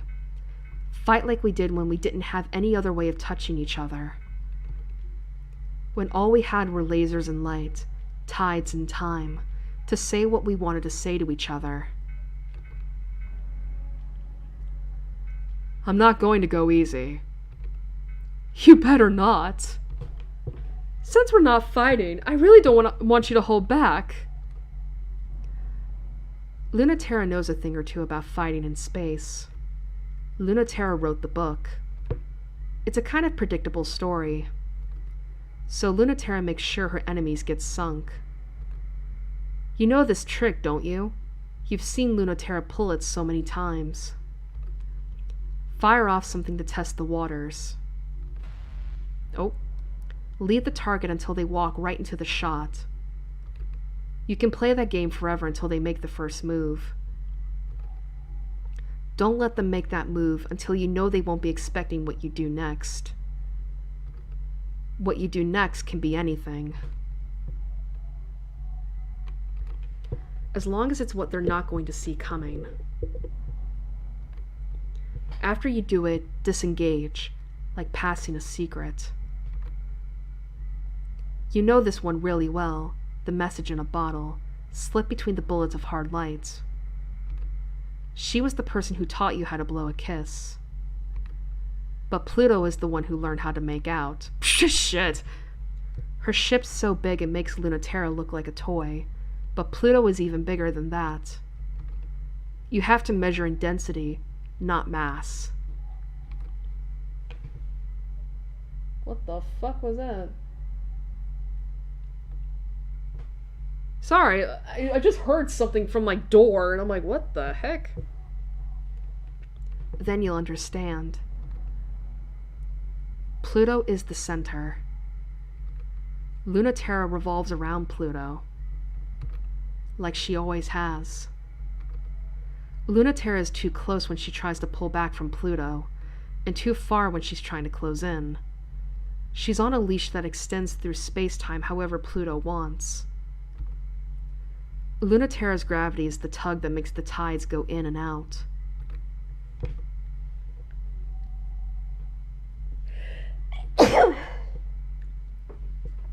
Wasn't really a sneeze. It was just like a Pluto's gravity is strong enough to turn Lunaterra into a new shape. Lunaterra didn't invent this, but she loves to struggle through it. She loves to see what she can do, how close she can come. And she comes in so fast. Does so well, but goes too far. When Pluto isn't expecting, it's too fast. Way too fast. Pluto's more off guard than Lunaterra expects. Lunaterra's moon of a spear crescents right into Pluto's chest. Lunaterra wants to scream, but she doesn't say anything. It feels deep enough to be scary, and Lunaterra only meant to nick her. What's wrong?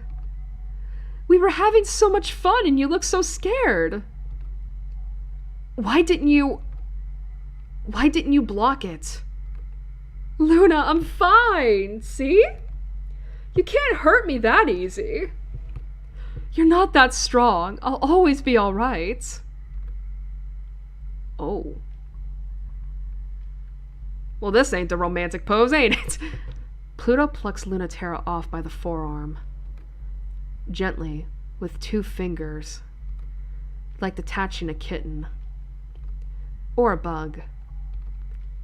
Sorry to scare you like that. But you lied. You said you weren't going to hold back. Pluto can seize Lunaterra by both wrists. And she does that. And Lunaterra is quite awestruck by how safe and helpless she feels. The gravity pulling at her from Pluto is gentle, but firm. Fighting ship to ship is the only time Lunaterra doesn't feel naked, but now she finally feels naked there too. It's not so bad, though. Sometimes you have to let an animal bite you before it can feel safe. That's a thing you said once.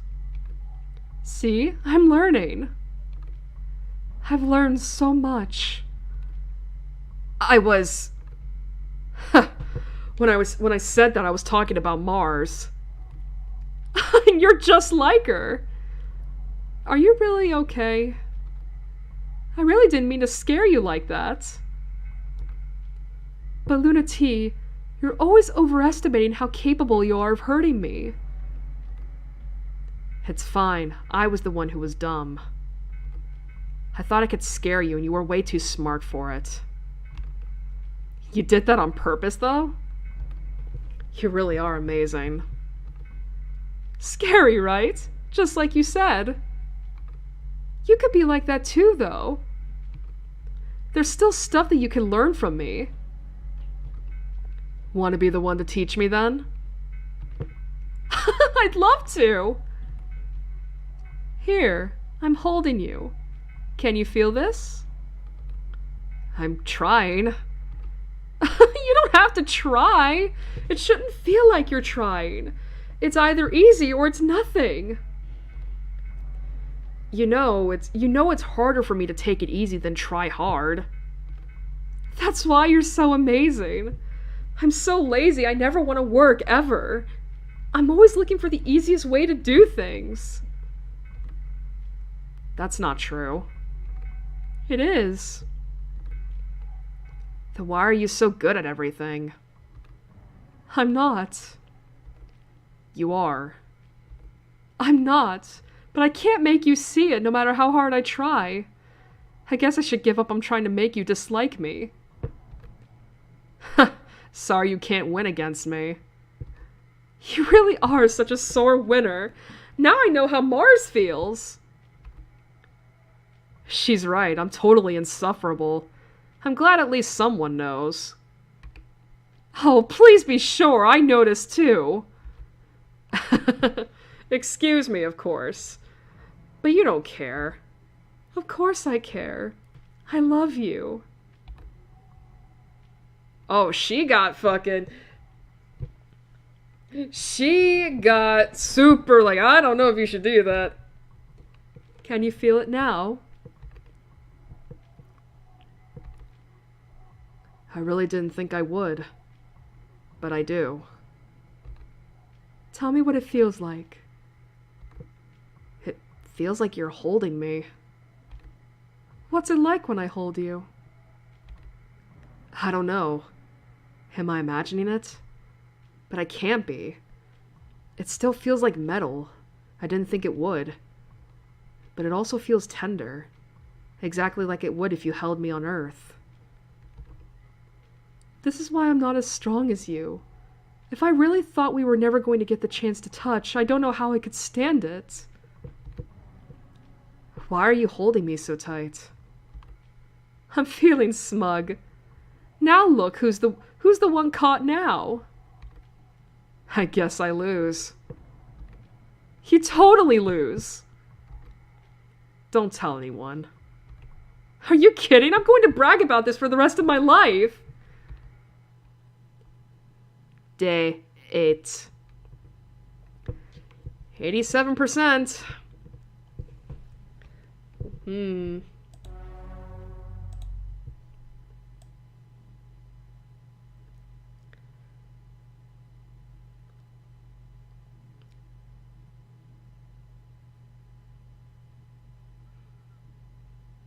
That is cute, though.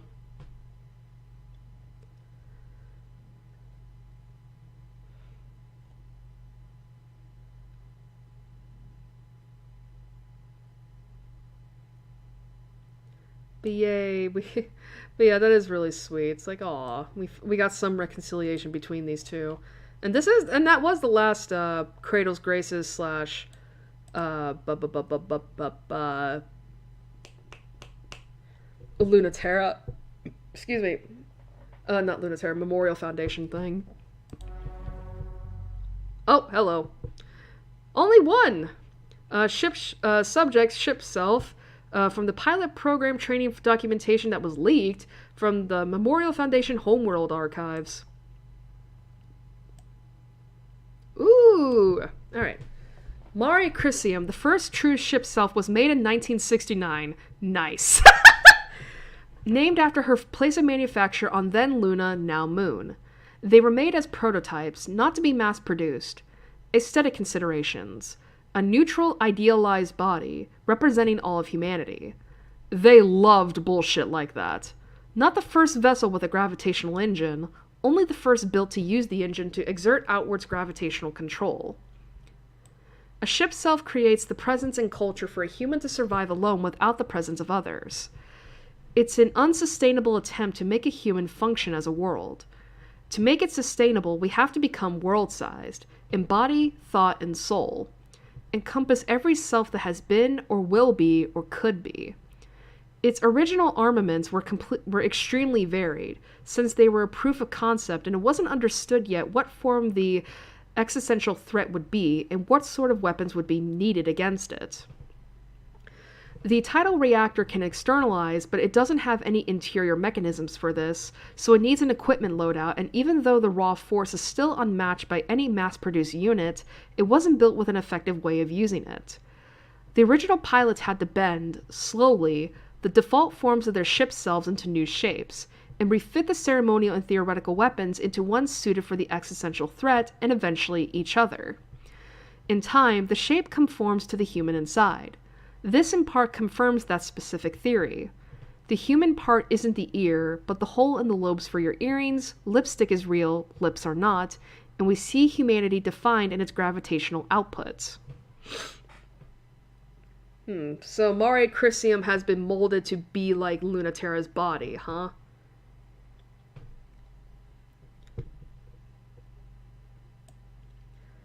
But something I did want to bring up was that that little let me actually go back to the data log real quick. Let me see.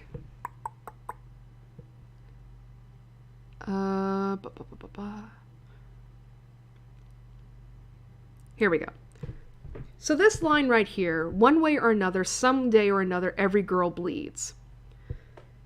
So, so apparently that's supposed to be a line right there that hints that, or I say hints, I don't think it's ever explicitly confirmed in the game itself, but it probably was outside of it, that both Pluto and Luna T are trans women, which I do find really interesting. That's like, you know, the most powerful psychic and the most powerful psychic and the ace pilot of Memorial Foundation are both trans. That's really cool. But it is kind of interesting, like the idea of like every girl bleeds, because it's like, think about it. What does a woman do that a man can't every month?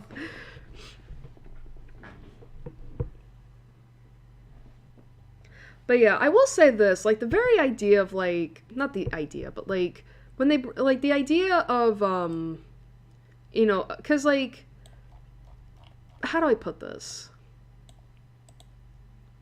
It's very interesting that they talk about how, you know, they bring up these things of like, you know, we can be humans in other ways and such. Like let me go back to this. Like where is it?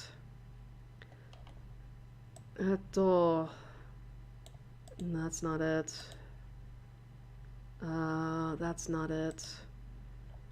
Where is it? Is it this?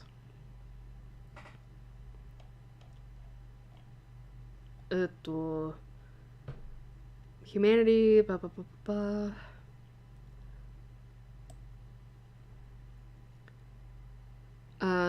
I'm trying to read, like, what the heck? That's probably not it. Is this it?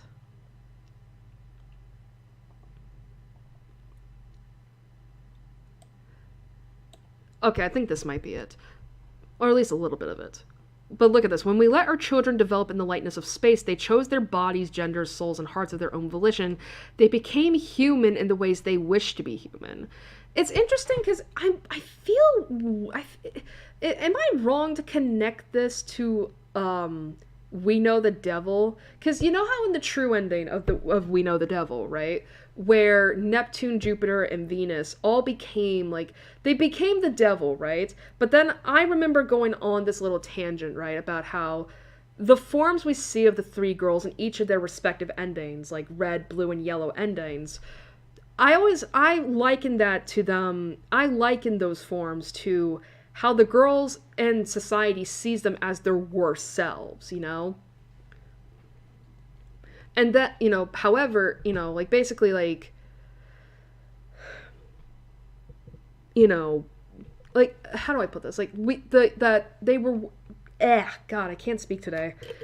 But, how I liken those to being how both the girls and society themselves view that form as the worst version of themselves, right?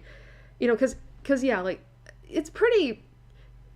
I mean, because we did say that the devil was very much, like, what it means to be queer, what it means to be, let's just say, outside of convention, outside of society. Like, you know, what does it mean?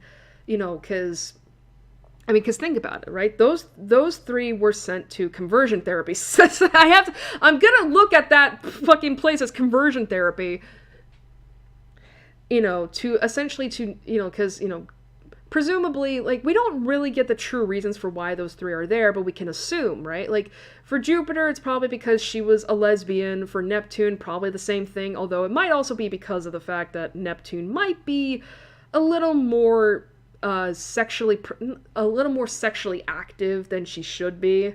So maybe that's more so to keep her sexual drive into control. And Venus, because of the fact that I'm going to use she here, is because she wasn't acting the way a boy would. She was a lot more feminine than her assigned gender dictated she should be, you know what I mean?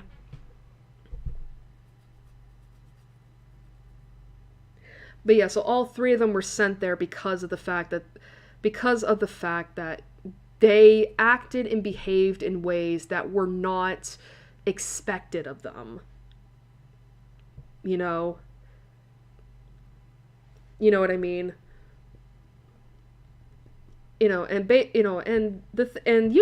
something I forgot to mention in that stream was and I think if I remember right, Venus brought this up. It was one of the girls where they brought up the whole thing of, like, how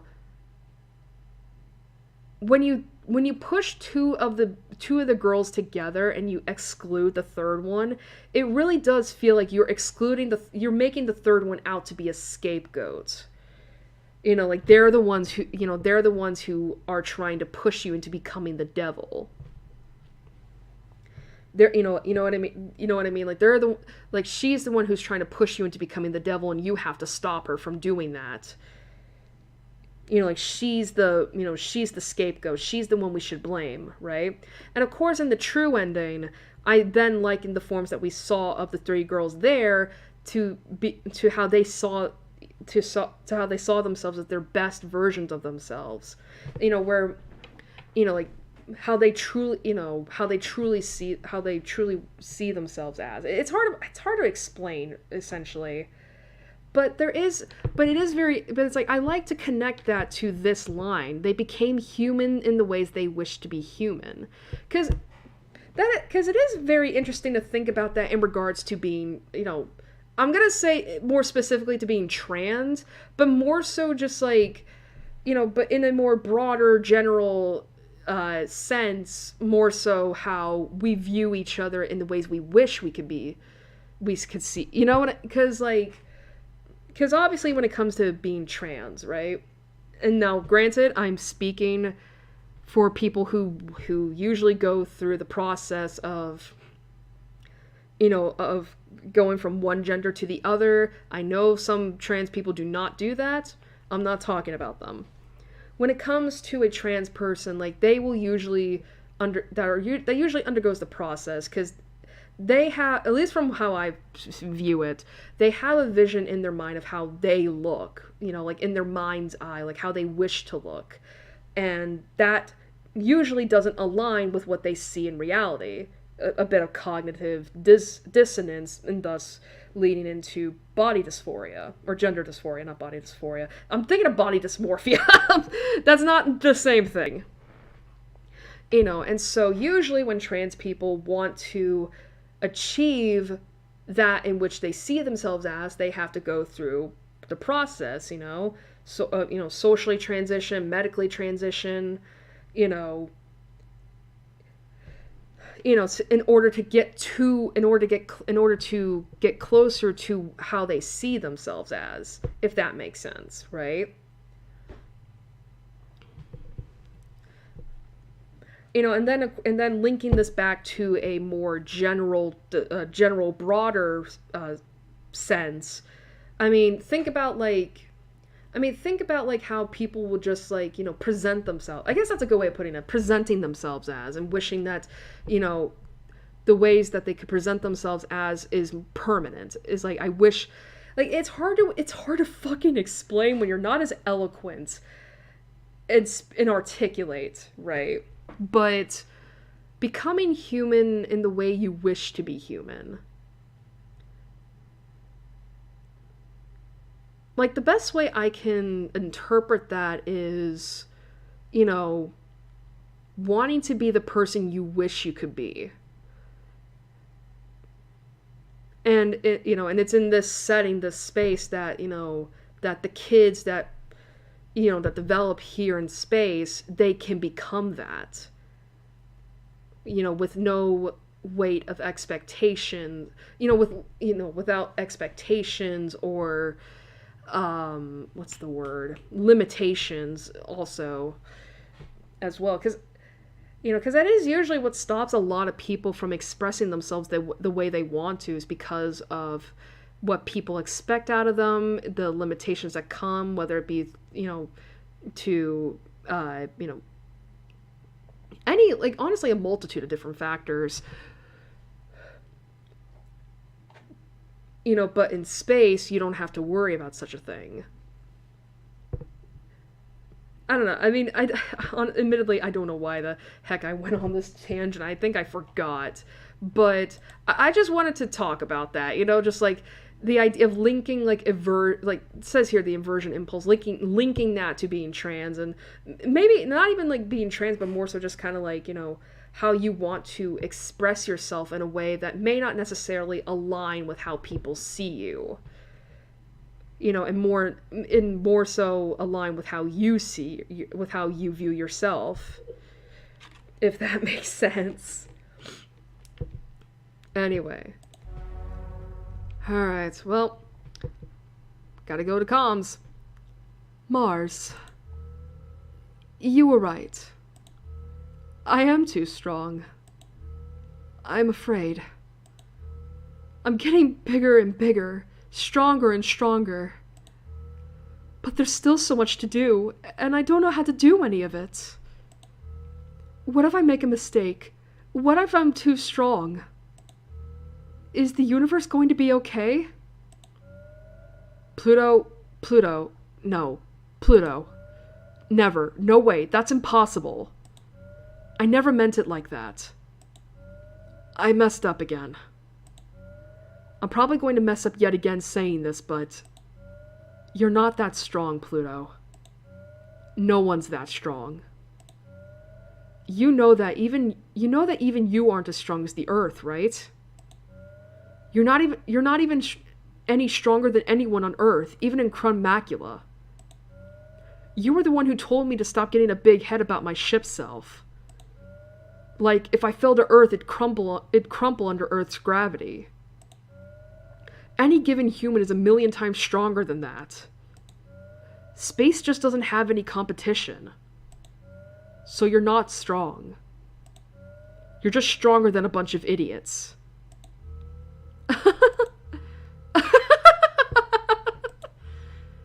love you, Mars. I keep telling other people that, but I never listen to myself. I can only hear it when you say it. You know, that sometimes applies to your love advice, too.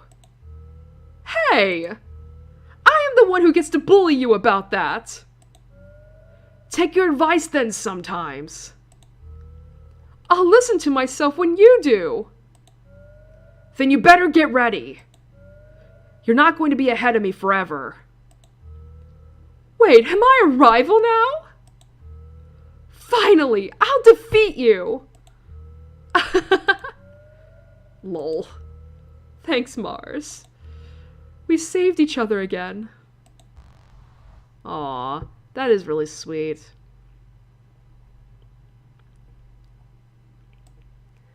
That is really sweet. Like Pluto confiding in Mars and Mars comforting her and being like, hey, listen, that's not right. That's not right, you know. That's sweet. Alright.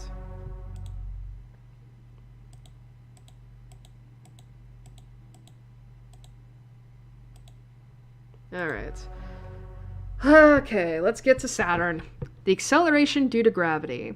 Celestial mechanics and Cradle's graces have one thing in common, and that's escaping Earth's gravity. To do that, they need Saturn and Pluto to work together to corrupt the lunar gravity well. It's an opportunity for one to get the upper hand over the other, but they're not thinking about it politically. We're seriously working with celestial mechanics? This sounds stupid. I seriously don't trust them. They're so shady, no matter what they say. If it's something that's in their best interests, there's no way it's also in ours. I know there's no other way to restart the space colonization project without opening the lunar gravity well, but that's exactly why we need to keep them as far away from it as possible. You don't need any help to do it. That's really true, especially with that reprehensible and irresponsible pilot they're assigning to the operation. Yes, I know, but hey, if I don't need to convince you, why are we doing this? I know it's true, Mars. I'm not going to pretend otherwise. So why? Isn't it true they're just using you for a secret plan that will let them take control during the final battle? They're sneaky! I know, Mars. But if we don't open the gravity well, there's no way to have the final battle in the first place. Earth's gravity will destabilize our ship selves completely. Neither of us can get what we want with Earth so close. But why do you need that conniving pilot with you? There are some things even I can't do. You're the one who keeps telling me that, you know. There's no other way to even get a chance at this without their help. But they're going to use that as leverage to trick us anyway. They're not beneath that. I'm not beneath it either, you know. That's why I'm there. I'll be trying to get the upper hand for us. I can be ruthless too, Mars. Don't you think I want it badly enough? I mean, you shouldn't have to. I know that's the part you hate. I don't care if you don't want to see me do something bad, though. I can do it, just like all of you can. You always tell me not to worry, but then there's nothing that I can do. I want to stop worrying, but I can't when there's nothing I can do. Oh, Mars, I really forget sometimes. You're such a good girl. But just trust me, okay? Trust me and watch me, okay? It's all I ever need. Saturn tempts Pluto to fall in with her, or Pluto tempts Saturn to entertain a silly dream. I mean, to be fair, it's also because Pluto got to kiss a cute girl. Or, well, I guess it's the other way around. Like, Saturn got to kiss a beautiful girl, so... Alright, gotta go with Cradle's graces. Alright. The moon's south pole is the completion point for Earth, where all the terraforming begins and ends. Here, the skyscrapers rise up to catch the eternal light, in what someday will be a city where night never comes. Sorry. Oh my god. I should not be thinking of that. Don't do it, Airi. Don't do it. You're quiet. Is there something on your mind? A lot, but nothing important. Don't hide it from me. You know I could just read it off your gravitational field, right? Are you sure? You're never normally this quiet. Good to know even you can feel that way sometimes. But I didn't think it would be over this. The gravity well can't be that big a deal for someone like you to deal with. And I'm here too, in case you forgot. Feeling out the tides is deeper than mind reading, and not so literal, and you know that. That kind of mind reading is the kind every human can do, but few are any good at. What kind is that? Read my mind about it. Are you nervous? No. I know exactly what I'm doing. I just wish everyone wasn't going to be watching us this whole time. I hate getting yelled at for no good reason. Don't you have people who are a pain in the ass to keep happy? To keep happy? That's everyone in Cradle's Graces. Plus they love me, which makes it so hard. That's why I ditched command. I couldn't stand being pestered constantly by superiors who don't know what they're talking about. I don't have any superiors at all. What? Lucky. Why? 'Cause I'm at the top. Excuse me? I'm the leader of Cradle's Graces, more or less. Excuse me? What? Why? For a lot of reasons, but mostly because no one else wants to be. Oh, Dr. Nix is in charge of most things still, but I do make the decisions. I mean, but why? You're as bad as Mars. This is why it's so hard to get anything done. Cradle's Graces is just full of contradictory, impossible to reconcile, naive and disorganized feelings. Someone has to bring all of that together. No, stop, but but why would you tell me that? I mean, shouldn't I take advantage of this? I thought you just wanted to get to know me better, not engage in any of that cloak and dagger stuff. You're crazy. Why would you trust me? I'm sketchy. No, you're not. You're obnoxious to your friends, but you work hard all the time for their sake. You bullied a certain taciturn ace pilot, not because you hated her, but because you wanted her to grow up and stop wasting her talent on moping. You're always tempting me to your side, but you don't care if I join Celestial Mechanics or not. Also, you asked me how I was doing, if I was nervous, and told me you're here for me on a difficult mission, even though you tried to make it sound like you were lording it over me. So what do you really care about? That you keep coming after me whether you win or lose? Not telling. That's fine, you don't need to say anything for me to understand. I need to shut my mouth or I'll keep stuttering and embarrassing myself. Don't tell me that this whole time you've just been playing along like... Ugh, I give up on being cool. It doesn't matter. No, wait, it does matter! I worked so hard to try to corrupt this good little pilot test brat of Cradle's Graces. Don't be sad about still being a good girl. It's a really hard habit to break. I'm the real fool, though. I saw right through you, and it worked on me just the same. I completely fell for it. Oh, we're almost there. Let's be careful, okay? The slim tower, the tallest on the moon, ends in a point, and suspended above is the overpowering gravity well, claiming humanity's spot on the moon. A safe seat in the cosmos. It'll fall inert to the surface when culture has so fully rooted in the moon that the planet will produce a true human gravity.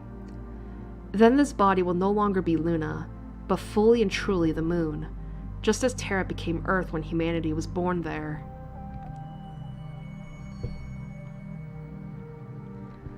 Yet, the gravity well can also be the seed of possibility. It doesn't have any preconceptions about what humans can be, or should be. There's still time. Begin full output. Resonance handshake shaking. Wow, I said that wrong. Resonance handshake seeking. Acknowledged. Handshake received. Oscillating. Rotating. Responding. I am trying to seduce you, though. Endpoint reached. Synchronization complete. Aligned rotations. Acceleration high. Still acceptable. I just don't understand how you can be this strong and amazing and still wasted on all of them. Tidal resonance achieved. Brace for resonance feedback. So tell me, why do you waste so much of your time pestering pilots like Luna, Terra, and me? Tidal resonance far beyond predicted levels. Begin bracing. Hold the core steady for insertion. That's dodging the question. Waves crashing. Intensifying resistive force. It's not. You're not really any different. You care what happens to everyone in space, too. Even fools like us deserve a chance at what they want. The part that makes me angry is how they won't just take what they want. If Earth has abandoned us, why go through so much trouble to reconcile with them? Resistance is incredible. The core's hypersuspension is refusing to decouple. Maximum output. Bending space, culture, time. Dilating possibility. Leaving humanity behind out of spite, just to prove how much you don't care about them, makes it sound like you maybe actually do care about others. But it is really cute how you're trying. I am loyal to us. That's all. The space orphans, the lab girls, and fuck everyone else. No love lost, none owed to anyone else. That's what I'm the leader of. Beginning insertion. Breaking first through 50th seals. Wait a minute. Breaking first through 50th seals. I don't. I want a breakup. If humanity wants us back, they should come crawling and beg us to forgive them. You of all people shouldn't be the ones saving them. Rapid destabilization. Action needed. Are you really okay with all of us in space having a chance at that future, but no one on Earth? I, of all people, know what it would be like to never have that. Breaking seals 50 through 1000. Requesting overload bypass permission. I'm not a good and noble person. My heart's not big enough. Attempting again. Fine. Here's a real secret, just for you, okay? Since you told me yours, I would never forgive the world. But if my master plan doesn't work, I'd follow you wherever. Bracing. Gravitational output maximum. Thank you, really, Saturn. I wouldn't have had this much fun without you. Thanks for giving me room in your heart. Less dramatic status updates that sound like you're gonna die. Core pierced. Heavy damage to upper arm. Insertion activating. Sustained damage. Increasing. Holding until countdown begins. For being so stubborn, even so, you make me falter just a bit. Just a little. I can't be that invincible. I'm just a little lab brat. Reaction confirmed. Are you ready? For everything? Saturn, confirm Roche limit escape. Negative. It's messing up the math. Calculations keep changing.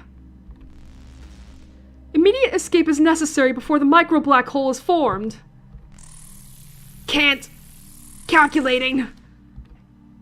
Focus on my voice. It's not time for you to join the inverse yet. Gravity, like a warm embrace, and not just mine, wants you here. Back to your home and mine. Almost. Oh. All the equipment is destroyed. Both of them are badly damaged, but they're not dead. And the tiny black speck pulsing within the containment field. A strange gravity washes over the moon, and many things are possible. A leveled playing field, a new playground. Oh, day 9. Final day.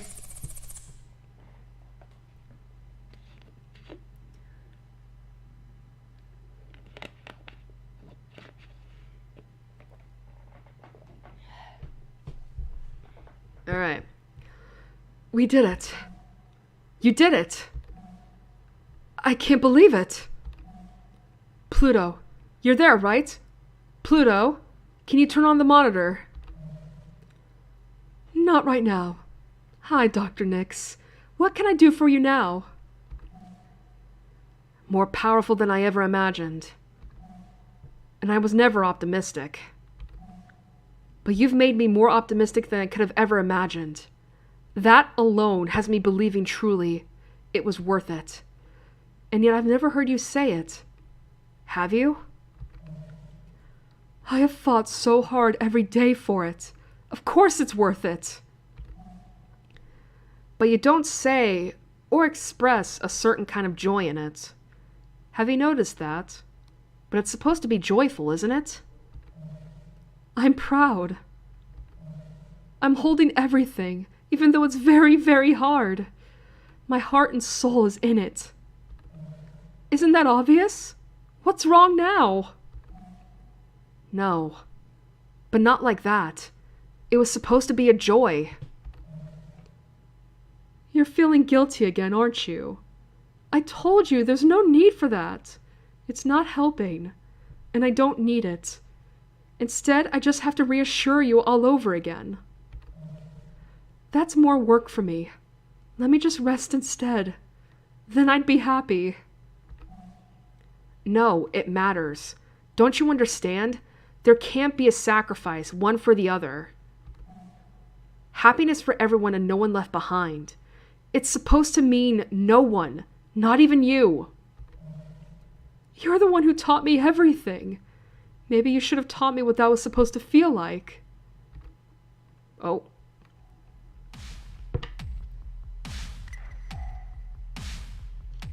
The Cradle's Grace's fleet is small and weak, and they're desperate. With the dream of space dying, there's no time left, no chances left. The decision has already been made. Humans don't need space. It's one thing to go home, another to leave forever. Both of those are just up to those of us in space. Neither of those require the strength to pull humanity from its cradle. That's a strength that no one has, and no one should even pretend they have the strength for it. With all of Cradle's Grace's hopes and dreams, Pluto will still try. The pilots bow out as the conclusion of the conflict becomes evident.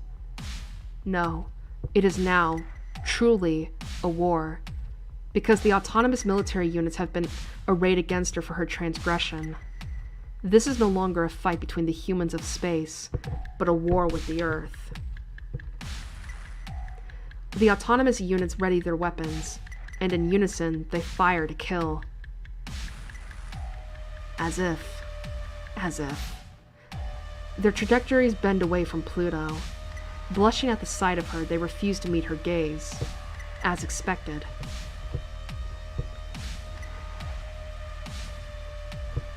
I might have to turn the music down. Chocolate.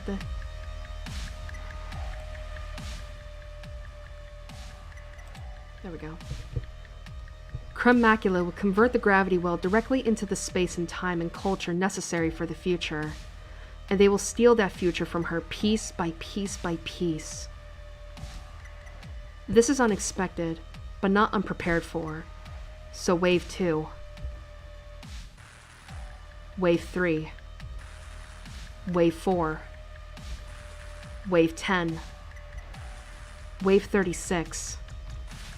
Wave 150. Wave 460. Wave 1000. Wave 4569. They know she's not invincible. They know her real truth, that no one who loves her can see. They have the patience and power to take it apart piece by piece. They will strip her down, atom by atom if they have to, until she loses mass and gravity and becomes only a girl again.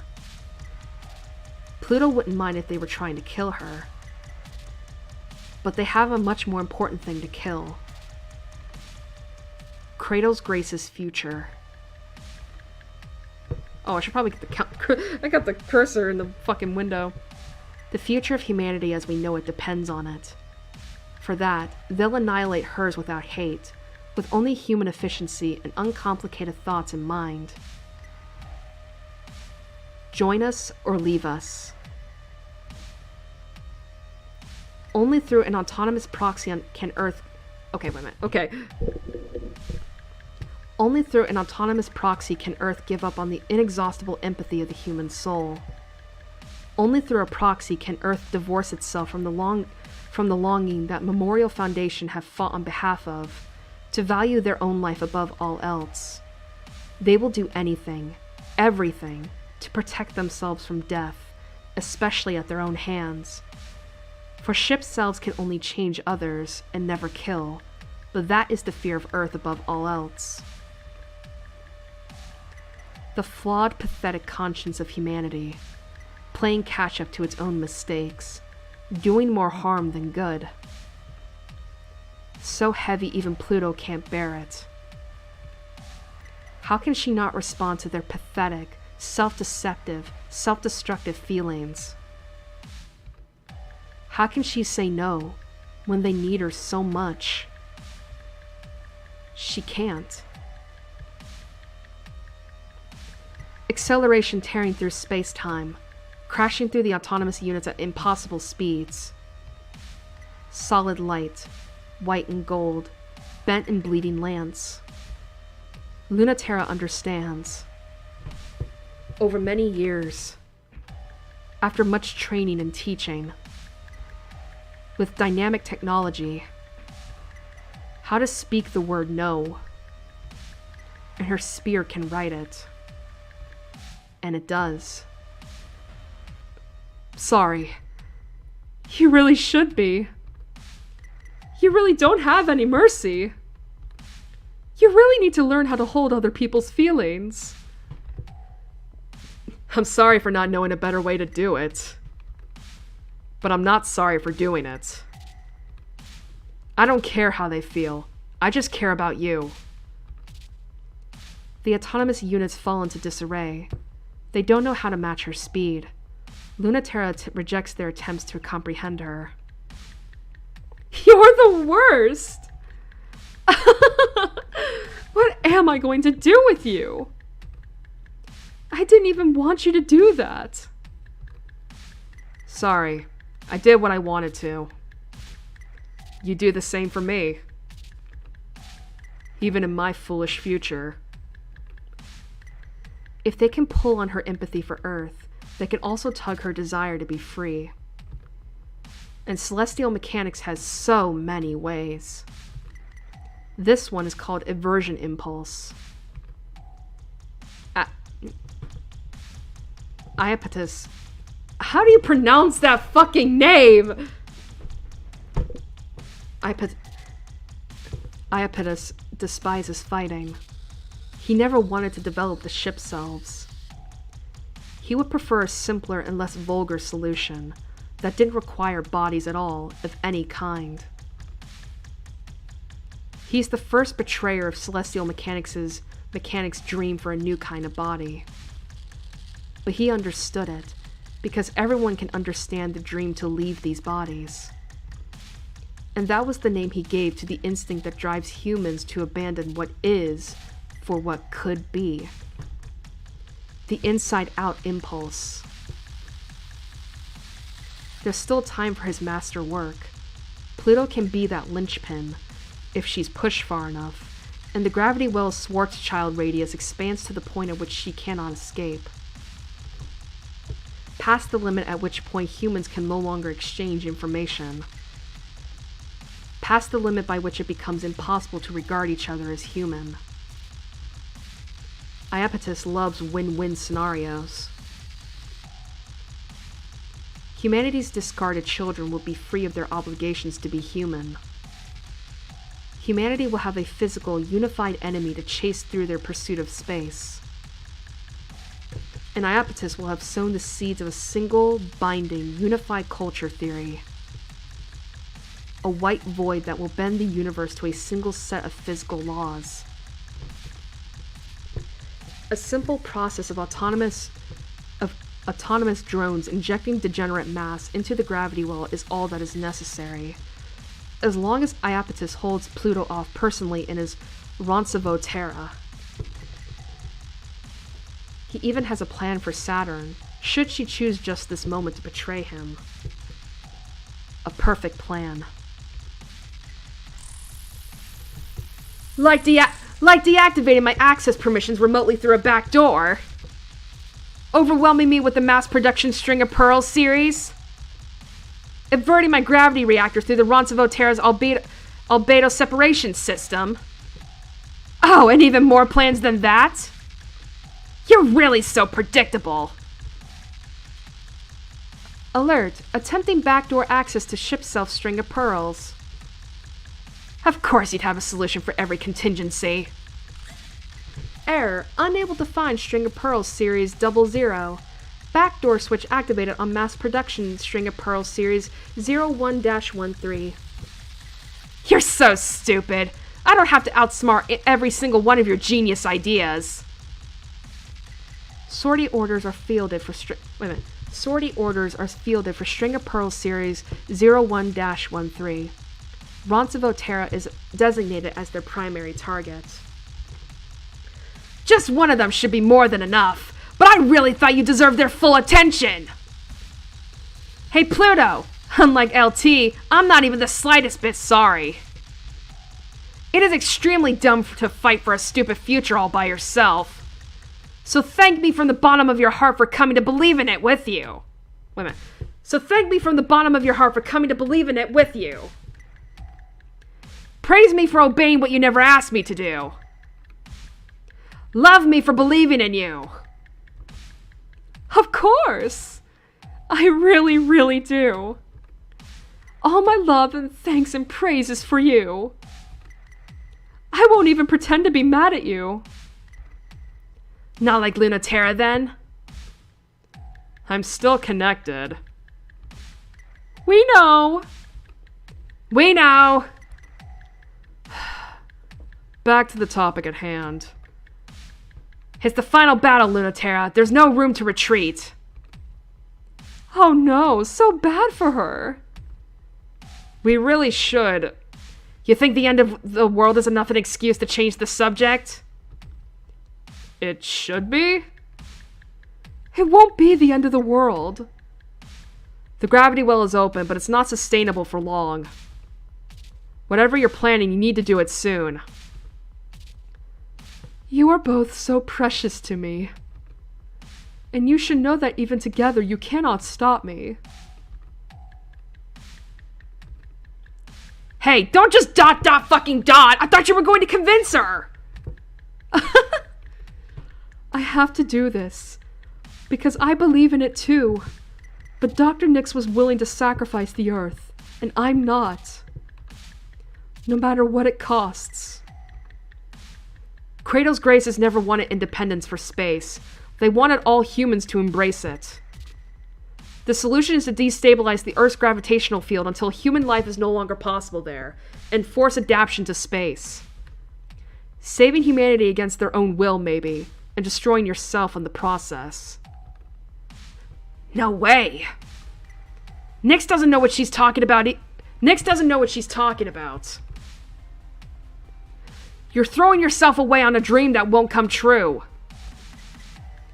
And you were chiding me for not going in on my own future. The possibility lines have closed. There was no chance of a good future since before we started. It's too sad. That's why I have to stand with Dr. Nyx's dream. Humans deserve some kind of real hope. And this is as close to it as I can offer her. Well, how mad will you be at us if we stop you? I'd never be mad at you, even if you could. But for humans to be caught halfway between space and the Earth is the worst of all bad futures. It will split us in half, and that will mean war. It's the future of eternal war. Of true war. Of true war. Not this, where zero-G keeps our bodies immortal and unrestricted. I mean, if we really did declare independence from Earth, wouldn't they see how cool we are and come up anyway? It's their choice, you know. You can't make it for them. That's their problem. You two really put up a fight. For a moment, I almost believed you. I really thought you might be able to stop me. Oh shit. Mari Chrysium's spine is broken. The string of pearls is subdivided into so many components its reassembly time is weeks out. Can't blame us for trying. I wouldn't have been able to do anything else. I really hate this. It's time to... The interfacer is... broken? Thank God, I thought you missed. You didn't make the shot easy. I can't control the lunar gravity event anymore. I don't know what's going to happen. What can I do? Sorry, we didn't think that far ahead. We just wanted you to decide. Not Dr. Nix. Not Dr. Nix. If you can't have everything, what is the thing you really want? I don't know what kind of future we're gonna get. I'm not working with much. Anything you do is fine if it's you. Don't listen to her. Just figure out something that doesn't suck. The three compress, redivide, expand. The simplest childish thought grasps Pluto, bubbles up within her, and she says it before she can stop herself. I want us to be together forever. In our beautiful shapes in space. Free. With everyone. Of course, it is impossible. Not enough people will believe in it. Earth is the primary body of this system, and the medium point between our gravity and its gravity is still deep within the Earth. Yet, they cannot pull us down anymore. That will never happen. We are still in space, and the future is uncertain, if we can even sustain it, but... I declare war on the Earth! Come get us again! Come find us again! I dare you! I challenge you! To prove it once again! What foolishness. Humanity will happily oblige. Yet they find that their autonomous troops are crushed before they can reach us. I'm gonna turn the music back up. Where are the options? Because I can't see. A little bit. Let's try that. Humanity will have to fight us again. On our terms this time. Fight us like children fight. Again. With bodies of plastic. Pretend. If you want to fight us, you'll have to be like us. You didn't have to give me this chance. Actually, I was worried you were going to try to save me from it. Was I hoping you would? Aw, you're sweet. I wouldn't hate you if you did save me from it. But that's not because I want that future more. I have to get you ready for a future that's terrible. But it will be the future with the greatest hope. I really believe that. You gave me permission. You said this was okay. But I don't know if you really knew what it would be. I want what Kratos Graces wants. Happiness for everybody. Free. And let no one be left behind. I can't believe I still believe in something so honest.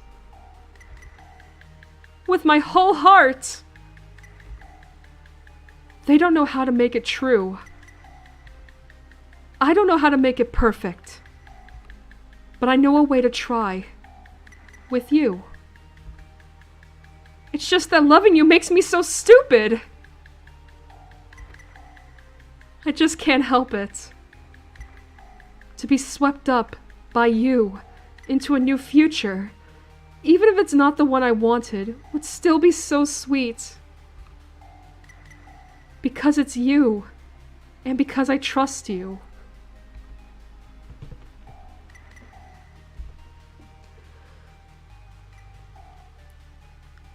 There might still be more today. Let's bet against that. I'm tired. They'll catch us off guard. Sustain your ship self. You want to laze around still in your ship? Why not? Does it feel as nice? It's different, but it's better. You can't feel anything? You've still got a lot to learn, Ace. Maybe I do. Let Pluto teach you. I'm taking a nap. Nah, you're helping. I'm tired. Shut up.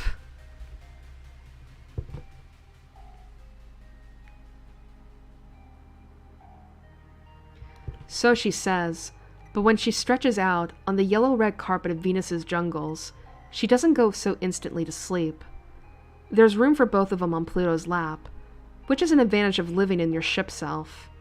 You can do things that you normally couldn't, even if other things are harder. Harder doesn't mean impossible. It just means you have to work for it, to figure out how to make it real, learning a new language that your new body speaks. Moments like these are rare, since we began a war against Earth, though we're quick to remind each other. It's not really a war, the way that war used to be. Not the hard clash of steel and lead, but the pliant pressure of plastic and light. Venus's heat melts their metal before they can make it here. When Earth wants to fight, they have to send softer bodies after us.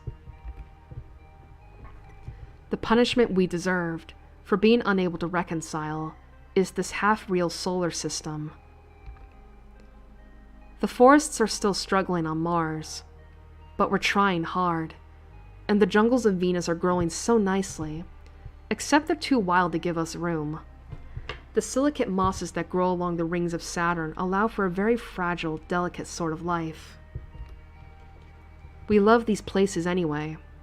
They're becoming more and more like home. All we need are more of us. And they come, descending in waves, trying to take us back. We beat them back every time, and sometimes one or two look around and decide, I'd rather stay here. And then there's more of us. Sometimes they succeed and take one of us back home. That's just as fine with us. We should go where we wish, live as we wish, and if our sisters get taken home, they bring a small part of us back to the Earth. That can't go unchanged. Like Pluto always said, this future no one wanted is the only future that leads somewhere. A future she couldn't hold, and still can't hold, but she doesn't need to. We are holding it with her. We are holding it together. All together, we can hold this future. Earth isn't ready to accept us, and we're not ready to forgive Earth. That's okay. We don't have to be. Let's just fight about it. Let's fuck over it. Let's break up and get back together again over Let's break up and get back together again over it. If we lose on the terms we set, and that proves our point, so haha, we win. If you hate that logic and think it's stupid, come over here and mess me up about it. Come here and make out with me about it.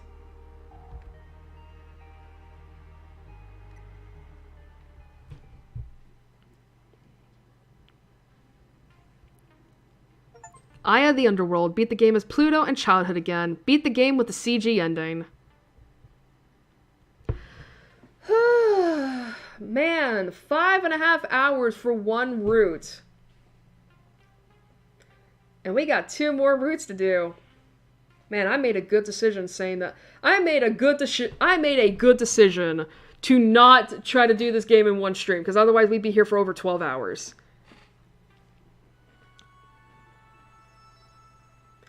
Oh, it doesn't give you, the gallery.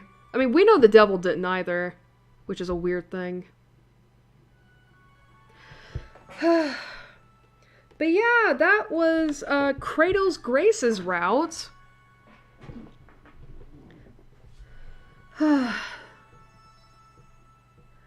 So I will say this, unfortunately I'm not gonna have as much, like, I'm gonna try my best to interpret what the fuck these endings are gonna be, but it's not like We Know the Devil where it's like, oh, okay, I can maybe guess what's going on here.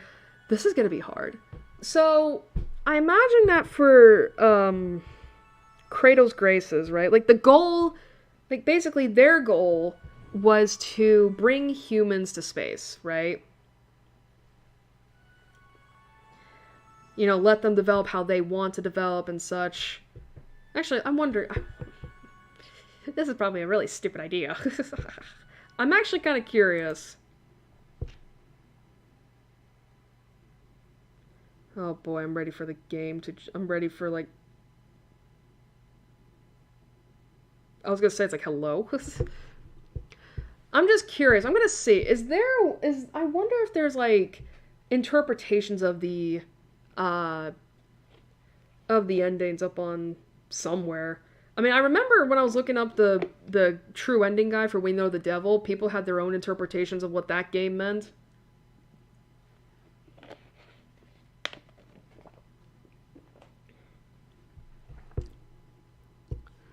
Alright, so let me see. Heaven will be mine. Bleh.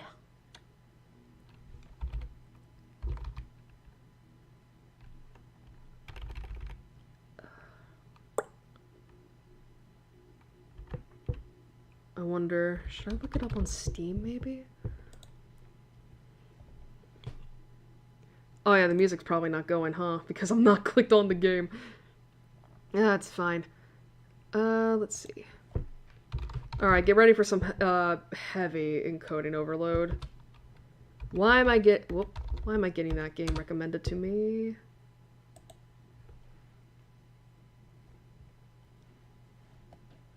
Let's see. View discussions.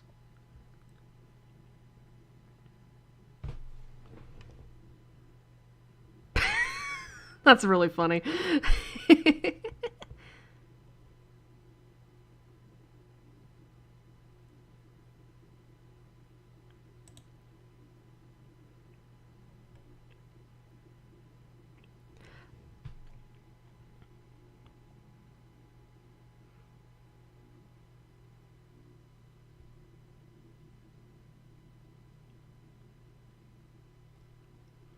Okay, so I'm looking it up here. So so here's the thing, someone attempted to, like, explain the endings in simpler terms, and how they interpreted this was that, Pluto's ending, because it, was different, because it was the same, not the same as in similar, but reality is largely unchanged, nothing changed. Well, not nothing, it's odd. The war that was intended to start in Saturn's arc became real in Pluto's arc. This somehow turned out good because it forced people into space. Gravity G is still G. Light C is still C. People are still people and still create culture. Culture is still somehow causing gravity. The universe is still impossibly fast approaching its heat death as slowly as possible. But by hiding on planet Venus, humanity has to build ship cells to reach them, as for whatever reason they can't build a drone. Let's see. I'm just looking.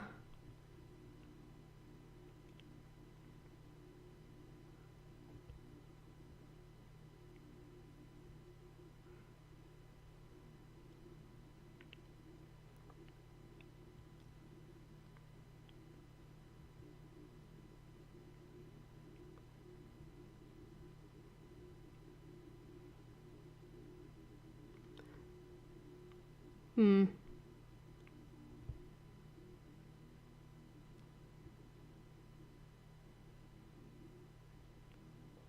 Just looking right now. Let's see.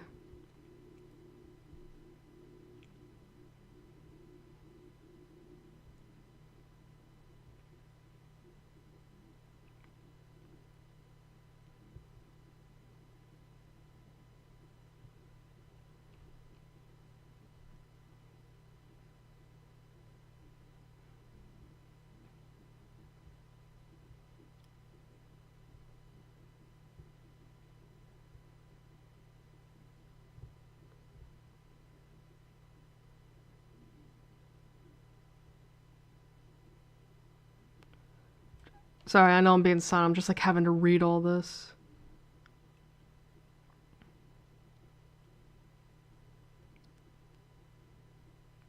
Hmm. Okay, so see another person read this. That essentially like the thing with the ending, right? With Pluto's ending is that like I mean, and I kind of got this, but I wasn't sure if I was right to think that is that basically just so you guys can have some music. Is that basically, Pluto wants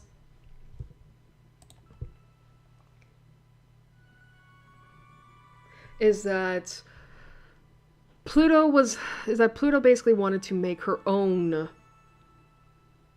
basically wanting to have a decision for herself, and she gets to have that, where it's like, because basically what she wanted was for humanity to come out to space, and keep it alive, but a lot of people weren't wanting that. So this person commented here, like, the other two forcing Pluto to do something for herself instead of bearing the burden of humanity via Dr. Nyx's dream.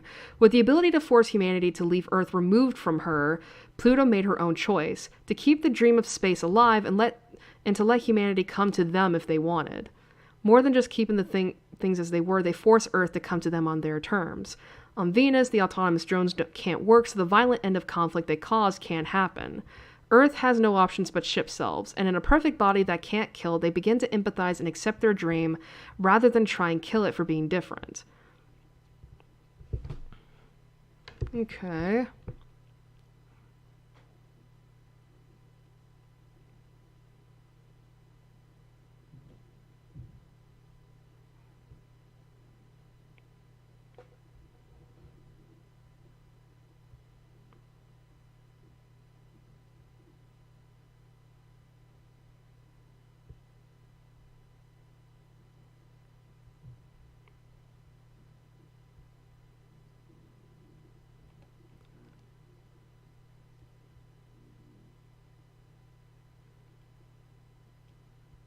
Just looking right now.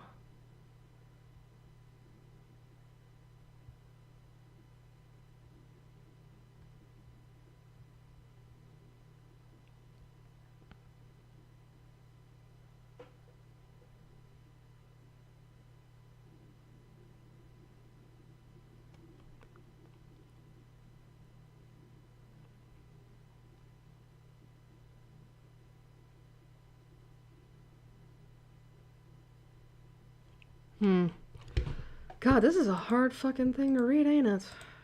Alright. I know, there's no sound coming through, I know. But yeah, just the idea, I guess, of like, But yeah, Pluto finally getting to make a choice for herself. That is good. That is good. Instead of just like following along with other people's goals and Lunaterra and Saturn, like giving her that agency to choose for herself, like what do you want and all that, which is good. But yeah, like the whole thing of like so yeah, as I was saying before with space, it's like again, humanity is able to is that in space humanity can be what they want to be, right? And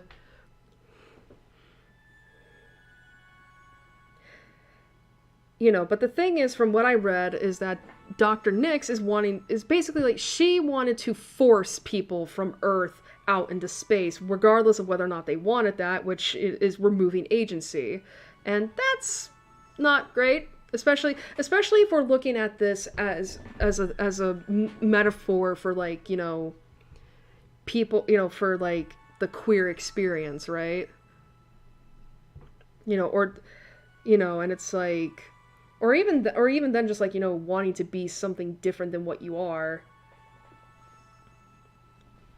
You know, it's like, you know, because remember how I said in We Know the Devil that people should come to terms with who they are on their own terms, at their own pace, and such. Like, basically, Dr. Nyx was wanting to remove that from humanity on Earth, and that wasn't great. So Pluto basically made it so that, you know, the people in space can still be whoever they want to be, but she's also, you know, giving that choice to humanity on Earth, where it's like, you know, where it's like, you know, if you want to be your ideal, you know, if you want to be who you want to be, you know, that Earth can't give you, you can come out to space with us, you know. And it is funny that they say, like, you know, that in the ending it says that, like, oh, well, if Earth captures one of us, you know, that's fine too, because at the very least, that the captured prisoner, as I'll say, still has that seed of possibility. You know what I mean? Like, they still carry that seed, and thus they can spread it to the people on Earth, you know, and encourage them to go out to space.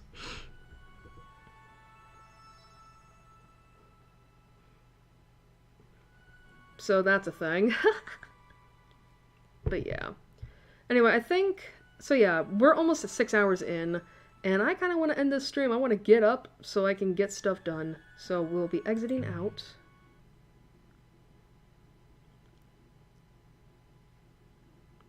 I was gonna say, as the game freezes. Alright, I gotta get music ready.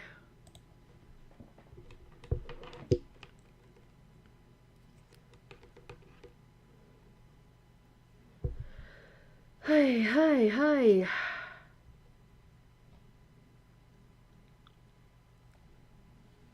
Get ready for loudness.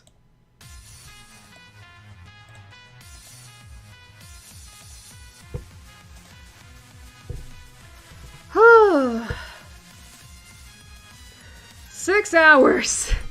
Basically, like 5.5 hours to do one route. Thank God I decided that I was gonna do this in 3 parts. Because otherwise I would probably die.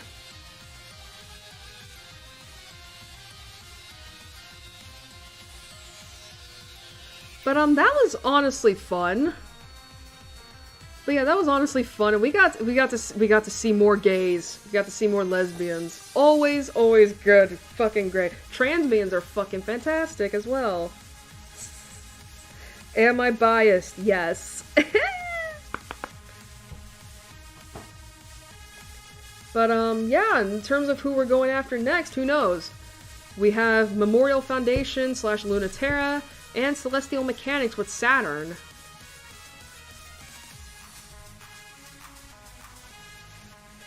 God, I'm not gonna lie. Admittedly, I want Memorial Foundation next so I can just rest my voice. Cause God, if I have to do Saturn, I have to have that growl in my voice, and I'm like, eh. You ever just want to die? But I will say, I honestly don't know how long the next few routes are gonna take.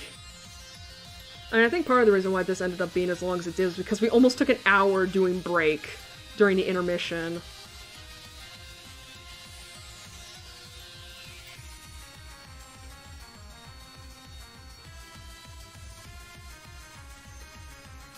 But yeah, so, oh yeah, and I guess another thing to mention too is that, like, in that, I think it was pretty obvious that in that ending, all 3 of the girls were together. Yeah, polyamory is back to being a thing. Listen, ain't nothing wrong with polyamory, alright? Maybe it's not for me, but for some people, it works. Alright, so obviously, as I said before, we're going to be continuing on with this game on Wednesday. So that'll be part 2. And that's on the 26th. Yeah, 26th of June. I'm probably going to be starting an hour later because it's a weekday, and that's usually when, things are a little bit more pushed for time, so to speak.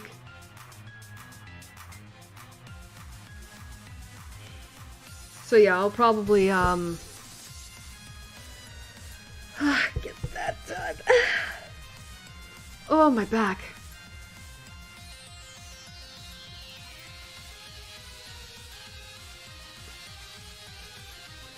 But, yeah, so June 26th. Great. And we'll be doing part 2 of Heaven Will Be Mine. That'll be fun. I just hope, like, you know... I just hope I don't fucking die.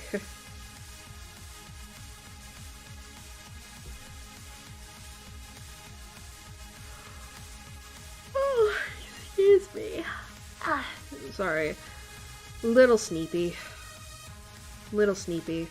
But then again, that's how it's been. I feel like this whole month I've just been tired. I mean, I'm perpetually tired, but I feel like this month in particular has just been exhausting. I wonder if it's because of the fact that, like, I've had to stream, like...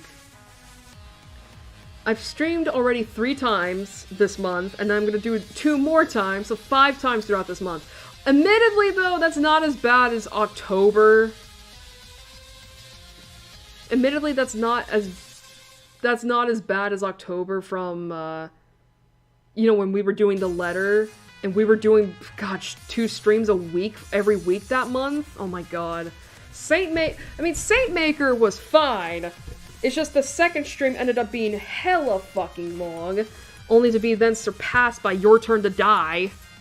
And that wasn't even a horror game. But yeah, speaking of, God, I forgot. Friday is the Steam Summer Sale. That's gonna be the deciding factor on whether or not we get Ghost Trick available or not. And that's gonna be a long stream along with Undertale Yellow once I remember to get it. I might begin Undertale Yellow in September, since that's Undertale's anniversary. 9-year, I think it's 9 years, yeah, because it came out in 2015. You know, it's like, why not do a fan-made prequel to Undertale's 9th anniversary, right? But I'll figure that out and all that.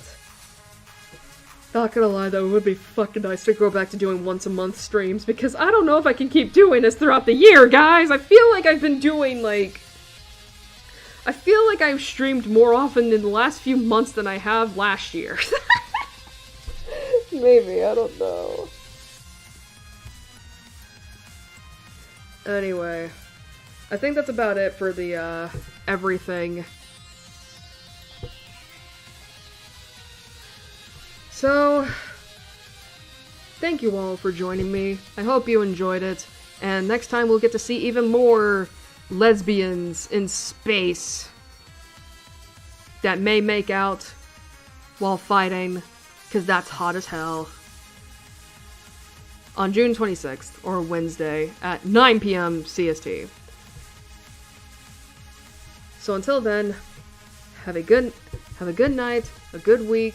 Well, good couple days, not a good week yet. Good couple days. Stay safe. And I'll see you all next time. Good night, everybody.